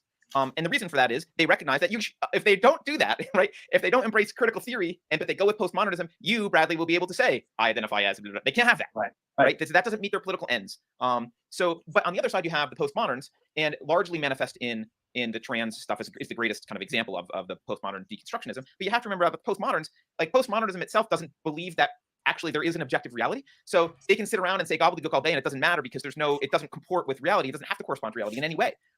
So I actually think that the preferred pronouns thing, what's happened with postmodernism is they've tried to now apply it to reality, clearly. But that's a racist belief you have. Postmodernism wouldn't use the word preferred either. That's my pronoun because the utterance of me saying that's my pronoun makes it so. Reality isn't my. I'm not that's expressing not how a that preference works. for objective well, reality. It is with them. There is no objective reality. So if I say my pronoun is His Majesty, that is reality. That I've just made it so. That's postmodernism. I've made it so by virtue of my utterance. It is now true. So I don't actually see 1 second. I still see two parts to this. I needed to say something to the previous point. Go ahead. Keri made a good point, and she said, "I know." It's okay. We can acknowledge when Keri makes a good point because we're mature people that aren't hateful little cunts. Sure. Maybe not hateful, but anyways. Anyways, no. Keri made a good point when she said that they're discovering their identity rather than creating it. And that is so much of the problem. Like when I struggled with my identity, my biggest belief as a late teen, early 20s was that my identity was like a picture on a wall that I just had to discover and then I could display it. And it led to a lot of issues in my life. But in reality, your identity is always changing throughout every year of your life. You're a different person. It's not a picture, it's a movie, right? It's something that's constantly shifting. And I think a lot of these SJWs, they have that idea of identity where they're constantly trying to discover what it is that they are, but you create what you are.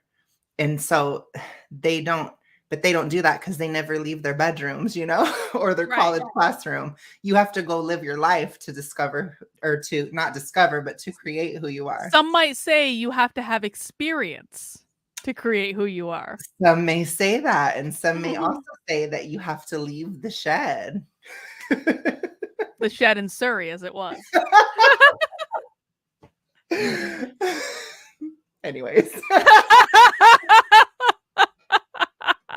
Moving on.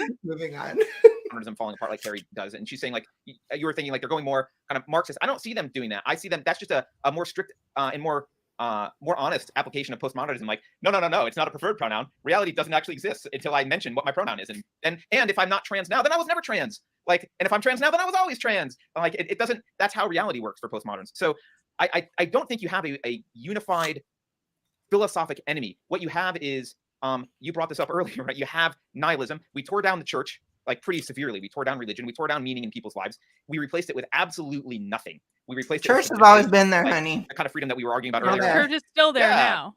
Party all night, inject heroin, screw rules for painting, do whatever you want, right? We replaced the two things: the moral boundaries that religion offered us, and we've replaced literally the reality boundaries. Like we're rejecting science because we don't like it because it says two genders.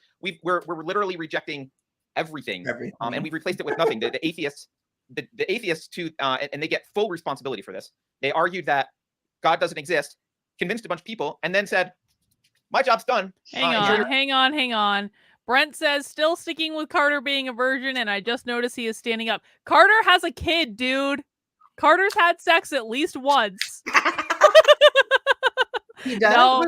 No, yeah, he does. I don't think Carter's a virgin. I really don't. Not if he has a child. No. And I do think he's smart. I do agree with that. No. He is I actually do think Carter is extremely smart. Yes. I really do. But he's also too nice.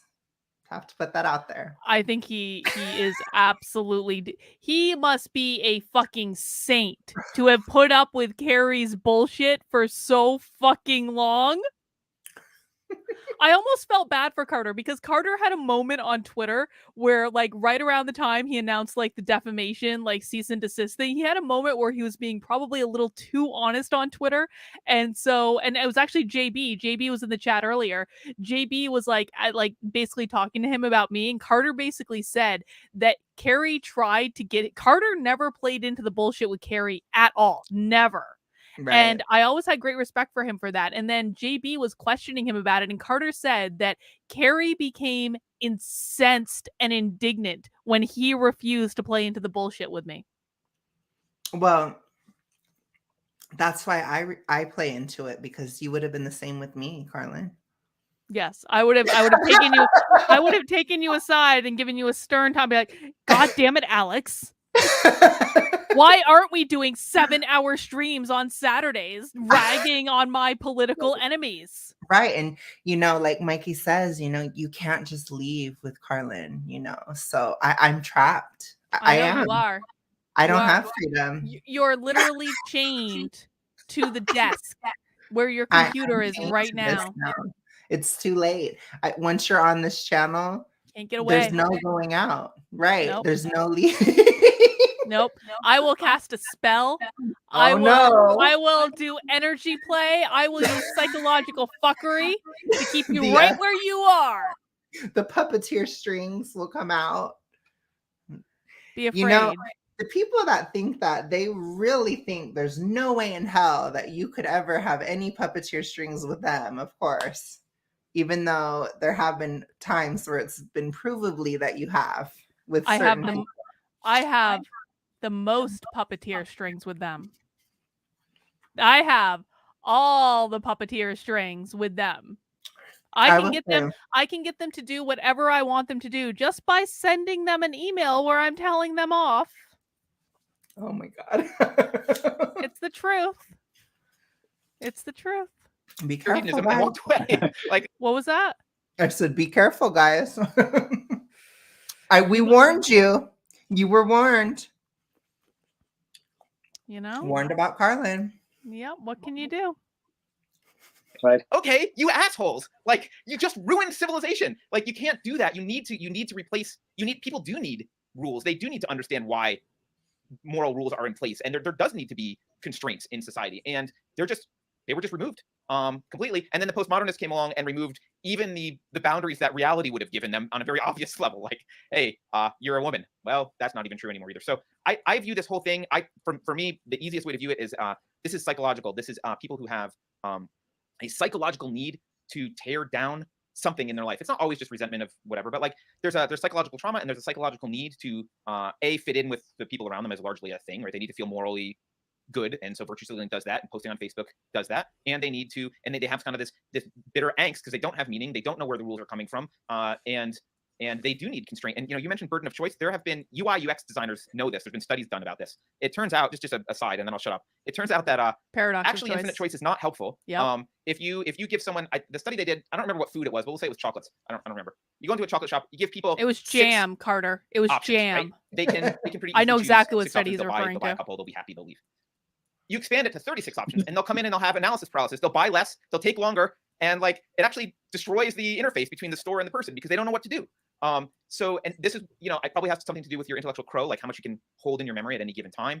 I'm not sure why, but actually unlimited choice, while I do believe politically is value, like political freedom is valuable. You should politically not be limited. Nevertheless, having limitations based on something is kind of a necessary thing if you don't want to just be a suffering neurotic in the corner and not know what to do. I know that was a long You just helped me understand why, when I was pescatarian, it was so much easier to order at restaurants. I felt so confident about what I wanted. There's like two things. And now I eat all kinds of meat and I can never decide. It's crippling. Right. It reminds me of I remember the first time I went into a Gap. I guess before this, I'm not big into buying clothes. I'm not heavily invested in it. I don't really know what I'm doing. My wife buys all my clothes now. But I guess before that, I was going shopping somewhere where you'd have 2 or 3 styles of khaki pants to pick from. And I remember going into a Gap and there were like 35. There was like a wall of khaki pants. And I just walk out. I could not deal with it. Because again, I didn't have the criterion for judging like the difference between them. And so if somebody would have come up to me and say, listen, I'm a fashion person. I can look at you and pick out which one is best for you, the right pair for you. I would have taken that offer and said, absolutely. Right. I don't have the agency to make this kind of choice. And so now, who cares about pants? I mean, you buy a bad pair of pants, you don't wear them again. That goes up significantly if these choices are consequential. They have to do with real meaning, purpose, and value. Right. Let me ask you this, because another thing I see, because my sense is that we really have, I mean, this is not just my thinking, but it seems, I'm not a historian, so I couldn't make an argument for this, but it seems to me that for any culture that's going to be successful, you have to maintain, and for lack of a better word, sort of the communitas aspect of it and individualism, right? That every thriving culture has both of these, because these are human needs. We have a need for community. We have a need, to be treated with dignity and respect and agency and all of that. And that some cultures lean a little more one way or another, right? Traditional cultures tended to lean, the good ones tended to lean more towards collectivism. Their sort of hero's journey was the idea of self-denial, of sublimating your own interests for the good of the community, right? You can think of like Aeneas and the Aeneid kind of thing. The idea of pietas, right? Duty to your country. And more modern cultures have tended to lean more towards the individualism side, guaranteeing rights for individuals and guaranteeing dignity and those kinds of things. So I think you can lean either way and still be prosperous. It seems to me, I guess this is obvious, but the problem comes when you go extreme, right? The extreme collectivism that we've seen in the 20th century, right? That really didn't end well, where you lose human dignity and you lose human, individuals' agency, and so you can kill 6 million people and it doesn't really matter because it's all about the good of the collective. Communism is way worse utopian vision than what we But I have. think it's also true that if you go too far into individualism, I think that's what we're finding. Yeah. I think that's pretty obvious, dude, but okay. One would think. Ourselves, right? Not just in the sense of I got to choose my own identity, kind of hyper individualism, but in the sense of, and I think this is where John Vervaeke goes with it. This idea of zombies is hang on, super chat from Sam. So he admitted authoritarians are inept. Well, okay, and one other thing too.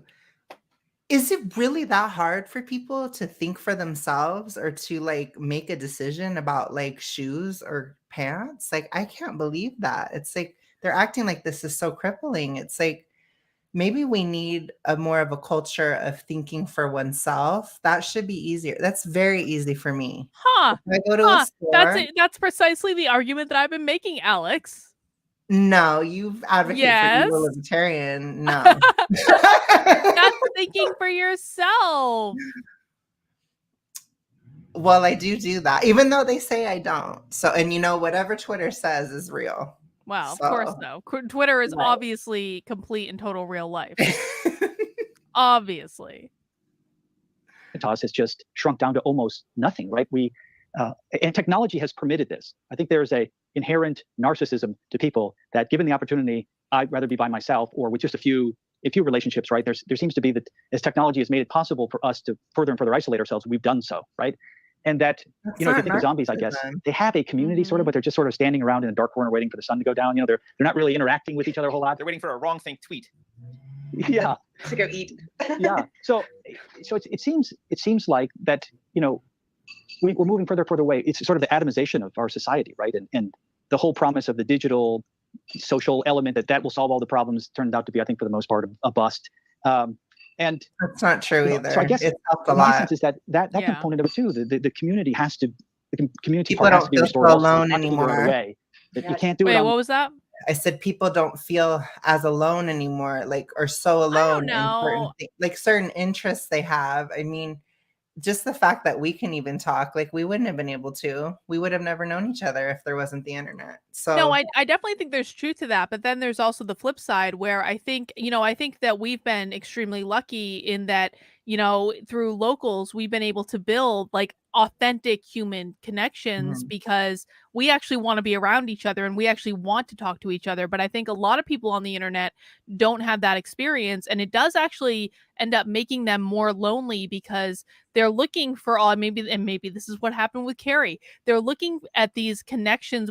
Well, no, actually, this is a perfect way to describe Keri and Deb and that whole fucking board because it's they think Deb has literally said that all of them are best friends. No. I'm like, no, you're not best friends. You're allies. You are allies at absolute best. You tolerate each other. I watched the stream that the Queen did with Mike Harlow, and he was fucking miserable. And I know that because I know his facial expressions, right? And so it's it's he was miserable that whole time and was pretending to be friends to, I don't know, make some political statement against me. But it's those aren't real connections. And I do think that technology, when it's used improperly, does make people more lonely. We've just been very lucky that we are using it in the right way. That's true. That's true. I do think we need more balance. I think it should be at least 50-50. I Mhm. think if you're going to engage in social media and social whatever, you should still be spending at least half of your time in real life. And I have the Yes. benefit of I work out in the world, right? So my job that I do, I'm constantly traveling all day and I go from place to place to place and I see people in public. I'm around people all the time. I live with my mom. That's a Biden economy issue. It's it's also a horrific Australian lockdown issue that I had no control over. So, because if it would have been my way, I would have already been out there. Mhm. But the thing is that, you make the best with what you can. And my mom needed me. She needed Yeah. me. I didn't dead, okay?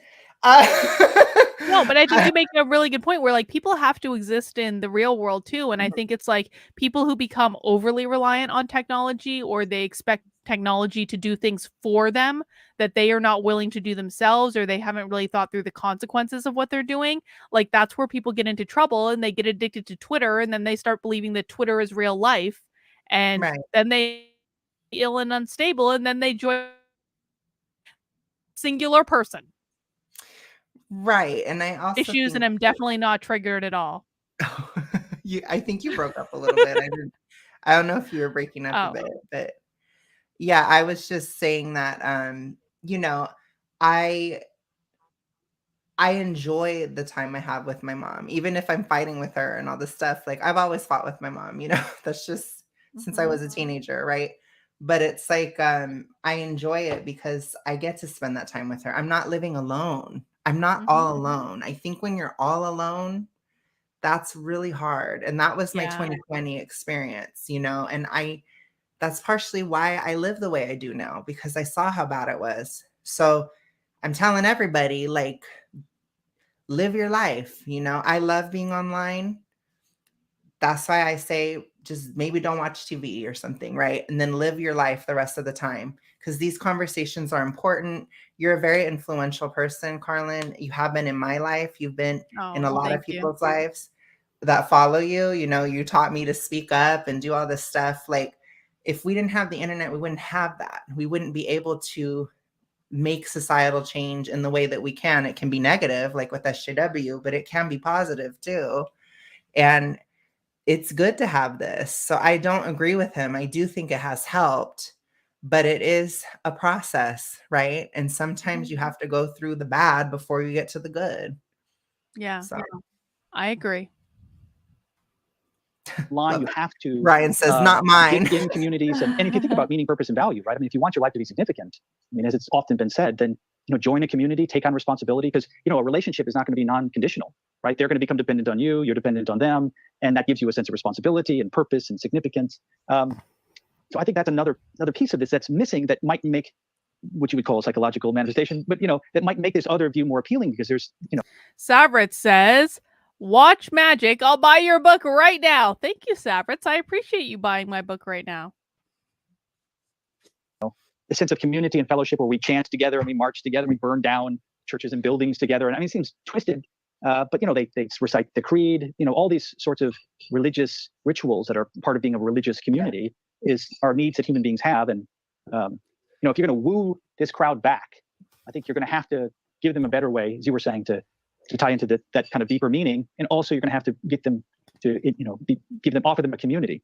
Which, by the way, I don't know if you know this, but Christianity has both those things. But we do those pretty well. I like that. Yeah. So definitely when I was in social justice, one of the things it offered me was a sense of community. I totally recognize that looking back. And but it still wasn't fulfilling in the way, it's funny, I remember myself saying as an agnostic that the only thing I missed about the church was the natural springboard for activism that it provided in some ways, like for doing things in the world and the sense of community. And so I was always looking to fill those things with this belief system. But you were also making me think of this piece that Carter and I we dissected this piece a while ago. It's called The Nuclear Family Was a Mistake by David Brooks in The Atlantic. And we thought we were going to have a lot of issues with this piece based on the title. But what he actually went to argue was that the nuclear family was too small of a unit, that we were evolved and that it was natural for us to live in a broader community with extended family members and other trusted people, that reducing ourselves to these small units was the beginning of something that has now, I would say, evolved into what you're talking about, where it's even smaller. It's like maybe you and your dog. That's like me. It's me and my dog and my internet. Yeah. and it's Absolutely. just, your zombies is a great analogy for it. I do think maybe it's that we've reached a place where we've become so disconnected from community that this really stringent form of collectivism is appealing, because it's all about, the She above has and a good people. point. It's all about That's looking a out good for the little point. guy. Say that again. She's made a great point. I think the nuclear family was the beginning of the automatization of society, and that is partly why we've had so many issues. Because we did have a sense of community before, and now we don't.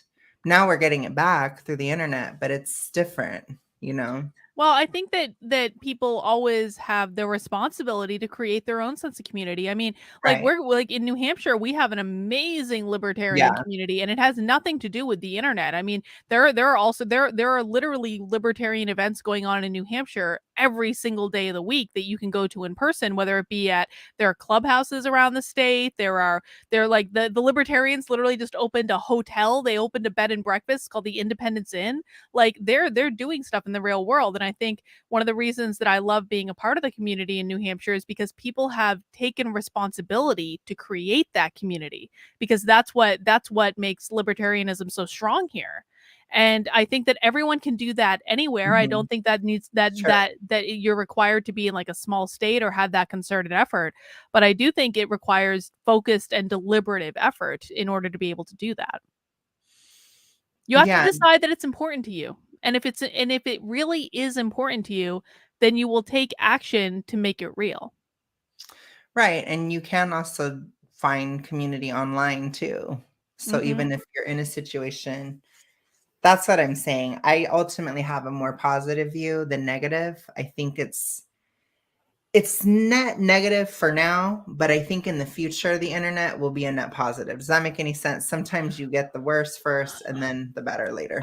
I just think that I think it really depends on how people are using the internet. Again, like with my Mhm. locals, I made a very concerted effort pretty much from day one that I wanted people to be like not just posting in the community like digitally, but I wanted people to actually see each other and hear each other and talk to each other over Zoom, which is why we started doing the community Zooms a while ago. And I think that it was that human connection where people could hear each other's voices and see each other if people turn their cameras on, that actually created the community, because it was very different. Like it is very different when you're just in like Twitter is extremely different Yeah. than something like locals, right? I also think there's something to be said for the fact that a lot of people are not like, if you are behaving online in a way that is not your authentic self, if you're trying to be an influencer, or if you're, dare I say, a little bit of a fame whore, or you're just like Right. like you're not going to find your community because you're not being authentically who you are, and people who would naturally be inclined to truly be friends with you, not just say you're friends because you have like a common enemy, but to truly be friends, like they're not going to be able to find you because you're not bringing your authentic self to That's the true. situation. So I think it just depends. I think the internet has an incredible capability to bring people together.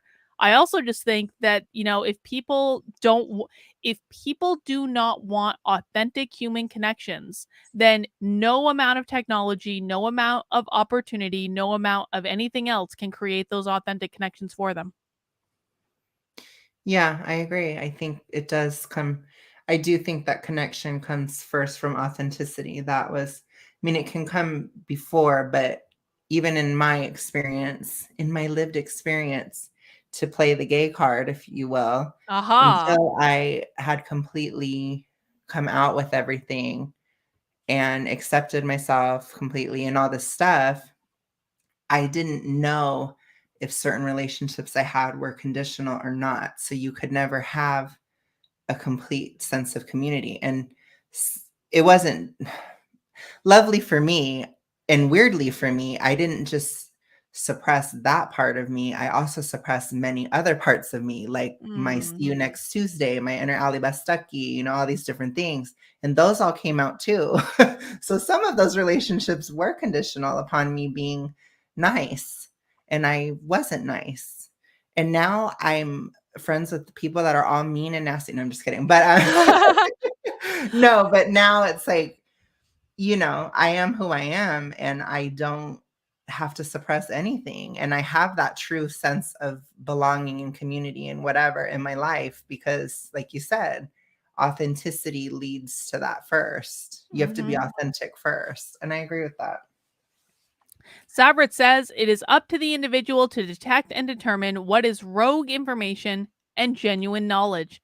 False perceptions can profane the intellect. Savrits, I love this one. This is possibly your best super chat of the night. That's a good one. I definitely agree, because I think that oftentimes people will lie to themselves. Again, like look at the example of, like, Deb says all the time, like, we're just all best friends. Like, no, Deb, you're not. You're lying to yourself because you are desperate for human connection and desperately need to find a man in your life to dominate you. Desperately. Well, and you need to take it from one bitch to another, Deb. There's a time and a place to be a bitch. Time and a place. Our place is Sassy Saturdays. My place is many places with many different circumstances. But I can tell you, not with my boyfriend. Not there. You know what I mean? Not with certain friendships. Not with certain dynamics. You don't do that everywhere. You have to have control. You still have to rein in the bitch. You can't just throw out a rogue, this person is a blood-sucking parasite. You can't do that. That is crazy. You have to have a deliberate outlet for your bitchiness. And otherwise it will manifest itself inappropriately. Yes, and you also have to remember time and place. So we already know about her personal life issues, which she put it on blast. So I don't feel bad about she put it on Twitter. It's not our fault that Deb tweeted out that all of her kids left her to go live with their father. Maybe that's not the place to be a bitch. But you could be a huge one to Carlin if you want. It's not going to affect your life, you know. I don't want her to be a huge bitch to me. Well, she is going to anyways. You can't control it, and you get to be one back, you know. But it's true. It basically gives me permission to do stream after stream. Deb, I will react to every single video on your channel. I don't care how many times you try to copyright strike me. Deb, a request for Deb. Please do a stream, a Carlin hate stream. You know it's in you. Yeah, Deb, do a whole stream about me. Deb, I will meta stream whatever hate stream you do about me, and don't think I won't find out about it, because I always do. I will meta stream that shit live. Bring it, you know? I mean, Deb is not this sweet and innocent, nice person. So just own it. A bitch. Just own it. And like I said, time and place. You know, and maybe in the bedroom, maybe that's the place to be the opposite, right? Exactly. That's a suggestion. Exactly. If Deb just allowed herself to be taken out of control in the bedroom, which Deb, being dominated in the bedroom is not violence like you claimed it was on Twitter. It's controlled violence in which you consent to being dominated. That's the whole fucking point. And if Deb just consented to allow a man to handcuff her to the bed and do whatever he wanted, she would be a much happier person. She would definitely be more balanced. And again, time and place. Don't be nasty with your children. Don't be nasty with your significant other. But you can be nasty to other people, sure. You know what I'm saying? That's how us bitches survive. We know when to do it and when not to. And guess what? A Sassy Saturday stream, fair game. Calling out John Doyle, fair game. He is an asshole. I get to be a bitch to him. You know what I'm saying? And also, I can be one to most people, even if I felt like it. But the point is, not with my man, not with my children in the future, or my child in the future. That's not right. Sometimes with my mom, I can, you can fight a little bit, but family's a little different, but because it's that weird gray area. But the point is, like, don't do it with your kids and your man. Otherwise, you're going to be alone, and then you're desperate for connection, and then you're thinking that these people are your best friends, and they probably don't even like you. And probably just to wrap up this point, probably don't shit on the most successful anti-woke activist in the game live on Twitter. I'm just saying Right. that might be a you are in bad fact- idea. If you are in fact anti-woke, which now is in question. Deeply in question. Yes.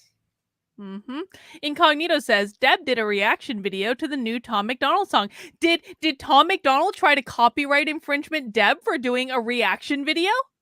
It's as though Deb understands that reaction videos are a thing because she's done it herself. And then she tries to give me a copyright strike, bitch. Well, you wouldn't copyright strike if she reacted to you, I don't think. No, it wouldn't even fucking occur to me, dude. Whatever you put on the, I would fucking love it if Deb did a reaction to me. Come on. I would love it too. I would love it. Like I said, times. I'm totally serious. I would meta stream that in a second if Deb had the balls to do a reaction to me. Alex, I fucking meta streamed white identitarians doing a reaction to me. You think I'm scared of Deb? It was so good when the Fakertarians did that. That was chef's kiss. That was beautiful. I loved it. Oh my gosh. Man. God, they had no idea what to do. The Fakertarians were like a dog that caught the car and they had no fucking idea what to do. It was the best. I loved it.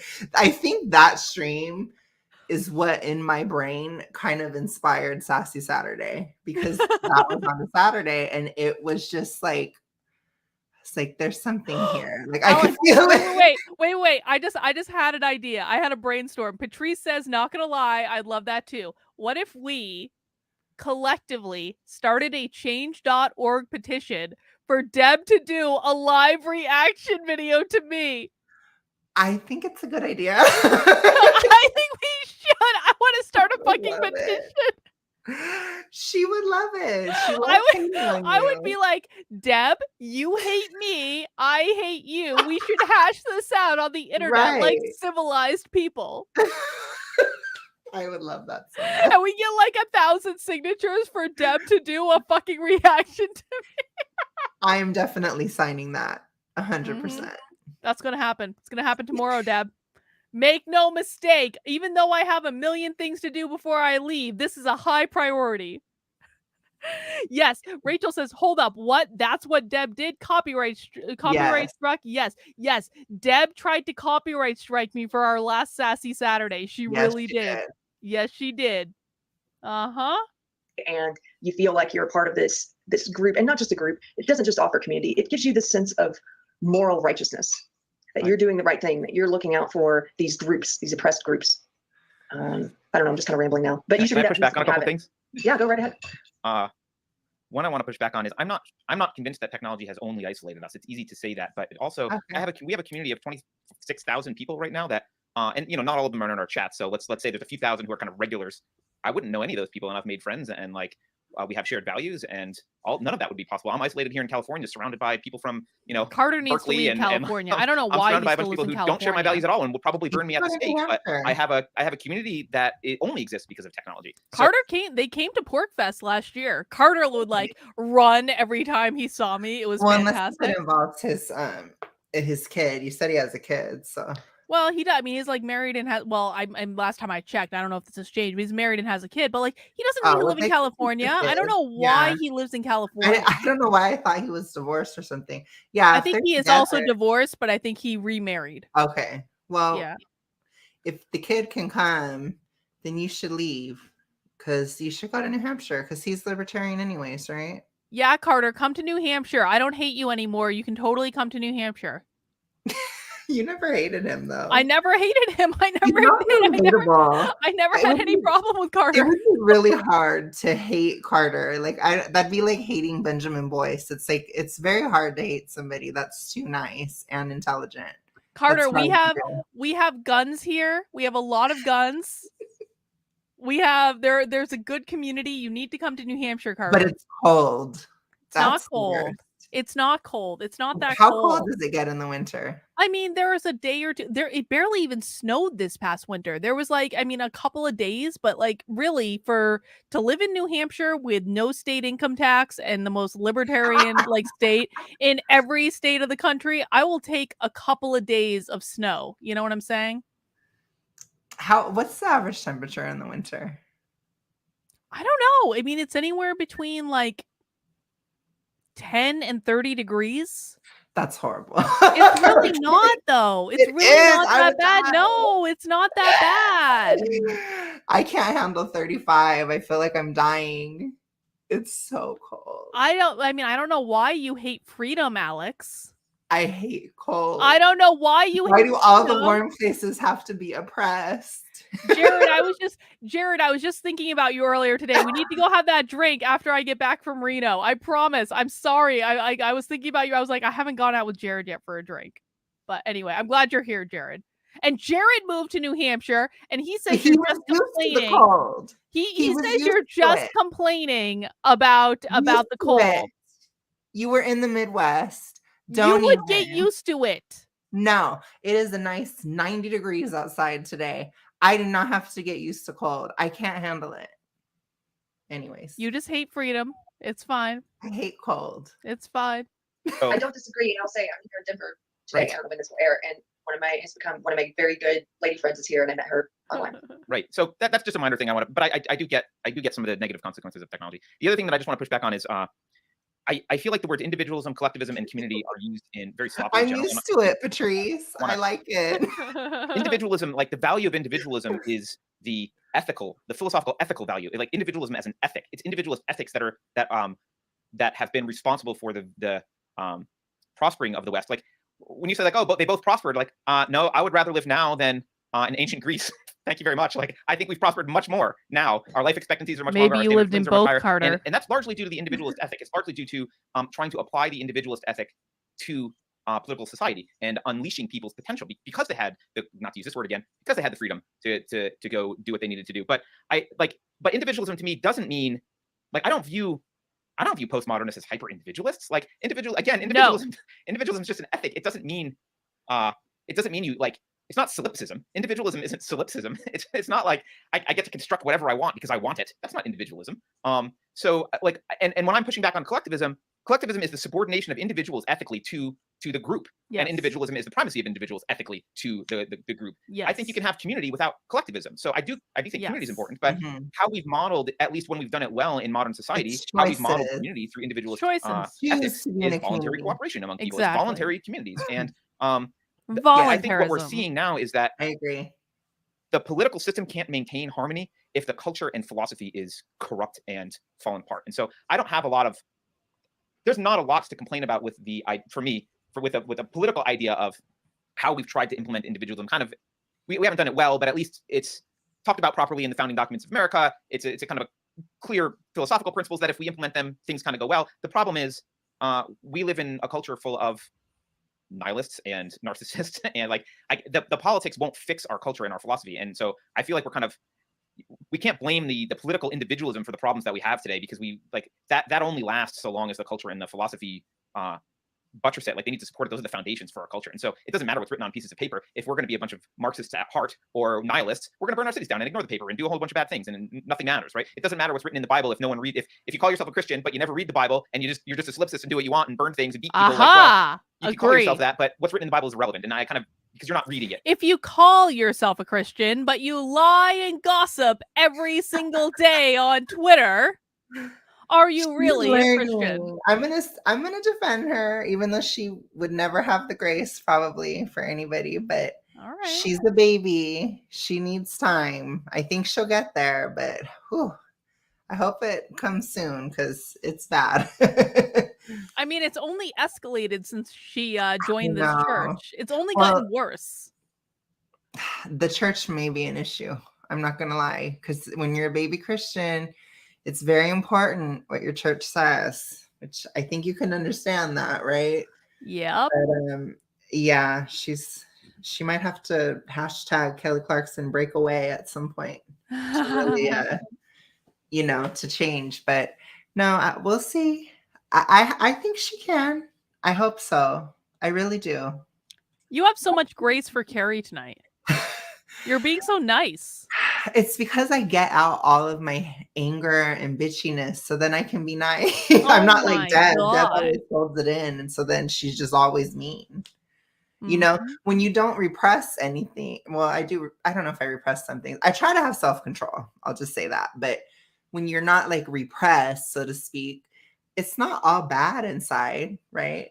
I Yeah. have nice moments or grace, but I also have mean and judgy, you know. So I'm also Everyone has multiple sides of themselves, and it's important to express all those sides of ourselves.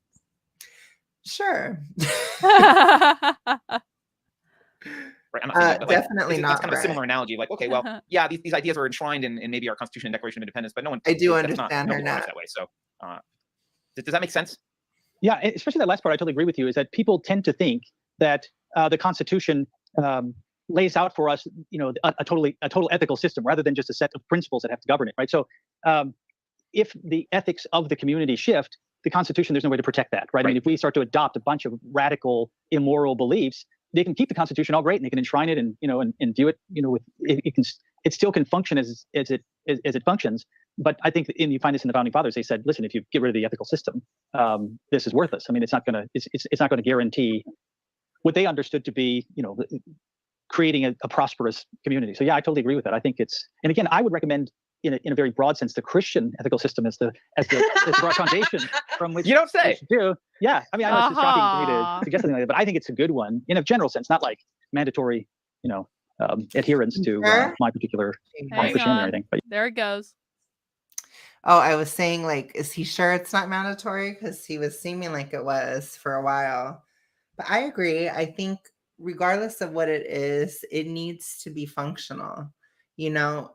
SJWism is not a functional religion, without lack of a better word. It's not functional. It's self-destructive. It dies. It leads to chaos and death. It's not going to work. I do believe we should have choices, but you need to make a good choice. Not SJW. There's no community. There's no hope. There's no grace. There's no redemption. There's no nothing but death and destruction and self-destruction and anger and hate. That's all I see. I agree. Yeah. I was thinking earlier, Carter has a friend who's atheist who would like to believe. When you were talking earlier, Bradley, about you ask people, would you like to believe? Right. And she is trying. And maybe I think you could have I don't know. Look at Keri's glee with the fact that someone might convert to Christianity. It's a good thing, Carmen. I don't know. Well, there's a need out there. Listen, if it's legitimately a good thing for the person, then fine. But it's like when you're like, they want to believe. I know they want to believe. It's like, okay, if they wanted to believe, you need to calm down. Yeah. Like they would have already converted, Keri. Like, relax. I don't like. I talk to a lot of people ever since that fucking Holocaust tweet that are like, I kind of believe the same things that you do, and I don't get gleeful about it. I'm like, okay, I mean, that's kind of cool. Like, what do you believe? And like, then we have a conversation about it. But I never am like, oh my God, other people believe the same things I do? Like, Well, that's just because you don't love what you believe. No, I'm just kidding. I would just say, I don't know. I'm very happy about certain things like that too. Again, I guess I understand, Keri. Gosh, you're making me defend her. Gosh. Oh, no. What are you doing to me? I'm not doing it. You're doing it. Oh. All right. Hang on. Yeah. Well, I really identify with that, I guess, because that was sort of my own story, right? I really did desire to have this kind of deep meaning. And so I was primed, to accept it when I found it. So yeah, I mean, it's actually a very interesting philosophical question, which is to say, how do you get someone to value something, right? How do you get them, not in the way of, as I was saying, you use reason and you break down all the parts and all that, but how do you get them to see the painting, see the beauty in it, right? I mean, there seems to be a step there that's missing I show you all the reasons why you should value it. You know that. It's on you. But to actually see the beauty of it is another step. And so it's a sort of a mental project of mine, is to think about that particular subject. And to be honest, I think the sacraments are designed to help in that, right? These sort of, because we're dealing with, I think, the imagination at that point. So the story and symbol and metaphor, that's the kind of language of the imagination, or what C.S. Lewis called the poetic imagination. So it seems to me that the sacraments, what they are, at least in part, are these participatory metaphors, right? As you gather on the Lord's Supper, it's not something where you're just checking a box and saying, God's happy with me because I took the wafer and took a little sippy cup of juice, which, by the way, that to me seems very, I mean, it's supposed to represent the feast of the Lamb, right? In the new heavens and the new earth, we got a little sippy cup of juice. It's kind of ridiculous. Hey, maybe I'll go to church if they served a giant goblet of wine and a steak. That would be. That's what I'm saying. It's a feast. It's supposed to be a feast, right? So, I think the emblems have value, but that's not a bad we tend to do idea. the bare minimum, I guess, because they're trying to check a box. But it's supposed to be that you're participating now in this feast that is to come, right? Baptism is a participation. It's a burial in water and then being raised up again. If somebody dunks you underwater and brings you back up, you have this kind of feeling of death, of being buried. So that's supposed to communicate to you on another level, not through reason, but through imagination and experience, the kind of rebirth that's taking place in your soul, and that one day will take place when all people are raised from the dead. And so, that's sort of within the practices of the church. Those are, I think, two ways in which you can start to have someone. Does he literally believe that all people are going to be raised from the dead? Well, that's in Revelation. I mean, but is that literal? Like, I don't know. I don't know if you believe the Bible is a literal thing or if it's just allegory. I mean, with that kind of stuff, I don't know. Like, I don't think people would literally like come from the ground again. You know what I'm saying? I don't really believe that, but I think maybe people could re-manifest in the physical form, something. I think anything's possible. I mean, gosh, who knows, but I don't know, All right. I think I'm trying to think. I mean, I guess I'm trying to ascertain, does he believe in a literal interpretation of the Bible, or is there? He probably does, I would assume. Mm-hmm. I think being in heaven can be interpreted as a resurrection because you're alive again, kind of thing. There, that's. I understand. I see that. That makes sense. That's probably more my view, but his view, it could be literal. But maybe the Earth is flat, and you never know. And maybe evolution is real too. I don't know. I don't know. Sam says, I just love that this pastor slammed the Eucharist as being far-fetched, but says all the other stuff I know, he does. it's kind of cringe. And the thing is, like, I need to clarify, I'm very I'm agnostic about things that were, I'm agnostic about the beginning of life, right? The beginning of the world and the end, right? I can't say, right? I could never judge. Like, if Carlin says, we knew who we were before we were born or whatever, it's like, I can't disprove that, right? But if somebody damn says, right you can't. If somebody says evolution isn't real, I can't disprove that. Just as someone says it is real, then I can't disprove it. It's just mostly irrelevant to me. So I guess I'm agnostic about these type of things, which I would say the same with, forgot what else I said I was agnostic about. Oh, I guess the flat earth thing. Till I get up in space and I see it for myself, I'm not going to be like, you're wrong. How dare you? I mean, I'm not going to say that you're starting a rumor that you're a flat earther, but you might be starting a rumor that you're a flat earther. Well, I think there's a possible rumor that you are, you're discrediting people based upon being a Fed, but I'm not going to say that the reason that Mike Harlow never got banned for his second account on Twitter is that he's a Fed. Who's to say why that? He was so pissed. He was so pissed. He was. He's like, and what he didn't realize is that was a vote from my locals community for me to tweet that, Mike. He just got pissed you off. And it worked. It did work. Shit, Sin said resurrection. Yes. There's plenty of resurrection happening all the time. I would agree. Mm-hmm. 10 more minutes, Alex. We might actually wrap this thing up before 7 hours tonight. That's we're doing good. It was the time to speak. Okay. Okay. We caught up in the back half.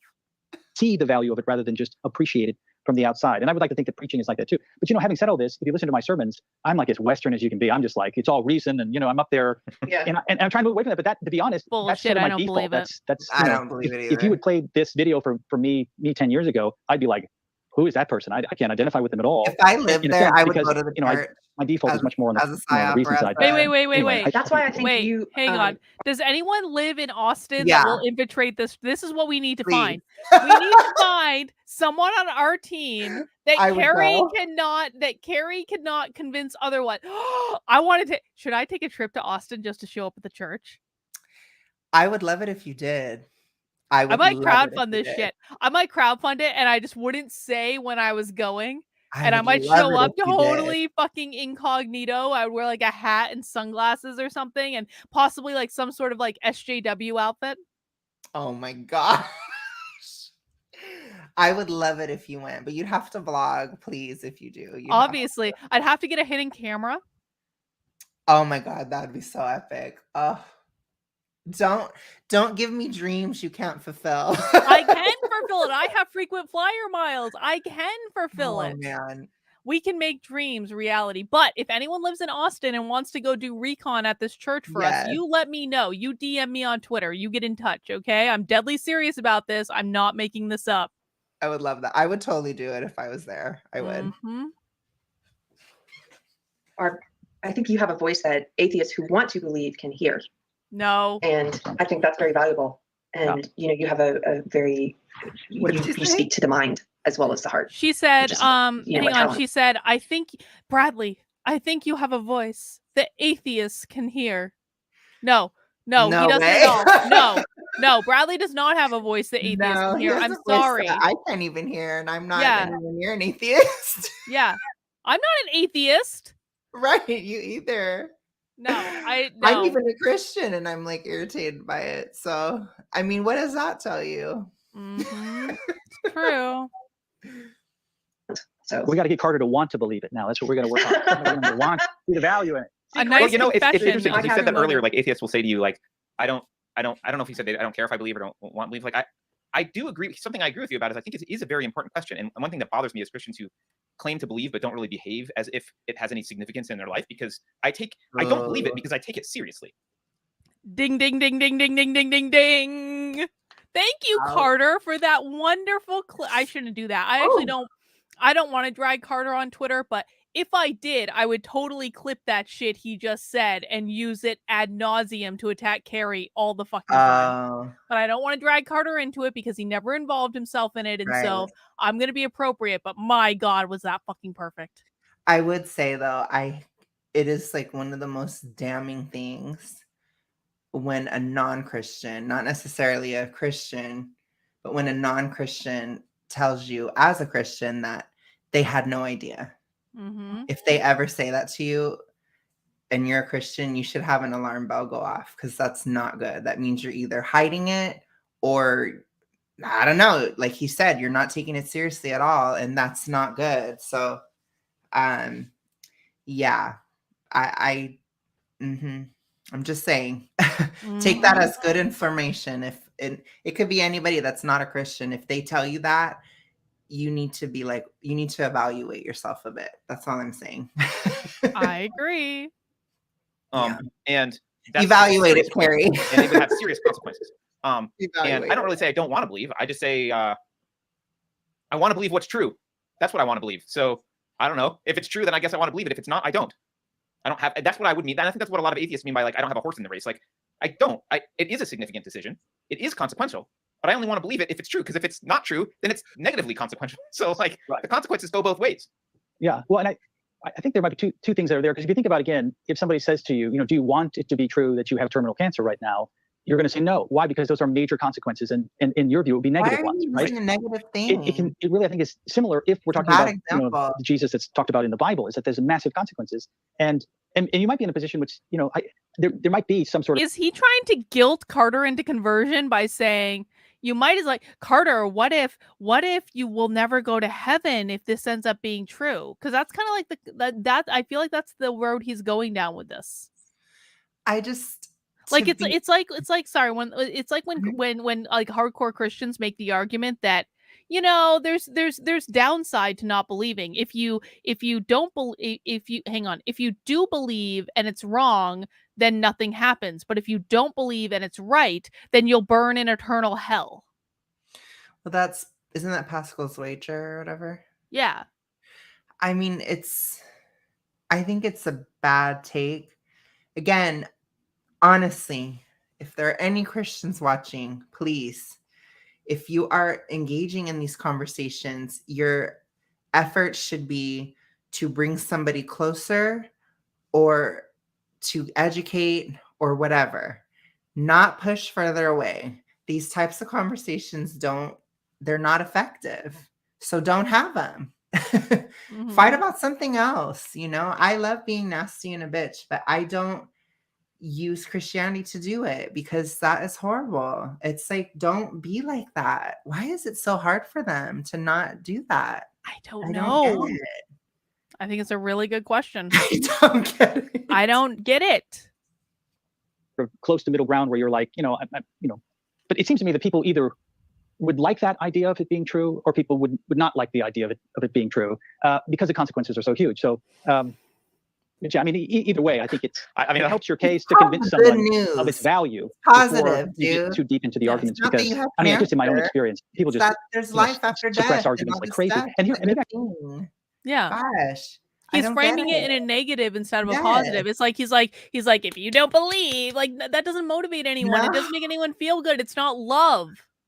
It's weird. It's like it's just a bad argument, as he would say. It's bad. It's like talk about something good, not bad. It's a good thing. It's not a bad thing. If you really have Christ on your side and everything that you're saying is true and he is the Son of God and he is everything that you say he is, then it should be extraordinarily easy to make a positive argument about why believing that is a good and beneficial thing.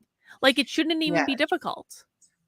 And it's not really about argument, like we've discussed. It's not about that. It's just about you can testify, right? You can give your experience with it and you can educate. Like I would say it's a good thing. There's one thing I cannot stand, and that is a very pestilent and negative Christian. You're not supposed to be like that. Me and you, Carlin, we have joy. Yeah. There's joy. It's like you need to be having joy. Like you're not, no offense, but I don't know that you're doing it right if you're not somewhat joyful. Like you should feel grateful for God and for knowing him and all this stuff. Like it's a good thing. He's framing this in such a terrible way. Like if you have cancer, it's like, really? That's not what that's like. He's not that great. I don't think he's very good. God loves you and he wants you to be happy. God doesn't want you to be miserable. God doesn't want anyone to believe in him by threat of eternal damnation. It just makes no sense. Yes, and one of the main goals of Christianity is to be able to have joy in any circumstance. And I would say that may be the goal of most religions and spirituality, is to not have your internal state based on external circumstances. And that's one of the major goals. It's not the only goal of Christianity, but it's one of the fruits of the Spirit. It's joy. Joy is not conditional upon external circumstances. Happiness is. That's the difference. Joy is intrinsic. It's within you. We have it. We're living in this shitty Biden America and it's horrible and the economy is awful and everything is going to hell. But we can still laugh about how Deb needs to be dicked down by a dominant guy. We love it, We do. Brian says, God will judge those that push people away from him. Exactly. I can say this because I think this is important, is I don't really blame them entirely when they do that initially, right? Because we're talking about things that are going to radically change their worldview. And when you think about how worldview functions, is it really makes us feel at home in the world. It makes sense of all this data that's coming in, that it would just, without a worldview, be total chaos, right? You couldn't make sense of anything that you're supposed to do or understand anything. So, one writer describes when your worldview is attacked and you start to realize, oh, it doesn't map onto reality anymore, as a domicide. Like, it's a destruction of your home. It's a very disorienting experience where you feel homeless, right? Yes. And I've actually changed my worldview twice. So I know how it's the most traumatic thing I've ever been through. I'm sure there's more traumatic things in this. It was very traumatic because it was changing how I looked at reality. And so I know Paul talks about suppressing the truth and unrighteousness. And I think there is a point where, it becomes plain to you that this is true and you just don't want it to be true. And you're just gritting your teeth and saying, I hate this. I don't want it to be true. But I'm understanding that when people are resistant to evidence, because, if you're asking me to abandon my view of reality, it's going to take more than 0.6 on the probability scale in your argument to get me to do it, right? I mean, you got to really give me lots of reasons to make that kind of leap. And you need to give me an alternative vision that I think is better, right? I'm going to cling to this worldview because it's the only thing I got. And if you're not offering me something better, then what am I going to do? I can't go out into, to no man's land with no worldview and everything becomes totally meaningless. So I think we tend to cling to that worldview until, somebody offers us another one. So again, it's kind of like, if I offer you one that answers those questions better than the one you have, and you're starting to see there's problems with yours, then there's a potential for someone to shift. So That's and I think they've done studies. Go ahead, Keri. It's absolutely what happened to me, is that if you think of your worldview as a house, I think George Lakoff is the one I first read talk about it in this way. That if you think of your worldview, your belief system, whatever, as a house, it's like raising your whole house to the ground. That's why so many people who are in it, when we talk about trying to reach people who are in the social justice faith, which Carter doesn't care about as much as I do, he's like, you make me sound so evil. I'm done with them. It's not that I don't care about them. I just don't think they're the ones who can be saved. Like, I don't. I know you do care about them, but you don't care about pastors, what she's doing. But you don't care about trying. Carter says it's like the house is on fire and he's trying to dig a moat around the house, and I'm going into the house to get people, which is true. I think digging the moat is very important, and so I don't. I completely get. I don't know, Keri. where your priority lies and who you're talking to, who the intended audience is. That's what I was saying. But so when I think about part of my audience, Keri's still in the fucking house, and what's going on? She's still in the house. And I have to she just moved to a different fucking house. One of my challenges, one of my struggles is not having empathy for people who believe what I used to believe. What Keri actually did was Keri burned down the first house and then looked at it and was like, oh shit, the house is gone. And then she moved to a different house and started reenacting the same things in different ways that burned the first fucking house down. I think she's still in the house. I think my view is she was in the house and she's now in another room closer to the exit. I don't think she ever left it completely. I hope she will get out before it burns completely, right? But she ain't getting nobody else out. She's not even out herself. She needs to go all the way out of this. She's still breaking the shackles to this day and she doesn't realize it. I'll tell her. And wouldn't it be nice if she had a pastor that could help that would her? Actually help? I mean, right.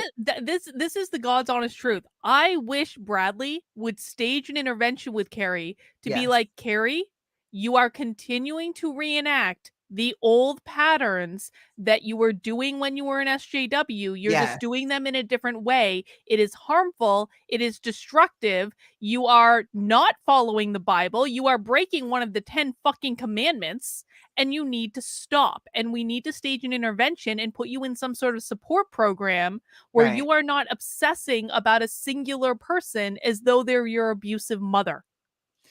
Yes. And I also think that is what that is one of the pastor's main jobs, is to do that. He's supposed to help her, especially as a new Christian, to realize these things. And he's not, because he's taking in the SJW too. It's just in a different way. And I worry, and I understand now why you're so black-pilled, because we're at a point now where even people who believe they are not SJW are still SJW. That's how steeped into the culture it is. And it's very sad and very dangerous, but there are those of us that aren't. And how do you know?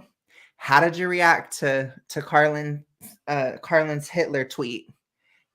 That's a very good way to tell. If you read and she should be censored and she should be gone, you're an SJW. Congratulations. It's true. It's true. And there were a lot of conservatives that were getting off on trying to cancel me, Ian Miles Chung, on the top of the fucking list. But he's a conservative influencer, even though he's a Malaysian fucking Twitter troll. And the thing is, For me, Carlin, it was another day of my life. Mm-hmm. It was just another moment in time. And I might have laughed a little bit. And I might have been like, Carlin's getting canceled again. So that may have happened too. But I did not read. Not No, you really. didn't. I more read about the I was like, whoa.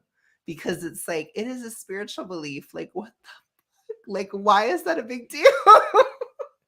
Anyway. Yep. Well, it did expose the PragerU hypocrites, and so that was probably That was bad. They that really was had a they mistake. really fucked that up. Yeah. Really And badly. I don't hate PragerU, but they need to rectify that. Just like Trump. He messed they up. never will. He messed up with Kathy Barnett. Trump should rectify it. He may never, but still, mistakes were made. They were. Yep. I have to keep reminding myself that I want those people to hear me and, try and feel them. But I get why it's so hard for them to hear facts that contradict with the belief system. They dismiss them because it's not like just changing a window on your house of belief. It is like raising the whole house to the ground. That's really hard. Like you said, it leaves you homeless. It left me homeless. I was in the most vulnerable, darkest place of my life. That's what happened to me. And I completely started, okay, let me build my foundation from the ground up and figure out what it is I think I believe. And that's asking people to do a lot.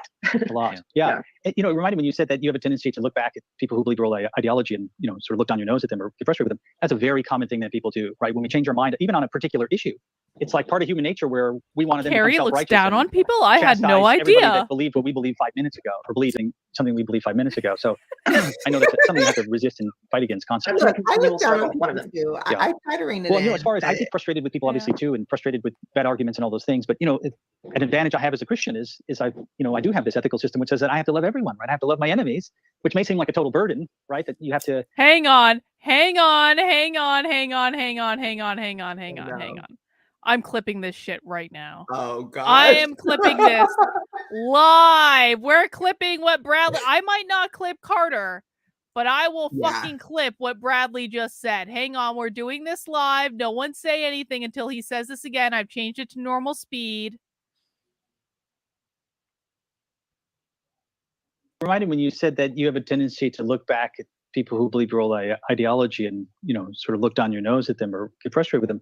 That's a very common thing that people do, right? When we change our mind, even on a particular issue, it's like part of human nature where we want to then become self-righteous and chastise everybody that believed what we believed 5 minutes ago or believes something we believed 5 minutes ago. So I know that's something you have to resist and fight against constantly. That's my continual struggle, one of them. Yeah. Well, and as far as I get frustrated with people, obviously too, and frustrated with bad arguments and all those things. But an advantage I have as a Christian is I do have this ethical system which says that I have to love everyone, right? I have to love my enemies, which may seem like a total burden, right? That you have to, fight through that frustration and the feeling of just saying I'm done with this, let them burn their own house down. You have to push past that, but I think that again, that's not a restriction for restriction's sake, not just there to torture you, but you can actually come out the other side when you really follow those instructions, which I don't always, unfortunately. But I try to. Is it really is a higher level of being. Loving people is actually, better than hating them, I think. So. Yes, and it's very. I'm reading C.S. Lewis, who said that loving people. We've talked about this before, Carter and I, about loving people that you like is very easy. Right. But loving people you don't like is hard. And I think you can love people you don't like. It's just it's hard. Yeah. Well, I disagree, but I know we have to end, Okay. Keri, so that I'm going was to the bite my best tongue fucking clip and not- ever. Holy shit. That so was. I am going to replay that clip over and over and over and over again. Every fucking time Keri runs her mouth about me. Yes, exactly, Sam. He loves people he hates like he loves gay people, right? Mm-hmm. No, I would just say that I completely agree with what he said. Whether or not he actually does it is a different story. But I completely agree with what he says too. Yeah, I completely agree with it. They just don't practice it. Right. It is biblical. But I did, you know, it's like I prayed for them at the beginning of the stream. It's like Bible says to pray for your enemies too. And I think that it helps to kind of soften your heart towards certain things over time. Forgiveness is such a big thing. It's so difficult, but I think even reconciliation can be even harder, you know, which I actually shared a story in my Zoom about how my family situation is actually healing. I've had a rift in my family for many years now, 7 years. And it looks like this is the year where it's probably going to be restored. Now that takes forgiveness and grace and all these different things on all sides. But you can get there. You know, it can take a long time. That's why I do have hope for Keri. I do. But it could take a long time. And I would say, Keri, you're not out of the house yet. You went from a tiny room in the back of the house to a big room, maybe in the front of the house. And you thought, oh my gosh, I'm homeless now because there's all this space. No, you're still in the burning house. The door is still there. You need to go out all the way because you're still SJW. You don't even realize it, but she still is.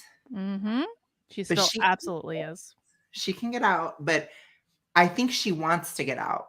You know what I'm saying? I think she'll get there eventually.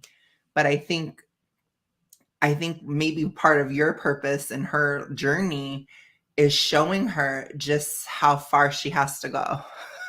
I mean, no, I mean that might be true. I absolutely do believe that Keri and I have karma from a past life that we are working out in this lifetime in real time on Twitter right now in front of everyone. And because there's just no other logical reason for it. I mean, there is no reason for this to be continuing, you know, almost 2 fucking years later. Yeah, and it's a lot. It's just ridiculous. And so, no, I mean, I do absolutely believe that, like, I hope Keri works it out. I really do. I hope that, I like to think that, like, even with people that I dislike, I'm not perfect at it, but I do believe that I've learned how to extend grace to people I don't like when they're not constantly proactively trying to fuck up my life. But like the minute that they stop and leave me alone, I don't even think about them anymore. They play no factor in my reality at all. And I kind of I wish them well, and I hope that they're happy, and I hope that they're successful. I mean, we even said this on the Keri and Deb stream. Like, I would love for Keri to write a book. Like, she needs to write a book. She needs to develop some sort of program to wake up SJW. She needs to do something. Like, she has a tremendous skill set. She has a great perspective. And like, why isn't she doing these things? Because she's wasting her energy focusing on things that don't matter. And I would love nothing more than for Keri to focus on things that actually matter. And I don't need to be best friends with her to say that. I don't even need to like her to say that. Right. I just want her to focus on like the larger fight rather than like whatever issue she has with me. Saying what you're saying, that is the loving thing to do. So even as a non-Christian, you are doing the Christian tenet of loving your enemies. You are being loving towards her and telling her this stuff. She needs to do this. It's not a matter of, you know, I don't really hate her either. Obviously, I don't have any personal beef with her, but the thing is, like, it's more loving to let her know she hasn't escaped the burning house. It's service to her. Someone needs to tell her. And to be quite frank, it should be her preacher. It should have been, but unfortunately it's not. And I would say, if there's any universe in which we're getting through to her, maybe consider trying a different church for a while. Just see what else is out there. You can shop around. Maybe you're in a different phase of your faith now and you need something different. That is okay too. It's okay. Yep. All right. 3 minutes left, Alex. 3 minutes on the nose. I say all the things that I want to say right now and let you have the last say. Thank you. The last thing I would like to say is that, Bradley, we would love to have you back on the show another time. I'd love to do it. And Carter was like, thank you very much for coming on and giving us your time and your mind and your heart. And Keri's like in love with this person. So. I don't understand it. Yeah. Sorry. Yeah, it was Absolutely. great. I could keep talking to you for another 2 hours. But Carter, you're so full Yeah, of me shit. too. Yeah. You are so full of shit, Carter. All right, guys. Thanks so much. That's Thank you. We're really nice. enjoyed it. So. And again, if people want to follow, I don't you think they ever online, had him on go to again, Church huh? on the Square on Facebook and YouTube, and we will put the links in the description. Great. Thank you very much. Did they ever have him on Oh, again? I guess that's it. Yes, they did. They have done future episodes with him. Oh They have. no! They did. That was just the first. Oh my god! I thought that would be the best place for us to start. Well, Alex, we've made it through another Sassy Saturday stream. The haters are sure to be in full. Like, can they'll you be believe sorry. they've been streaming for over 5 hours? Oh my gosh, she's so disgusting. Oh my gosh, it's so bad. A Christian has already been tweeting about me. Oh, poor So, thing. hi, Poor A Christian. Hi. We know Trigger. you're watching. Thanks for the ad revenue. So, final thoughts. Final thoughts. Alex, you go first. My final thoughts is that I think that he started being a pastor way too soon. Yeah. Way too soon. I think it's unless if there was a situation where there is absolutely no pastors anywhere, like let's say you're on a desert island in the middle of nowhere, right? And you have to start something right away. It shouldn't have been him. Or he should have had to learn from other pastors, or just it has to be more of a process because he's not that great at it. I'm not saying that needs to be legislated, obviously, but I'm just saying in terms of the faith and everything, I don't think he's ready for that. I think that he still is going through, at this point anyways, of the stream, he was still going through, yes, he was a baby Christian too. He was still going through the baby stages of this, and he was still kind of an SJW. Yep. Again, if you are at any level of SJW, you certainly should not be a leader within a church. Right. That's a basic standard. Because he's not going to be able to help anybody else if he's still in it. And if he's just having these same controlling mindsets and these same cancellations and kicking people out for things and doing this type of stuff, it's not helpful. He even made a low-key joke about I forgot what it's called for a second, communion, like the bread and the wine, like that is such an important thing in Christianity. Like he didn't even take that seriously. It's like, what is he taking seriously? What is he even doing? And I think for him, it's probably more of an ego trip for him, if I'm honest. I mean, I don't know that I believe it's necessary. Well, maybe there's a little bit of the ego trip. I think that it's very obvious to me that he is still on his journey. And that he it's extremely obvious. And I think that it's one of the where I basically agree with everything you just said. I think that he needs to be mentored. I think that he needs to study under other people. I think he needs to, and those other people can be Christians. I'm not suggesting he needs to exit the Christian faith and like go do like meditate in India or anything like that. I just think he needs other teachers, and I think that he needs to really solidify what he believes, because it doesn't really seem like he's completely wrapped his head around the thing.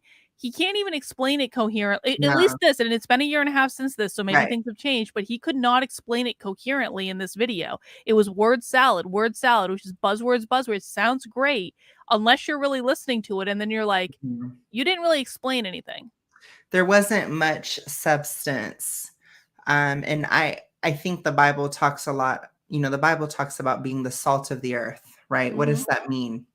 It means you ought to be salty, in the sense of there has to be that essence there, that potency. And I just feel that it was lacking in him. There was nothing beneath the words. And there is also such a thing as connecting to people emotionally. And he couldn't even have bare minimum grace when Carter almost looked like he was about to cry, thinking about his experiences with the church. And it's like he just brushed right past it like nothing. It's like, dude, like you have to be somewhat empathetic to be a leader of any kind, because you have to be able to read people in order to direct people. But I think it's like he needs to work on it so much. He should have just been like a junior pastor, or like something lower level for a while. Again, a Mhm. church is just, it's very much like an organization, and he wasn't ready for the leadership position. And now they don't even have a place for the church right now. You know, it's Yeah. like, for a statement, not that I think that they should have been canceled or anything for that. That was completely wrong. Yep. But it was a fruitless statement to make anyways. It was fruitless. There was no point in it. And now they don't have a place to be. And so it's like, I don't know. I just, it's disappointing, but it does explain a bit of why Keri is struggling. I'm going to say that. It does give some good context. I mean, it may be, and this might shock you, but maybe it's not even all Keri's fault that she's struggling. Now, I don't think that Keri has ever completely abdicated individual responsibility. She is completely responsible for her actions. Right. But I also think that Keri, I'm sorry, I think she's very easily led. When she likes someone, she will follow that person where they're taking her. And she obviously likes him.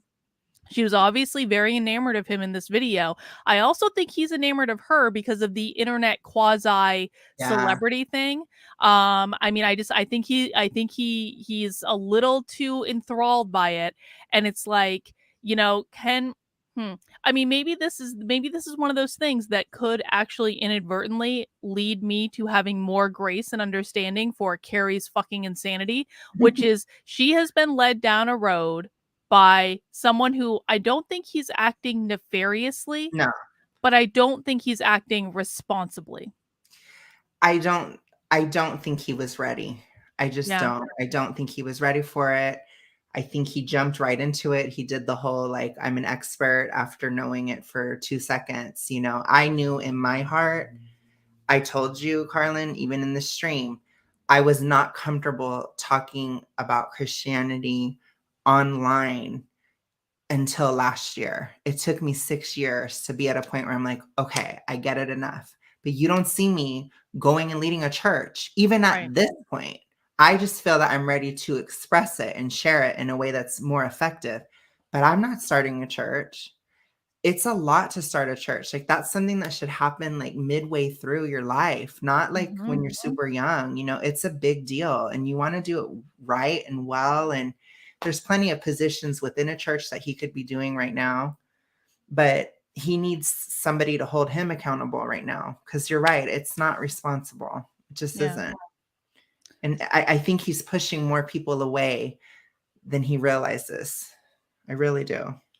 Well, I mean, I don't know that I have any additional thoughts on it. I just think it's too bad because it's like he genuinely seems like a very well-meaning person. Yes. And so I don't think he's a bad person. I don't think well, he definitely talks a little SJW, but I don't think he is an SJW. Not overtly. I not think overtly. It's subconscious. It's probably just it's still exiting out of him. We'll put it to you that way. I think it's a process for a lot of people. And he's not completely out of the burning house either at this point. Wait, are you serious? Sam, are you serious? He's 48? No. Are you serious? If he's 48, I have deep concerns. Oh, that might make me rethink everything. That really? No, there's no way he's 48. No. Sam, I want confirmation. Don't leave me hanging, Sam. Yeah, I know. I'm like staring at the chat, waiting for like an update. 48. Oh my God. Well, I mean, even if I guess he is 48, which I might judge him more harshly if he's 48. I still don't think he's a bad person. I do think he's acting incredibly irresponsibly. And I think that, I mean, Keri does not give up accountability for her own actions. I'm sorry. She's not behaving like a Christian. She hasn't been behaving like a Christian for a very, very long time. And it seems to be mostly targeted at me. I dearly hope no one has to. Well, no, we know it's not just targeted at me though, because she did the same thing to Carter. Not on the scale she's done it to me, but like she went around lying about him too. So I don't, but it's not just me. This is a personality thing.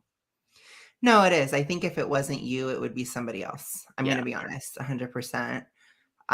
But I just think by divine reason or whatever. I think it's happening to you because you can talk about it, you can expose it. You know, you're in a position to teach people lessons. And I hope that we are teaching people something. I hope. I mean, I don't think I'm the arbiter of all knowledge, but I do know a little bit. So I hope that we're spreading some knowledge here. I think we had another successful Sassy Saturday. I So loved I it. think yay us. Now next week I can't do Sassy Saturday because I'm going to be at the Libertarian National Convention, but can we convene again in a couple of weeks, Alex? Of course. But of course. Yay! Of course. But I don't have a choice, remember? So no, I'm just kidding. Oh God. I'm just kidding. No, it was fun. But I do want to we can reshow again. Remember, you guys, I do have my channel. Hang on. in I'll bring up your stuff. Well, I've got your Twitter anyway. Guys, please subscribe to Graphically Alex's channel. All this information is in the description below. And of course, make sure you follow him on Twitter as well because we need to get his Twitter numbers up. Let me see if any of you have followed him on the stream. One person. One. Thank you, one. One person.